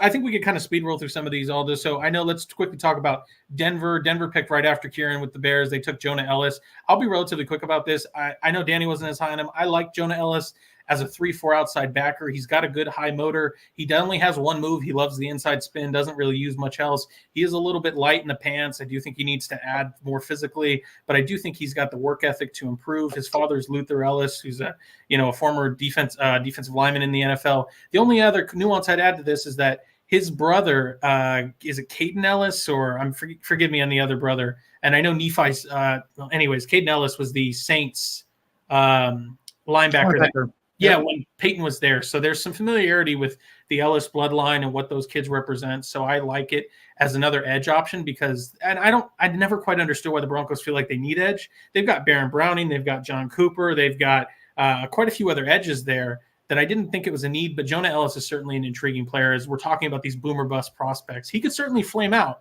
but I think that he shows enough promise to be at least a valuable DPR. Yeah, Jonah was an off-ball linebacker. They switched him, put him on the line as a pass rushing linebacker. We had a tremendous season. What was it, 16, 17 sacks this past year. But to me, he's an undersized edge rusher, and again, he's a guy you have to utilize for. And I know I've been screaming for an situational pass rusher, but he wasn't a guy that really, his tape doesn't really excite me, and I didn't really think he'd be a guy, especially with his size and length that they would fit in the team. Yeah. And then in terms of some other guys that we both like, I think went after him, obviously Glaze, the tackle from Maryland. I'm not. Kalen Bullock, I wasn't too high on the safety from USC. So let's go through that. So 77 was Glaze to the Raiders. Delmar Glaze, the offensive tackle from Maryland. He's an interesting player. I'm not saying that his buddy, his running mate, the right tackle there, which was, and I just don't want to butcher his name. It was Gottlieb Ayades, troubling last name, but came from Frostburg State. I like the right tackle a little better than Delmar Glaze, but Delmar Glaze actually performed best when the lights were brightest, in the sense that he actually held up decently against Ohio State. Again, when we're talking about what's left over at the tackle market here, the Raiders desperately needed help, and Delmar Glaze has some positional flexibility, so I could see them maybe moving him into he could do guard, but I could see him playing right tackle. But that's kind of my point, is they desperately needed a right tackle for the Raiders, and why would you take Glaze when you could have taken the guy I prefer better? But again, it's just my preference. I would have taken Gottlieb, the kid from Frostburg State. But Danny, you have any thoughts on Glaze? No, we can move on from Glaze. It's not really something I really want to talk about. Keon Bullock was the next pick to the Texans, and then obviously Goncalves from Pittsburgh went to the Colts. Intriguing right tackle prospect there for me. Jermaine Burton is a guy I liked a lot. He went to the Bengals. The guy was from Georgia, was at Georgia, transferred to Alabama, and he's a guy that really gives you that speed element, and he's a savvy route runner for me. 6 feet, under 200 pounds, or I think right around 200 pounds is what he came in. Ran a 4.4 or 4.3 40. Gives you that big play potential, down the football field, and has that swagger, that attitude I love in my receivers too. So he went to the Bengals. Christian Haynes, a guy that we both, I believe, liked, from the guard from Connecticut, showed some athletic ability, could play some center as well. He went to the Seahawks. Tip Ryman is an Illinois tight end that I liked them a lot. I think he would have been a nice, potential wide, inline tight end for the Bears here. But he went here in the third round to the Arizona Cardinals. And your guy, Blake Corum, just went to LA, but to a different team, not to the Chargers, went to the Rams. So it looks like Sean McVay cockblocked Jim Harbaugh. We're going to go ahead and talk about Blake Corum. Yeah, I mean, I'll just try to speed through some of these, because I actually have a little bit of thoughts on Kalen Bullock. I like Kalen Bullock. I know he doesn't tackle and everything, but I think that, again, when you're talking about the Texans secondary, he doesn't tackle. How do you like him? Well, because he's got range, and I think that he also could play some corner for them. I think that they actually may consider transitioning down to play some corner. It's interesting that, he's the pick, but I think that when you're talking about guys with true range to be even a center fielder, there wasn't a lot of guys in this class that could do that. And, the reality is not like they play a ton of middle field closed in that D'Amico Ryans defense. But when you're talking about a unique skill set, again, when we're talking third round, boom or bust, I'm looking for traits. I'll take a guy in a class that doesn't have safeties with range. This is the one guy that has range in that way. And I think that he could be a beneficiary from playing in that defense under D'Amico Ryans, who certainly can find a way to get stuff out of him. Goncalves, I'll be relatively quick there. I mean, like I said, I just was shocked. I had a 7th round grade on him. And again, you may change that to a 6th, but my issue with him is, I know he was a decent tackle, but I thought he was a little bit stiff, didn't use hands very well. They took Blake Freeman, the Colts did last year, as kind of that developmental tackle. I understand you got to start making plans after, Braden Miller, is it? Or I'm forgetting the right tackle, his first name Braden. I understand they need to start replenishing and thinking about life after on that offensive line, but I didn't think Goncalves was the option there. I would have found some other way. Bengals, Jermaine Burton, I'm with you. Danny, I think that Jermaine Burton's one of the most intriguing and exciting players. There was obviously the character concerns with what happened with the female on campus. But my only concern is just Brennan Rice hasn't been picked. At least maybe we're going to get there, but he hadn't been picked yet. And you're talking about T. Higgins and potentially moving off of him. Jermaine Burton's isn't a T. Higgins replacement. And I guess you could say maybe he's a Tyler Boyd, but you already have Andre Yoshivas. You already have Charlie Jones. So I don't see – again, it's a good pick, but I'm just like I don't know if that would have been a gamble. I'd probably have gone Brennan Rice. And then 81, where were we at with 81? Although it's Christian Haynes. This is my guard too. They desperately needed guard help after they lost Damian Lewis. And I love what Mike McDonald does. Then so far as they understand, they need to build the trenches, which is what they're doing. Christian Haynes has versatility. He was considered by Jim Mora to be a center before they decided not to play him there, but they thought he could. So he could potentially step in at center if Oluwatimi does not work there, but I think he naturally steps in at guard. I love his grittiness on the offensive line. He sustains blocks really well, has enough athletic ability to get out in space. I'm shocked he made it to the 4th. All right. And then pick 82. We talked about Tip Ryman from Illinois. He's a guy that really went to the combine, really showed out some of his athletic ability. I think it was underutilized. Obviously, at Illinois, the quarterback play was inconsistent there. I think he's a guy that showed a little bit more in terms of, especially running the gauntlet, just natural hand ability, natural pass catching ability. So interesting to see how he develops here at the next level with the Cardinals. And then back-to-back Michigan guys go here for you there. Mr. Michigan fan, Blake Corum goes to the Rams. You talked about, obviously they already have Kyron Williams, who was a breakout sensation last year, which is what's so strange to me, because I'm not saying that's the direct comp, but it's not far off. Like Kyron Williams and him are very similar players in a lot of ways. It wasn't my comp. If I had to go with a comp, it would have been more like a Doug Martin player. He's a workhorse. He's one of the guys. I only had one guy with a special trait in the running back class, and to me, Blake Corum's field vision and ability to jump cut and get from hole to hole is exceptional. Again, I really think, like, you want to talk about a professional football player, that's him. But I just don't see what's the fit. Why? Kyron Williams is your guy. What do you need? But at this point, I would be pissed off if I was Jim Harbaugh. And Warren Wilson, the slot receiver, that quick twitch, quick fiber slot receiver who really came on and this past year with the Wolverines, has gone to the Steelers. And Steelers know how to pick receivers in day two, and they go ahead and get Warren Wilson. They build up the trenches there with their first 2 picks and come back here with Warren Wilson. For me, he's the guy at the Senior Bowl was really unguardable. I mean, his quick twitch ability in the slot and his ability to run routes and be able to create separation quickly. Unfortunately, he's not going to be an outside receiver. He's a guy that's going to be making most of his living in the middle of the football field. So I think that's where he's going to make his money. And I think that's why I went in the 3rd round, just because of the fact that he's going to be limited in terms of what the type of production he'll give you. So, but we've seen slot receivers, make big plays here. But I think the size and I think the overall concern in terms of how he's going to get off of if corners, big guys try to reroute him and all that stuff. So we'll see how he develops. But I think he's with the Steelers, so I'm assuming they're going to have a good plan for him there, and we'll see how he develops there with the Steelers. So Roman Wilson goes to the Pittsburgh Steelers. I love Roman Wilson, and I mean, look, I'm not telling you again. I thought he was the best senior receiver in this class. I know Xavier Legette was the other senior receiver that was a big note. Again, different players, but Roman Wilson's fits like a glove to this offense, and just more about like what a Pittsburgh Steeler is: a hard worker, a strong. He's a diminutive receiver, but he's fast, but he plays strong. He would go up and routinely snag balls for J.J. McCarthy that were a little bit off kilter, a little bit off base, would catch balls behind him that J.J. McCarthy would occasionally put behind him where it should have been ahead of him. A really, like I said, I call him a budget Chris Olave. When I consider what the Steelers have paid in the past years for guys like Calvin Austin III, I think that Roman Wilson is so much better than, and especially in the 4th round, than a guy that they spent like a 3rd or 4th round pick on in Calvin Austin. I think he immediately provides more upside than Quez Watkins or Calvin Austin and becomes an immediate option as their starting slot receiver. The only issue with him is don't press him.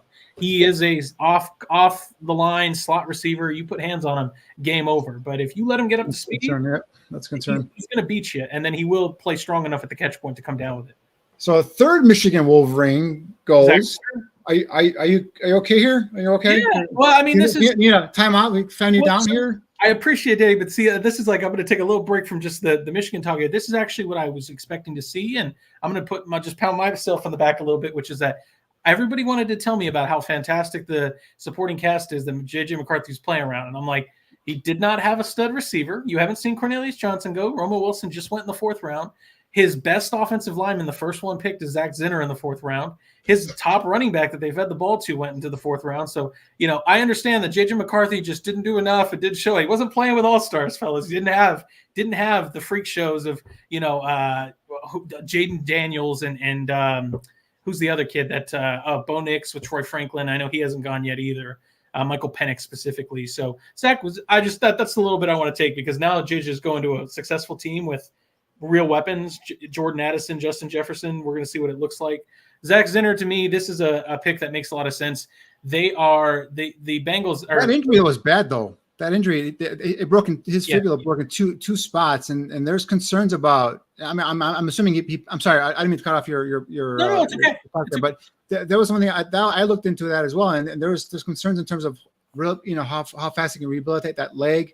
It was broken in 2 spots. There's a rod in there. He may have to play with that. Is some of the things that they're talking about, and so again, that's a concern with him. But go ahead, finish, and I'll continue with. He's a nasty player. Like he likes to inflict punishment, and I appreciate that.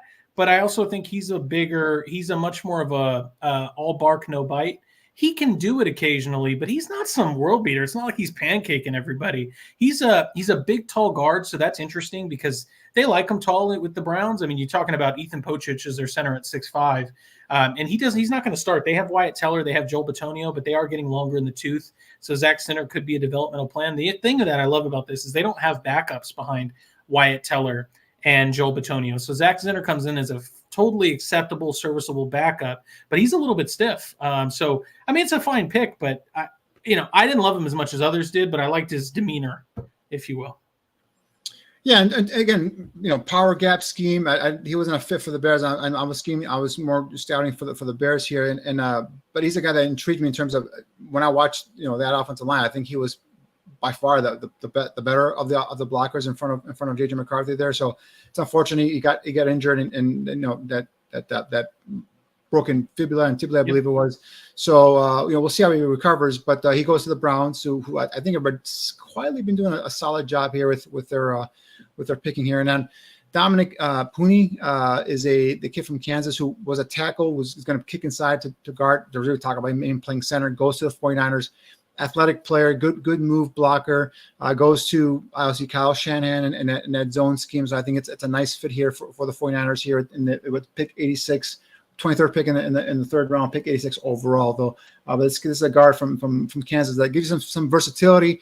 Showed well at the Senior Bowl, but I think this is a guy that's going to kick inside and be one of these move blockers that Shanahan likes.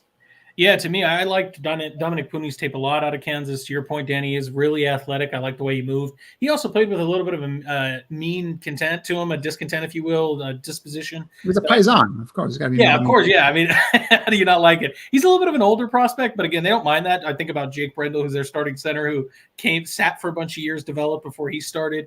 I think it makes a lot of sense for John Lynch and the Kyle Shanahan offense. You're talking about John Feliciano, who's a lifer, and they have Spencer Burford, another developmental player. But again, you're talking about inside offensive line. It's Jake Brendel, and then there's Corey Luciano, who nobody probably knows is the backup center. He could certainly fill in there. Aaron Banks is the high pick, but his contract's coming to a term here pretty soon. The backup you wouldn't even know the name of. And then it's John Feliciano and Spencer Burford as the right guard. So I certainly think Pooney makes a lot of sense as a depth add for either center or left guard, or even if for some reason there's injuries to the right side, Burford or Feliciano going down. Feliciano has center experience. So even if you didn't like Pooney at center, then you have Feliciano as your backup center. And then it's a right guard battle between Spencer Burford and Dominic Pooney. Cool. And then I think Cowboys are on the clock. It says here the pick is in. Let's see what comes up here real quick. TJ Tampa's still on the board. Yeah, that's a nice. Maurice Luafa. Oh, this is the linebacker from UCLA. From Notre Dame. You're thinking of Darius Masau.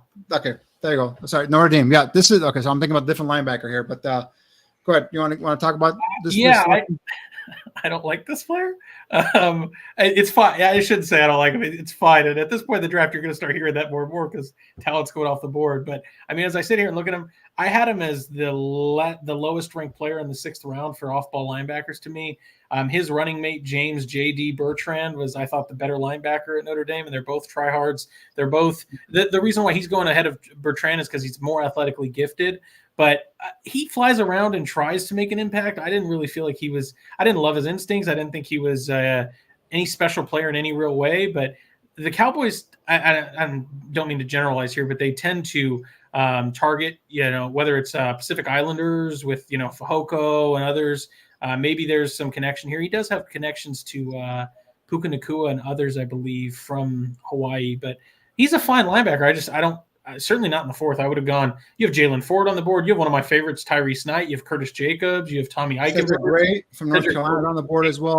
Wilson, Wilson. Wilson's got the injury stuff, so I think that's why he's on the board. What's that? Jeremiah Trotter's on the board still. Jeremiah Trotter Jr. Yeah, I mean, this to me is a reach pick, to be honest with you. But I mean, obviously, they've been done well in the draft, right? So. They must have seen something they like in this kid. Obviously, he's athletic. Ran a 4.6 40, 159, 10-yard split, 6'2", 234.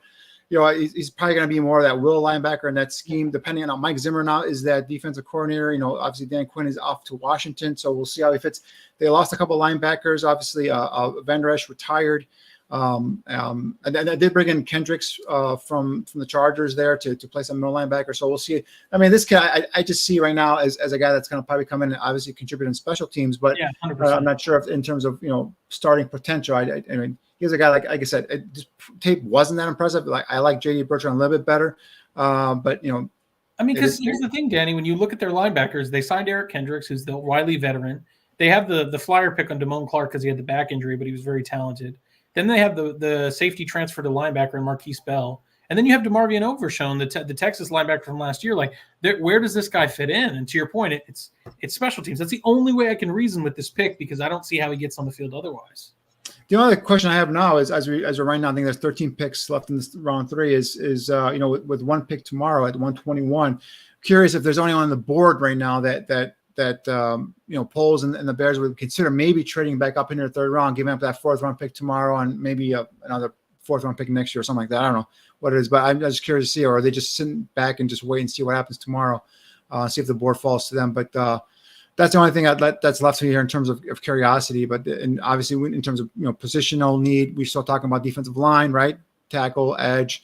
We got the depth there with tackle with Curry in the 3rd round. I still think that they could do another receiver. If they could go that way, they do need a 3rd tight end, a blocking tight end. Tip Ryman was a guy I kind of was hoping would be there in the 4th round, but he's gone already now. So we'll see what happens here. But just your thoughts in terms of any guys that you would think about maybe jumping up here and giving up a future 4th round, possibly, or maybe a 3rd round, or maybe next year just to come up and grab. Is there someone here that just kind of glaring on your board and you'd say, all right, let's go get him? Not really. The guy that would have been Brendan Rice, but you got your ex receiver in Rome Odunze, so there's no need to do that now. I don't think I want to give up any future picks, but again, if it's like, you have to give up somebody, then, or you have to go get somebody, then at this point in the draft, I'd be looking at guys like Cedric Johnson, Mo Kamara, BJ Jackson or Brennan Jackson, Miles Cole. But again, this is all really early for those guys, so it's not really a fit. And then outside of that, on offense, to your point, Danny, we've talked about this, it's tight ends. So I love A.J. Barner, the Michigan tight end. I think he'd be a really solid 3rd tight end. Theo Johnson, the Penn State freak tight end, is still there. Jaheim Bell, if you're looking for an F tight end. Cade Stover, the former defensive lineman, that's kind of a mixed – I don't want to call him mixed bag, but he's a little bit more of a – he can do both. He can block. He can be a receiving threat down the seam. So if you're looking for a 3rd tight end because you think you're going to – my whole problem with this is – how often are you really going to be running 13 personnel? I know Waldron likes it, but this is like, you want to talk about like wasting Caleb Williams' talent and asking him to put the difficulty on hard. I want to try to make the offenses not a mimic of what Lincoln Riley did, but I want to try to make it at least similar to what Caleb Williams was working on. I don't want to have to ask him to go under center, turn his back to the defense, operate play action, run all these heavy formations, use 13 personnel when he's used to spreading it out and being a point guard and creating. And so to me, as much as I think you need a 3rd tight end, it's almost like you saying we're going to run more 13 personnel. And I don't think I'd want that for the Bears offense. Well, see, this is where I disagree with you because I think he's still a rookie quarterback. And no matter what he did it. Hey, you need to shelter him. Yeah, you got to shelter him. You got to protect him from himself, right? And he's a guy that's highly confident, but he's gonna struggle. I mean, it's a big jump in at the next level. And I think you got to just kind of bring him in slowly. And I think I'm an old school guy, right? I like big, strong offensive defensive lines. I like leaning on your running attack and developing that rushing attack. Getting the defense kind of on their heels in terms of what are they going to do? Are they going to, especially with play action, and then now with guys like Tyler Scott and DJ Moore and Roman Odunze and Keenan Allen, you got the ability, especially with play action, suck up those defenders and now hit them over the top, right? And you got to, Caleb, who I said necessarily is probably going to be the most talented natural thrower of the football the Bears have had a quarterback in forever, right? So I think that's something that you would do. And again, I just want to stress, like, you want to get this kid, get his feet wet. You want to kind of, get him comfortable, some easy throws in games early on, rely on the running game. And now once he's comfortable, once he's kind of got a feel for the speed of the defense and what defensive corners are going to do to him initially, now you start attacking him and you get downfield. So I'm sure there'll be some RPO stuff in there. I'm sure there'll be a plenty of under center and play action stuff in there as well. And we'll see what Shane Waldron has. I do stand corrected. Thank you, Aldo, for correcting me. The Bears have picked 122 tomorrow, not 121. Thank you for that. And so the 11 picks here left in round 3. Some of the things we talked about here in terms of, TJ Tampa is a guy, a corner I think I like more than you, but he's to me, he's a perfect, cover 2 corner for the scheme. And then corner is not a need, right? But if you're going to go by your board in terms of best available player, he's right now my top player. I take it back. Adisa Isaac is my top player. The kid from edge guy from Penn State, he was still out there. TJ Tampa is my second highest rated player available right now. So we'll see how that goes. Peyton Wilson is an intriguing guy from NC State. Not that linebacker is a need, but again, we got to go back and talk about depth behind some of these veterans out there. Now, I brought in the kid from the Chargers, who's more of a special teams guy. But if you're going to go by your board, Peyton Wilson, if he wasn't for the injuries, I think this guy's a first round. Yeah. For sure, top of the second round kind of linebacker. I mean, he gives you everything in terms of speed. I think around a 4.40 or something like that. Speed, playmaking ability. Plays like it's the last play playing football. Can rush off the edge if you want. Is a good blitzer and provide pressure. So I think someone's going to get a steal with Peyton Wilson here in the 3rd or 4th round. The one concern is what are his medicals? What are those things showing, and how concerning are they? That's why he probably dropped here. So that's a name that kind of keep an eye on. Dwayne Carter is the kid from Duke. I love the defensive tackle. So those are some of the guys that are still out there. Cameron Kitchens is a safety that I like out of Miami. I think I like him more than anybody else. I think he's a guy that brings some of that swagger, some of that playmaking, some of that thump there as well. A guy that a lot of hype, and it's a position that we already talked about. Jatavian Sanders at Texas is still out there, and he's a guy he's a guy that gives you some of that play action stuff, or that pass catching ability stuff. But he's not going to give you any of that Y stuff, right? That inline blocking stuff. So I think with the addition of Joe Everett, he might be someone that they don't even see him as a need here. So. Correct. So that's something. Marshawn Lloyd, speaking of the running backs, just went pick to the Packers, which I think is a hell of a pickup there. Obviously, they got the kid from the Raiders, who I'm drawing a blank on. They did the starter. Josh Jacobs. Thank you so much, Josh Jacobs. Now they back him up with Marshawn Lloyd. They did bring back A.J. Dillon as well. So the Packers are lining up here. I got to go back and see what their overall class looks like, but just from off top memory, I think they've done a solid job here in terms of kind of refilling the cup. I'm not trying to call Marshawn Lloyd Aaron Jones not remotely close, but it was a stark difference moving from Aaron Jones to Josh Jacobs. They're not the same player. They don't play the same. A.J. Dillon is certainly not the same. He's a power back. So I'm not saying that Marshawn Lloyd is going to fill the Aaron Jones void, but they don't have that slasher receiving back that's explosive. And Marshawn Lloyd provides a little more of that than Josh Jacobs or A.J. Dillon do. And certainly he's going to be that kind of third down outlet back after, God forbid Josh Jacobs or A.J. Dillon get hurt. He could slide up into that second role. But I like the fit because he's not what they have with Josh Jacobs and A.J. Dillon there. And Matt LaFleur has shown that he can craft an offense. He knows how to use players. So it's certainly not a bad place to go. Yeah, it's funny because it took getting rid of Aaron Rodgers, a potential Hall of Fame quarterback, to find out that Matt LaFleur knows how to damn coach football, right? Yep. And so that's something that I appreciate with him, because that was something I questioned in terms of how good was he. So it turns out he's a pretty good football coach there with Green Bay. But we're just kind of wrapping up here. Elijah Jones, DB from Boston College, is in the next pick here with the Cardinals, Arizona Cardinals. So another cornerback goes off the board, and we've seen a kind of flux here. We've seen a flux of offensive linemen. We've seen some DBs going off. There was a small run there on some pass catchers as well. Some back-to-back in terms of Michigan guys here with Roman Wilson and Zach Zinter and Blake Corum going. So it looks like teams are just kind of going off their boards now. The one thing that kind of sticks out here is what is available. Spencer Rattler hasn't gone off the board yet, and I thought 3rd round, a team that missed out on a quarterback, whether it's the Giants, whether it's the Raiders. Yeah. I think one of those teams might have jumped up here and taken Spencer Rattler. Again, he's no great shakes. He's a guy I have a lot of question marks in terms of potential at the next level. But at the Senior Bowl, he showed some good stuff. He carried that momentum over to the combine. He's got a quick release, throws a nice football. He's not great in terms of size and all that stuff, but he got some mobility back there in the pocket. So I'm curious to see how long he sticks around. Does he last into day 3 tomorrow and be maybe possibly the top pick in the 4th round? We'll see how that works out. But that's a name that's still kind of intriguing, still out there. We touched on. I'm just trying to look and see who else here on my top 100 still out there and still available.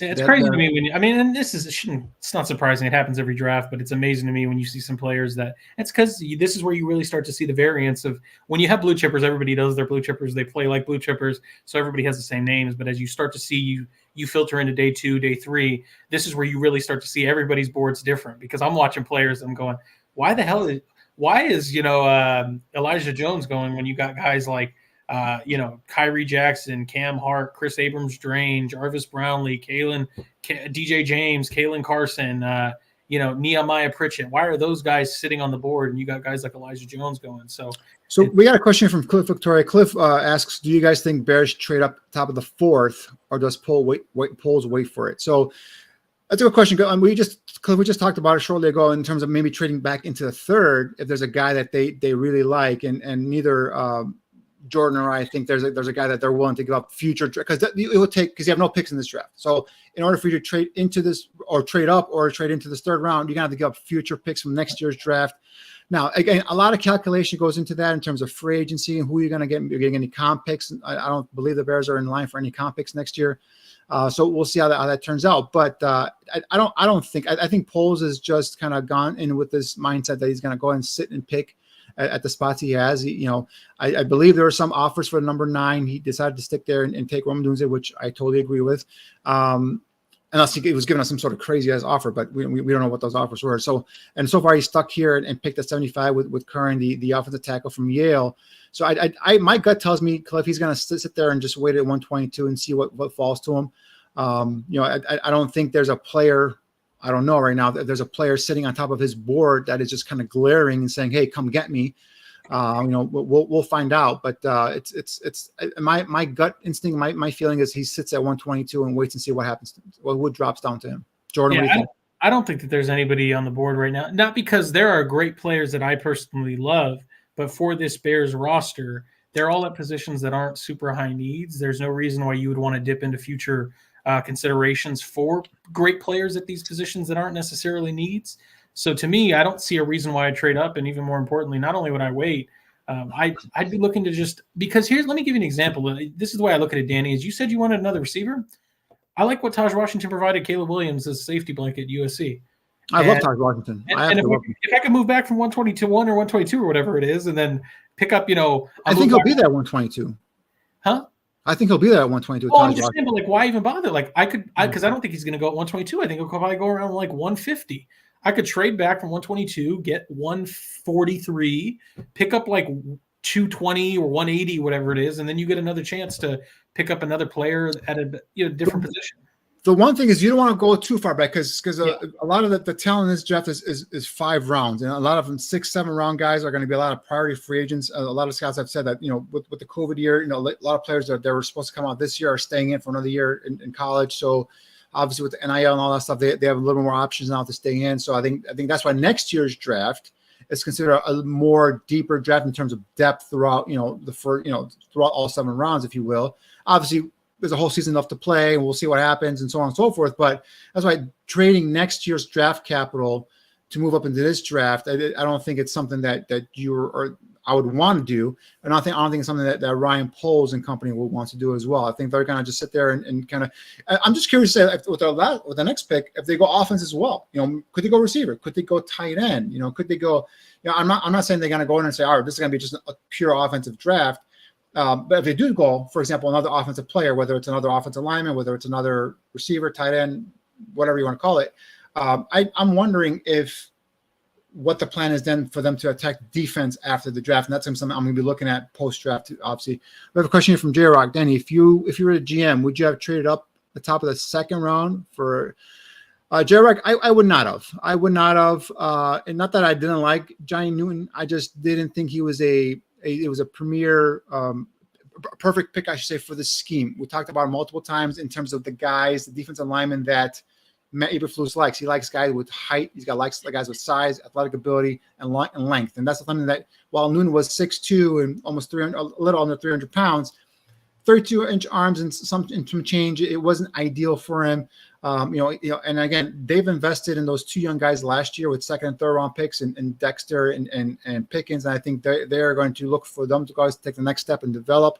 Obviously, you have Andrew Billings there, the veteran still there in the mix. I think you do need to add at least one, maybe two more interior guys for depth, as Jordan has talked about, in terms of, these offensive defensive lines. You always have to have more depth than as possible. So I don't think I would have done that if I was a GM. No, because of my coaching staff. Now, if I had a different coaching staff, depending on what scheme they run and who they like, that's different. Because you always have to get what your coaches want and what they like. Because if you get them guys like Johnny Newton and he hasn't liked them, he has like those kind of players. There's no point. You're wasting the draft capital and you're going to probably waste a player because the player never plays because his coach doesn't like that type of athlete or whatnot. So. You can never force a GM can never force a player on a coach. That spells disaster, and that's something that you're gonna have to go in and roll with. Is if you do make a coaching change next year, whoever brings in, you're gonna have to, if you're Ryan Poles company, you're gonna have to start drafting for that coaching staff and what they like. So, Jalen McMillan, the receiver from Washington, goes here to the Bucs. That's a nice pickup here in the third round.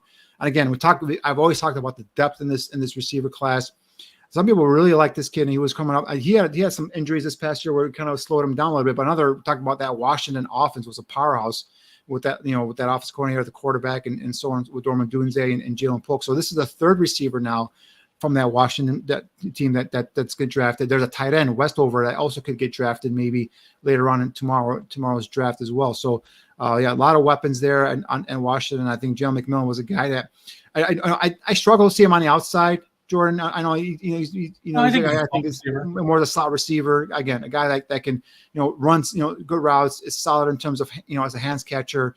Not a guy that will be afraid to go over the middle. And again, just that receiving core was really talented for Michael Penix there in Washington. So he reminds me is the Wan'Dale Robinson role, because you got to think Liam Cohen is the offensive coordinator now for the Buccaneers now that Dave Canales has left, and the guy that I'm not saying they're 1-to-1, but the role of what you're assuming, because Chris Godwin and Mike Evans are bona fide. The only other real guy that they have now, the Scotty Millers of the world are gone.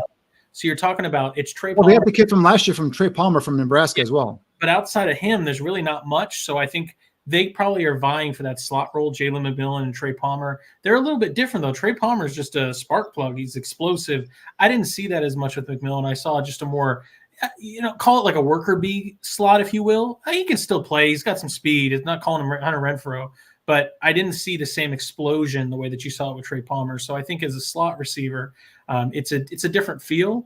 And thinking about Liam Cohen being at Kentucky, I thought, that Wan'Dale Robinson role would make a lot of sense. Yeah, there's a couple more receivers left out here. The only receiver I had kind of rated higher than Jalen McMillan was Brendan Rice, who I have a second and third round grade on, or I'm sorry, a day 2 or possibly early day 3 grade on. So yeah, he was the highest rated receiver still left on my board. Looks like you got Troy Franklin, Brendan Rice, Javon Baker, Malik Washington. Yeah, and then obviously Javon Baker is a guy I like a lot. Oh, because Eagles takes this is a guy I was looking at earlier, and this guy we talked about, I think it was before the show started. Jaylen Hunt is an intriguing guy. Cornell was a safety for 3 years, went to Houston Baptist and was converted to an edge guy.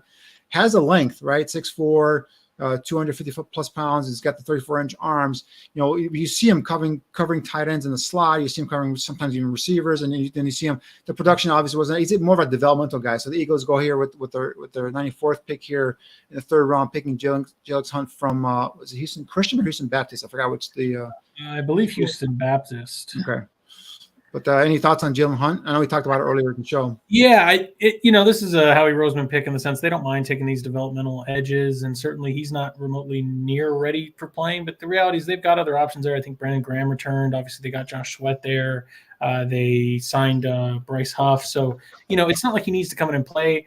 I wasn't as high on Jaylen Hunt, and some of it's just because I didn't see enough to make me feel confident about where I'd project him. Not that he can't play edge, but he didn't play a lot of edge at Houston Baptist. Not because he was listed as a linebacker. They played him there. Here's your guide, and I will get to him in just a second. Yep. But to me, I just think Jaylen Hunt is a guy that's I had him as a 6th round grade. Like, this is really high for him, but Eagles are going to do what Eagles do, and if they can develop him, maybe in 2 or 3 years he'll be something. He's got athletic traits, but too high for me. Like, especially what Danny, the point, why the hell would I take Jaylen Hunt when Adisa Isaac's right here at 90? Like, that Ravens are going to – the Eagles are great. They're a good bird team. The better bird team? The Ravens. They find a way to just sit and pick and get good players every single time. Yeah, this is the guy – obviously, Adisa Isaac is a guy I liked a lot, especially I think here in the 3rd round. Is 6'4", 247, 33 and 7/8 arm length. I think he's a guy, again, team captain. He was a starter the last 2 years. Production wasn't crazy off the charts. He had 7.5 sacks last year with 16 tackles for loss, and that's what I'm talking about in terms of this guy was able to will his way into the backfield and be a disruptive force. And I know Chop Robinson was opposite of him, but Chop Robinson missed some games, and this guy was that leader of that defensive front. And it's not ideal in terms of size, length and all that stuff. And I think what was his times at the combine? Ran a 4.7, 4.40, had a 1.64 10-yard split, 34.5-inch vertical. He does need to get a little bit stronger in his lower half to be able to be more of a stout, a run defender off the edge there. But I think, in terms of effort, heart, hustle, again, team captain, football characters all there. And I think this guy is just ascending and potentially get better. Now, again, not a perfect defensive end, hand in the ground defensive end. Probably with the Ravens, he's probably going to be an outside 3-4 outside linebacker. Is probably what a lot of teams saw him as. Maybe that's why the Bears kind of passed on him here. But I was looking for more of a situational pass rusher, a guy who would come in and create havoc, third downs and passing situations. So that's why I was kind of hoping that they would kind of take a look at him here in the 3rd round. But he goes here to the Ravens, and I think it's another very, very good, valuable pick here for the Baltimore Ravens. Yeah, I see. And just for clarification, I see Aldo now saying, like, and maybe I misread it. I understand Adisa Isaac went before Jaylen Hunt, so that's a little bit better in my opinion of value. Okay. But again, I also think Hunt's a little rich here. You can go get other guys that Nelson Caesar, Mo Kamara, Javon Solomon, Austin. The fact that, like, let me put it this way. I like Austin Booker a lot. Like, he's one of my highest ceiling development. You want to talk about the whole boomer bust? Like, what is a player that you're willing to bet on boomer bust? Austin Booker is that guy for me. I will bet all day on what he could become. And the fact that you're seeing guys like Jaylen Hunt go ahead of him is really bothersome to me because I think, like I said, I understand athletic traits and chasing him. What do you not like about Austin Booker? I guess he didn't run as super fast. With Jaylen Hunt and with the Eagles, he's not expected to play next year, right? They just got huffed from the Jets, and they obviously had Sweat on the opposite side of him. So I mean, this guy's going to come in there and kind of develop and maybe play on special teams. So I think that they like the traits, they like the size, they like the ability, like the ability that he was a safety. Now he's an edge guy. I think that's kind of why they went here. But again, yeah, for me, it's a little bit too rich as well. 3rd round when he had, in my opinion, is better edge players available there. But we're curious to see how they go to utilize him. I don't know if they convert him to a linebacker, because I know they may need some linebackers there with Philly. And again, it is Vic Fangio, right? So Vic Fangio saw something in this kid that he likes, and he wants to bring him in and develop. So he's got the Leonard Floyd length. He doesn't. I mean, doesn't play the run quite as well as Leonard Floyd, but I wouldn't be surprised if maybe this is like that kind of that will linebacker role in that 3-4. Where, not expect kind of more of a dropper, which is, as a former safety, he certainly can drop. So maybe that's, kind of that Charles Snowden role. I know that they took Snowden as the UDFA, but that's kind of what I saw too, is he's a guy that's wiry framed if you want to drop him back. So maybe that's how the Eagles plan on using him. Yeah. And Vic Fangio is one guy, if he likes a player, I generally don't like to question him. So yeah. I think I know he's got a plan for him. So we'll see how he develops there in Philly. It looks like the Bills are on the clock here and pick 95. And there's my guy, DeWayne Carter, the other guy I don't want it there. Goes to Buffalo. So it's a good value pick, considering that they always are looking to just kind of build depth on that defensive line for Sean McDermott. And like I said, I don't think you're certainly higher on him than me, but I don't want to make it sound like I wasn't high on him. I had him at the bottom of the 3rd, which is right where he goes. I had him in the same, put it this way, in my 3rd round, I had Mike Hall, Chris Jenkins, Ruke Orhorhoro, and DeWayne Carter. So I thought he was in the same class as those, and to be able to get a guy like him, same neighborhood, different house at the end of the 3rd is perfectly fine for the Bills. Good value. Yeah, we'll see how they go here with pick 122 coming up tomorrow. If they don't trade up here, there's I think 4 or 5 picks left here in the 3rd round before that we call it a day today, and then obviously tomorrow Carolina leads off round 4.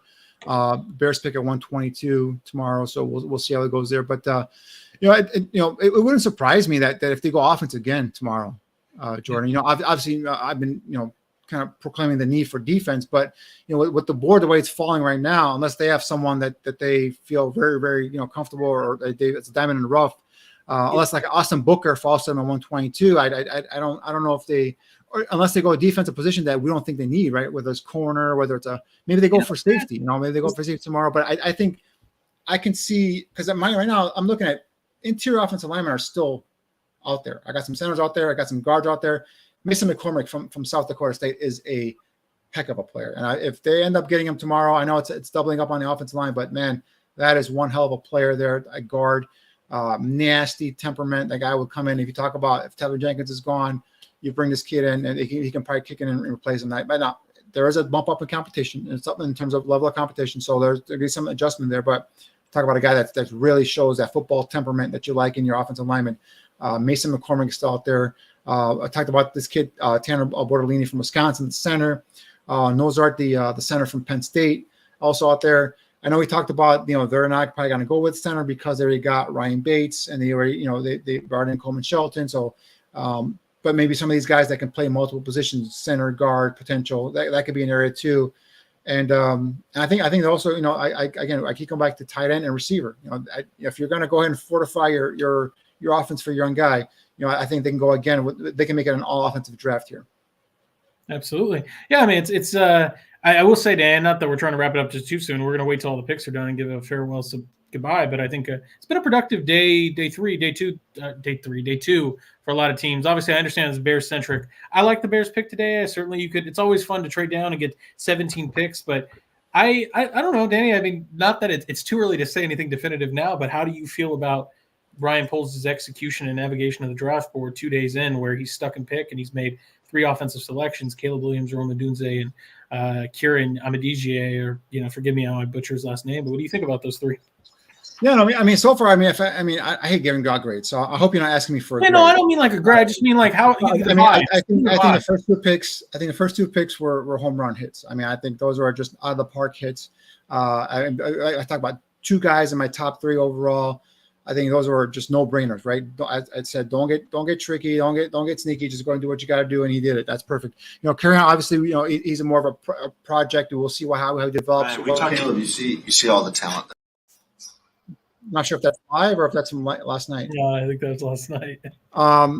But we'll see how Kieran, what their idea is for him. Is he going to be take a year or just kind of sit and learn, develop, or is he someone they have plans for this year? Maybe kicking him, maybe going there and competing for a spot along the offensive front. I know the theme what Ryan Poles always says is the best 5 will play. So we'll see what their idea is here for Kieran. But yeah, I mean, in terms of this draft alone, again, you can only have 4 picks, right? So it's you're limited in terms of what you can and can't do. You can't match and can't get all your needs. So the post-draft stuff, we'll see what their plan is there. We mentioned earlier, they got Ngakoue last year way after the draft. So that was something they filled. So they could go out there and, again, veteran free agency and fill that some of those needs there too. So, yeah, I mean, if you're gonna go ahead and just kind of wrap it up, I think it's been a solid first couple of days.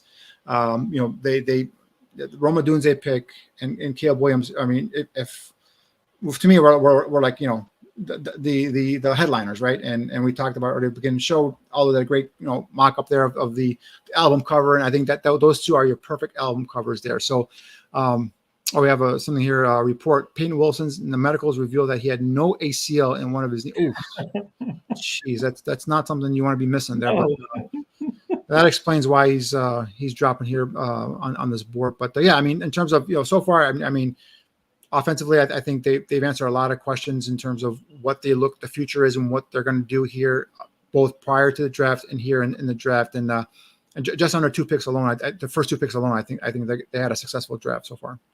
Yeah, I mean, it's hard to argue. I agree with, obviously, Rome Odunze and Caleb Williams. I think at the end of the day, and this is, speaking a little bit more philosophically about the Chicago Bears, none of these are definitive. You can't, automatically call something right or wrong. But I do think that I appreciate them trying to insulate Caleb Williams and trying to cultivate his development and providing enough resources and tools, not just to him, but to the offensive coaching staff, Thomas Brown, Shane Waldron, Chris Morgan, anybody and everybody involved, trying to make sure that they have enough resources to make sure that this offense, for the first time in Bears history, isn't completely anemic and is sustainable for 16 weeks.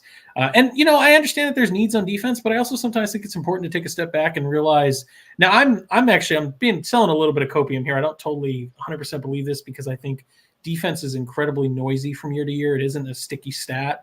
But at the end of the day, it is important to realize that the defense looked to be on an upward trend last year.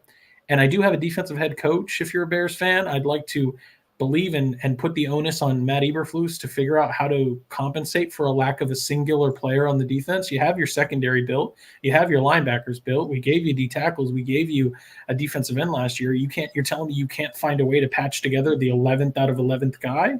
Like I said, it's not ideal, but if you're gonna cut corners one place, I think in some ways I'd prefer to put the onus on Matt Eberflus to find a way to fill that in, as opposed to going, hey, Shane Waldron, Caleb Williams, everybody else. Hey, Caleb, I know there was an offensive lineman that went down. I just need you to play Matador, I guess. I guess we're gonna find a way to make it work with Matt Pryor out there. Like, that's a harder sell for me. So, speaking of the defense, and I think something that I've been kind of going over myself, like, how much of last year's improvement in that defense do you actually believe in? Meaning, right? So, six out of the 7 wins came against teams with losing records, and more, I think half of those were backup quarterbacks. So, so was that, the improvement legit, or was it smokescreen? I don't want to totally dismiss it, because I came across really strong on that. I don't think it's erroneous or false or fugazi. I certainly think that there's some realistic improvement there. I think it certainly, you don't bring in Montez Sweat and all of a sudden see it explode and call it just a coincidence. I think that they started having some swagger. I think that for whatever reason, they started understanding how to buy into the culture and playing together as a unit. Specifically, the secondary and the linebackers all played cohesively and really kind of operated as a hive mind, if you will. And so that was what I thought could carry over. But I also thought that they were remarkably healthy last year. And health is not a guarantee year to year. And so, what happens when this is the whole depth concern? What happens if a player goes down? What happens? Jalen Johnson's not routinely stayed healthy.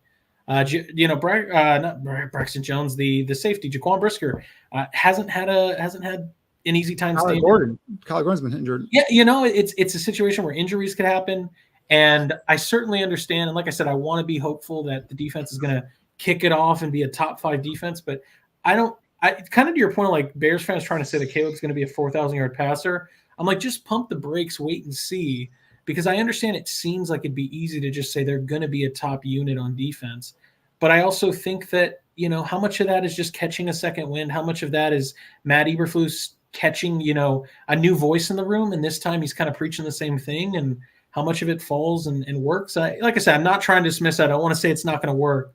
But I don't think it's a safe assumption to assume that they're going to come out and be a top 5 defense right away. Yeah, I mean, me too. I mean, that's the thing is, like, I struggle with it because I'm like, I love the addition of Montez Sweat. I do like, and I think we can't deny we saw an uptick in terms of the production and the effectiveness of the defensive line once he was brought on and put into that group, right? We saw the effectiveness in the production of the linebacker group once he was brought there, right? We saw the secondary get better. We saw Tyreek Stevenson, that rookie who was getting burned and picked on as a rookie, get better, start getting ball. And that's all positive stuff, and that there's a lot of positive there that you want to see. But I keep harking back to the teams they beat and how they beat them, and in terms of who's are the quarterbacks, and that's the things like I don't want to just go in and say, all right, they potentially have a top 5 defense. Well, no, I think they still have some holes on defense, and I still think they need to fix these and fill these in. So maybe they're building up their offense where they can go toe to toe with these teams and maybe win some shootouts and allow the defense maybe get 1 or 2 stops,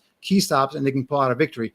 That's not a recipe for complete success or all that stuff, but it could get you some victories and get you into a playoff game. So I'm just curious to see how this offseason continues post draft and see what they do. And then I think what they do after this, that's going to be huge for me in terms of how much does Ryan Poles believe that Eberflus actually turn that defense around and actually they're on an up. I guess we'll see it. Once this whole talent acquisition phase is done, after the draft and they get into OTAs, or sorry, they get into training camp and start playing and working out there. So that's the one thing that I'm kind of holding back. And I think offensively, potentially they can go toe to toe with anybody in the division. I mean, I think they can score points. Just again based off of paper, right? But the offensive line is huge, and we're going to assume that there's some next steps taken there by the rookie right tackle Darnell Wright now as a second-year player. We hope if Nate Davis is still there, and I'm a big hater, if you want to call him, on Nate Davis, but hopefully in his second year he's more comfortable. He gets the next step up, and then we hopefully we upgraded center. Might just be a minimal upgrade, but hopefully it's an upgrade. And then Tevin Jenkins can stay healthy at left guard, and obviously Braxton Jones takes that next step in the development. He gets better at left tackle, and we go there. And now if you can go toe to toe and score some points, now you're putting pressure on the opposite team's offense. And now defensively, you don't have as much pressure on your guys where they don't feel like, hey, man, if we give up a big play, a touchdown, game's over, So we'll see how that goes. But that's I think the next step. And that's why, for them to go out there and kind of, like you said earlier, that they're patting their hands on their back and saying, hey, you know what, we're there, we're coming out, a potential playoff team. To me, there's a lot more to be proven here on the football field before I start saying these guys are a football playoff team. Yeah.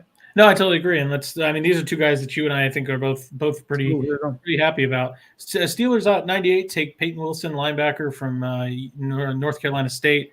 Obviously, there was a concern about no ACL in the knee. At this point, we're literally speaking about compensatory picks. At the end of the third round, these are the highest compensatory picks you can get.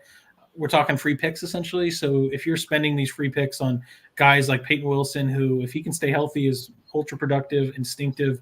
I talk about Brendan Jackson, the edge from Washington State, playing like a coach's favorite type of player because he just plays with an undying passion to exert himself on every blade of grass, every second of every down. That's what Peyton Wilson is in the form of a will linebacker. He can even certainly play some Mike if you needed him to.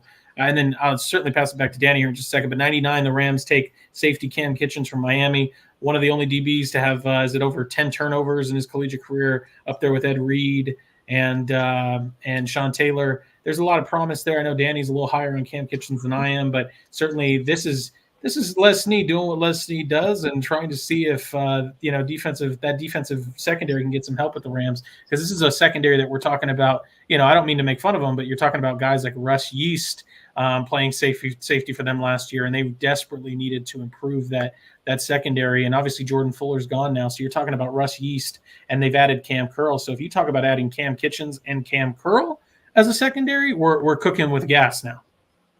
Yeah, obviously with the Steelers, Steelers doing what Steelers do, like making great selections, fortifying positions on their offense and defense. I think Peyton Wilson, obviously that report came out that he's missing an ACL.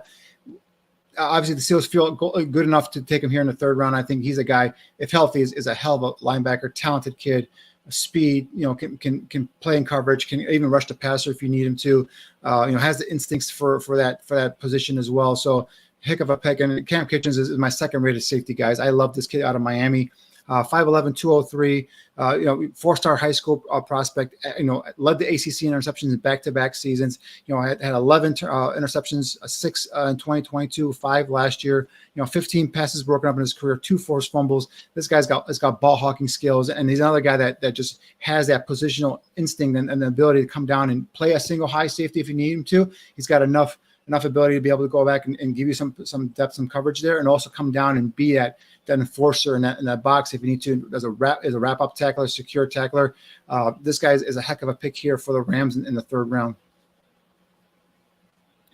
And then we got one pick left. I mean, I'm just kind of, as I'm sitting here, we'll see what happens with the last pick. But man, there's so many good players on the board, and this is what I was trying to say. And I mean, again, it's all eye of the beholder. And I'm not telling you, Danny, like I was telling you, but there was a big sentiment out there that this draft didn't have a lot of I'm not telling you promising talent, but intriguing talent, traits later on. And I mean, I'm looking at guys like, and it's not necessarily Bears specific because, it's other than that, but you got guys like JT Sanders, Braylon Allen, Brendan Rice, Malik Washington.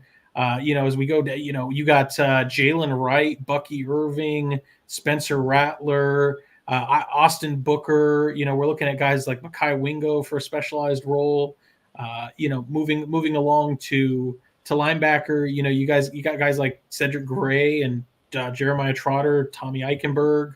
Moving to corner, Chris Abrams-Drain, DJ James, Kalen Carson. There's Commanders taking Luke McCaffrey, which is, certainly I'm shocked he's going above Brendan Rice, but the McCaffrey name is kind of like sacred. It's golden in the NFL circles. You take a McCaffrey and you trust that you're going to get good production out of him.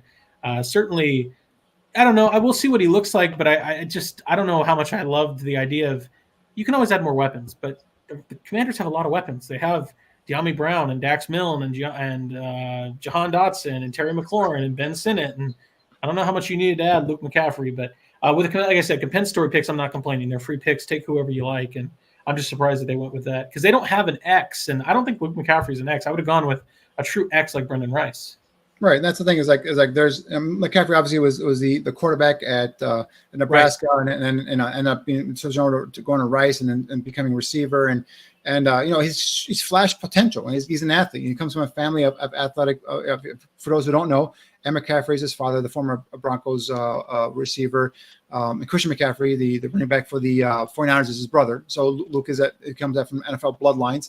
So he's a good athlete. But he's still developing in terms of as a route runner and learning that receiver position. And even at the Senior Bowl, his hands weren't always the best. There are some drops that you thought he could have had. The route running wasn't crisp, obviously. But again, he's developing. He's a young guy.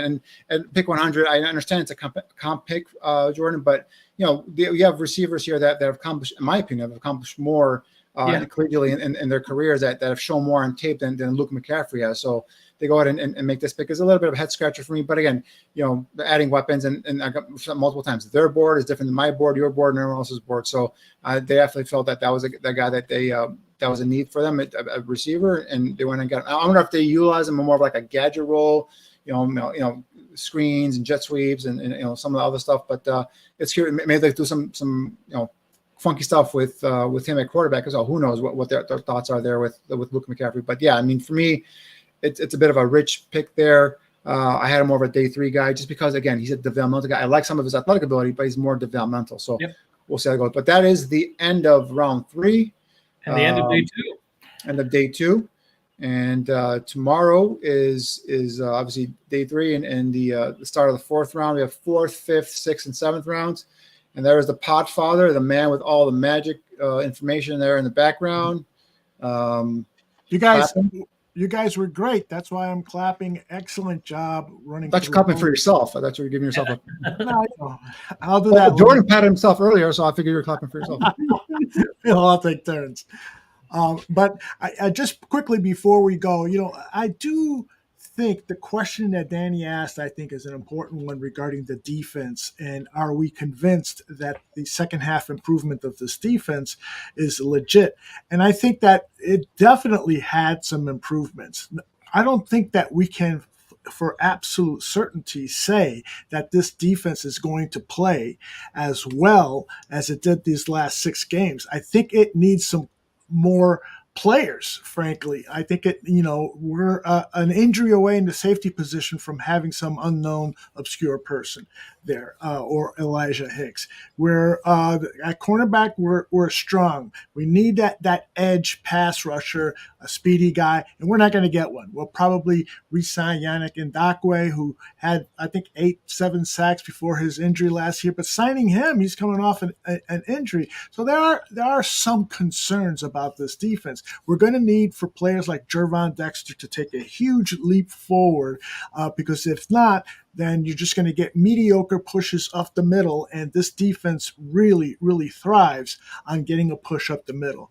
So I do have some concerns. I'm hoping that Ryan Poles can do some magic tomorrow with that pick 122.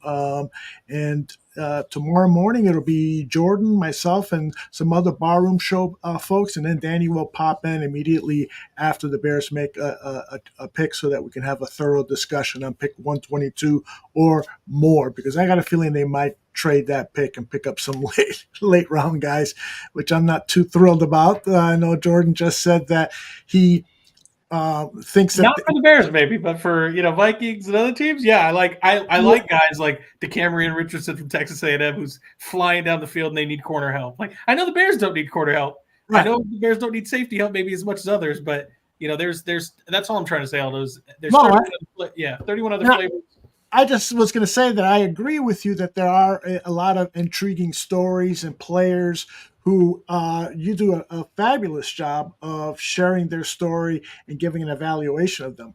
I just think that for us Bears fan, and I know Danny feels the same way as a scout, he'd love more picks. Yeah, no, I agree. If you're a Bears fan, tomorrow's a little bit of a snooze fest, but Yeah. I can go down my top 100. Like, we can use him. We can use him. We can use that. But again, it is what it is. I'm curious and see because if you trade down, obviously you can trade down and get more picks. But if you trade up, if there's a player right now, they go back overnight and say, hey man, this guy is still out there. You got to dip into next year's draft capital, and the next year's draft cap potentially is a much deeper draft in terms of throughout the 6-7 rounds. So I just don't know if there's something, and we don't know who is out there that they have rated higher on the board is dropping that they might make a move for. So, but other than that, I mean, my gut, Jordan and I talked on it. My gut thing is, I think they're gonna sit there at 122 and just see who falls to them and just make their pick. But to your point, Aldo, I mean that's the one thing that really, I'm torn because I'm like, we saw the improvement, we saw the test effect as they like to call it, and then but how much of it was real? How much do you actually believe? So maybe Ryan Poles doesn't believe it. Maybe he's going to load up on offense and he can go tit for tat with some of these teams in his division and win games and win shootouts. I don't know. I don't think that's a recipe for prolonged success, but maybe it's something that he like to do. We'll see how it goes, but. I hope they don't put that much pressure on Caleb Williams as a rookie starting off. So. I totally agree. A couple quick questions here. Let's see, J-Rock. Danny, do you think Noah Sewell can take the Sam from Sanborn this year, or do they need to look elsewhere? J-Rock, I'm a big Jack Sanborn fan. I think, what he lacks athletically, he makes up for it in instincts and his mental preparation and his ability to key and read quickly. So I say keep Jack Sanborn on the field more than what he's seeing. So no, I don't think Noah Sewell is going to take Jack Sanborn unless there's some sort of, God forbid, some injury or something like that. I love Sanborn. I love the way he processes. I like the way he keys quickly. And again, he doesn't have all the athletic traits that maybe a Sewell or some other players do, but his instincts for that position is right there. And I think that's why whenever he's played, he's been effective. The other thing with him too, he's a guy that hasn't been able to play 17 games and stay healthy. Mm-hmm. I agree with the fact that Sanborn should not be replaced. I agree with that statement. Jordan, what are your thoughts on Sanborn and a potential fight for that job with Noah Sewell? I'm not going to differ from Danny or McFact here. I mean, why are we looking to replace UDFAs that are productive? He's a good player. Like, I get it. You want the 5th round pick to be something. That 5th round pick's a good backup Mike and Sam. If he needed to fill either role, he could. It's exceptional that he's able to add some special teams value. And it's nice that if Jack Sanborn, who's had a little bit of trouble staying healthy, if Noah Sewell needs to step in, he can certainly do that. But I'm not looking to replace a UDFA that's come in and made a name for himself. He doesn't do anything to warrant being replaced. So you got other issues to fry, like bigger fish to fry on that defense. Jack Sanborn's not one of them. Yes. Although other than defensive line, what other position do you think they could attack tomorrow, or would you like to see them attack tomorrow? Well, I'm while I would like to have more draft picks, I am also of the feeling that in terms of quality, because of underclassmen staying in another year, as you guys were talking about earlier, I do think that they should either trade up or utilize the 122 and not trade down and bring in a bunch of camp bodies. I don't think there's I differ any from that on this one. That's the only thing I said. I differ from it. Would you go for the receiver, Aldo? I would, yeah. Let me see. I had my wide receiver list out just a little while ago. You got both USC wide receivers there, and I get it. Like, I love both guys. I love both those guys. Yeah, when I get it, like, why do I need those if I have DJ Moore and Keenan Allen and Rome Odunze that should be taking my attention? You never have enough weapons. I know that's what I'm saying. Like, what's the harm? But that's why I don't want to take it at 122. Let me move back and get another 1 or 2 picks so I can sprinkle a Taj or a Brendan or a D-end, Brendan Jackson or a Miles Cole. Let me just kind of sprinkle a little more. Other than who are you going to take at 122? That's so much better than you'd take at 150. Malik Washington. Okay, I mean, yeah, I like Malik. I love him. I like Malik Washington too, but here's the thing, and I'm not saying they're the same player. He would be a slot player, Malik Washington. Yes. So would Taj Washington. Okay, so which I know Danny provided a scouting report on, and if I remember correct, it was pretty positive. Yes. I got you. And then, somebody that Danny and I talked to, Ron Flournoy, he might be an undrafted free agent, though. But I mean, Troy Franklin's still on the board. Like, Yeah. if you wanted that speedy, guy, I'm just saying and this is my whole point is, yeah, I guess you could look at it and say, let me just take 122. I'd want a few more bites at the apple just because at this point, and I know that's what a draft guy would say, but at this point, we've talked about it. Boom or bust. These are just traits guys. Yeah, but there's some legitimate good traits guys on the board. Yeah. They're not all for the Bears, but like Braylon Allen's still on the board. He's not for everybody, but he's a three down bell cow back. Mm-hmm. I wouldn't want to just limit myself to only being able to take him. There's corners and safeties. Keaton Oladapo is still on the board. You like Keaton, Danny? I mean, as we sit here and go through the list, at center, I said Van Pran Granger got taken, but you got Mason McCormick on the board. You got Hunter Norzad. You got Trevor Keegan. You got Tanner Bortolini. At Javon Foster and Christian Jones. A lot of interior guys are still there. A lot of interior offensive line guys. Another spot I wouldn't mind doubling up again. Another spot I wouldn't mind doubling up again is interior. I just, that's, again, you can never go wrong, in my opinion, with offensive, defensive linemen.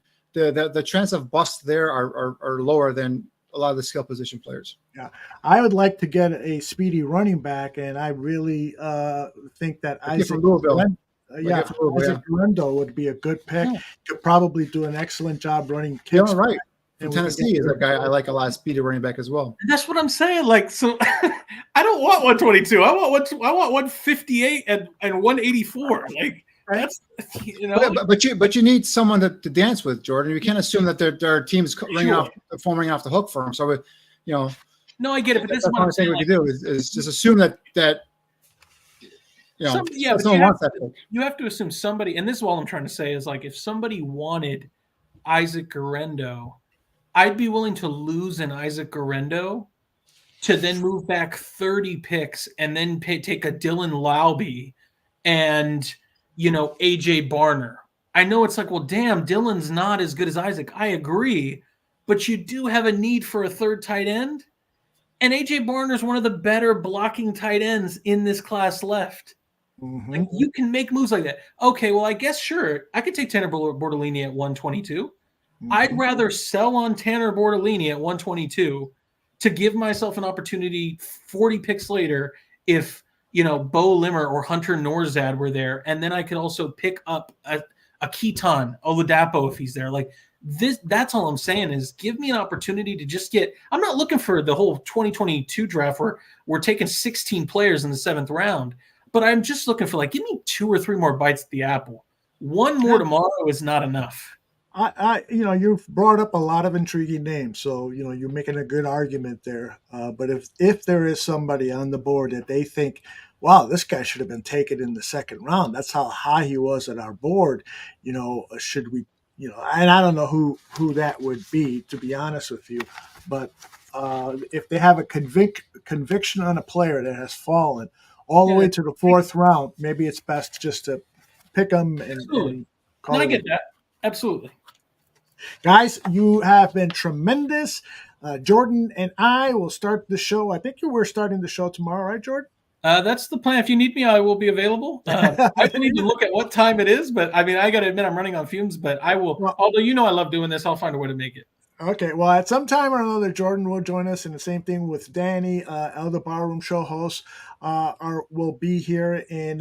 But even before that, at 9 a.m., Greg Gabriel is going to talk about our pick from today, and we'll see if he feels the same as Danny, and that perhaps there was maybe a better choice, because I know Greg has been saying the same thing about the defensive line. We need to get some more pass rushing help, so it'll be interesting to get his comments.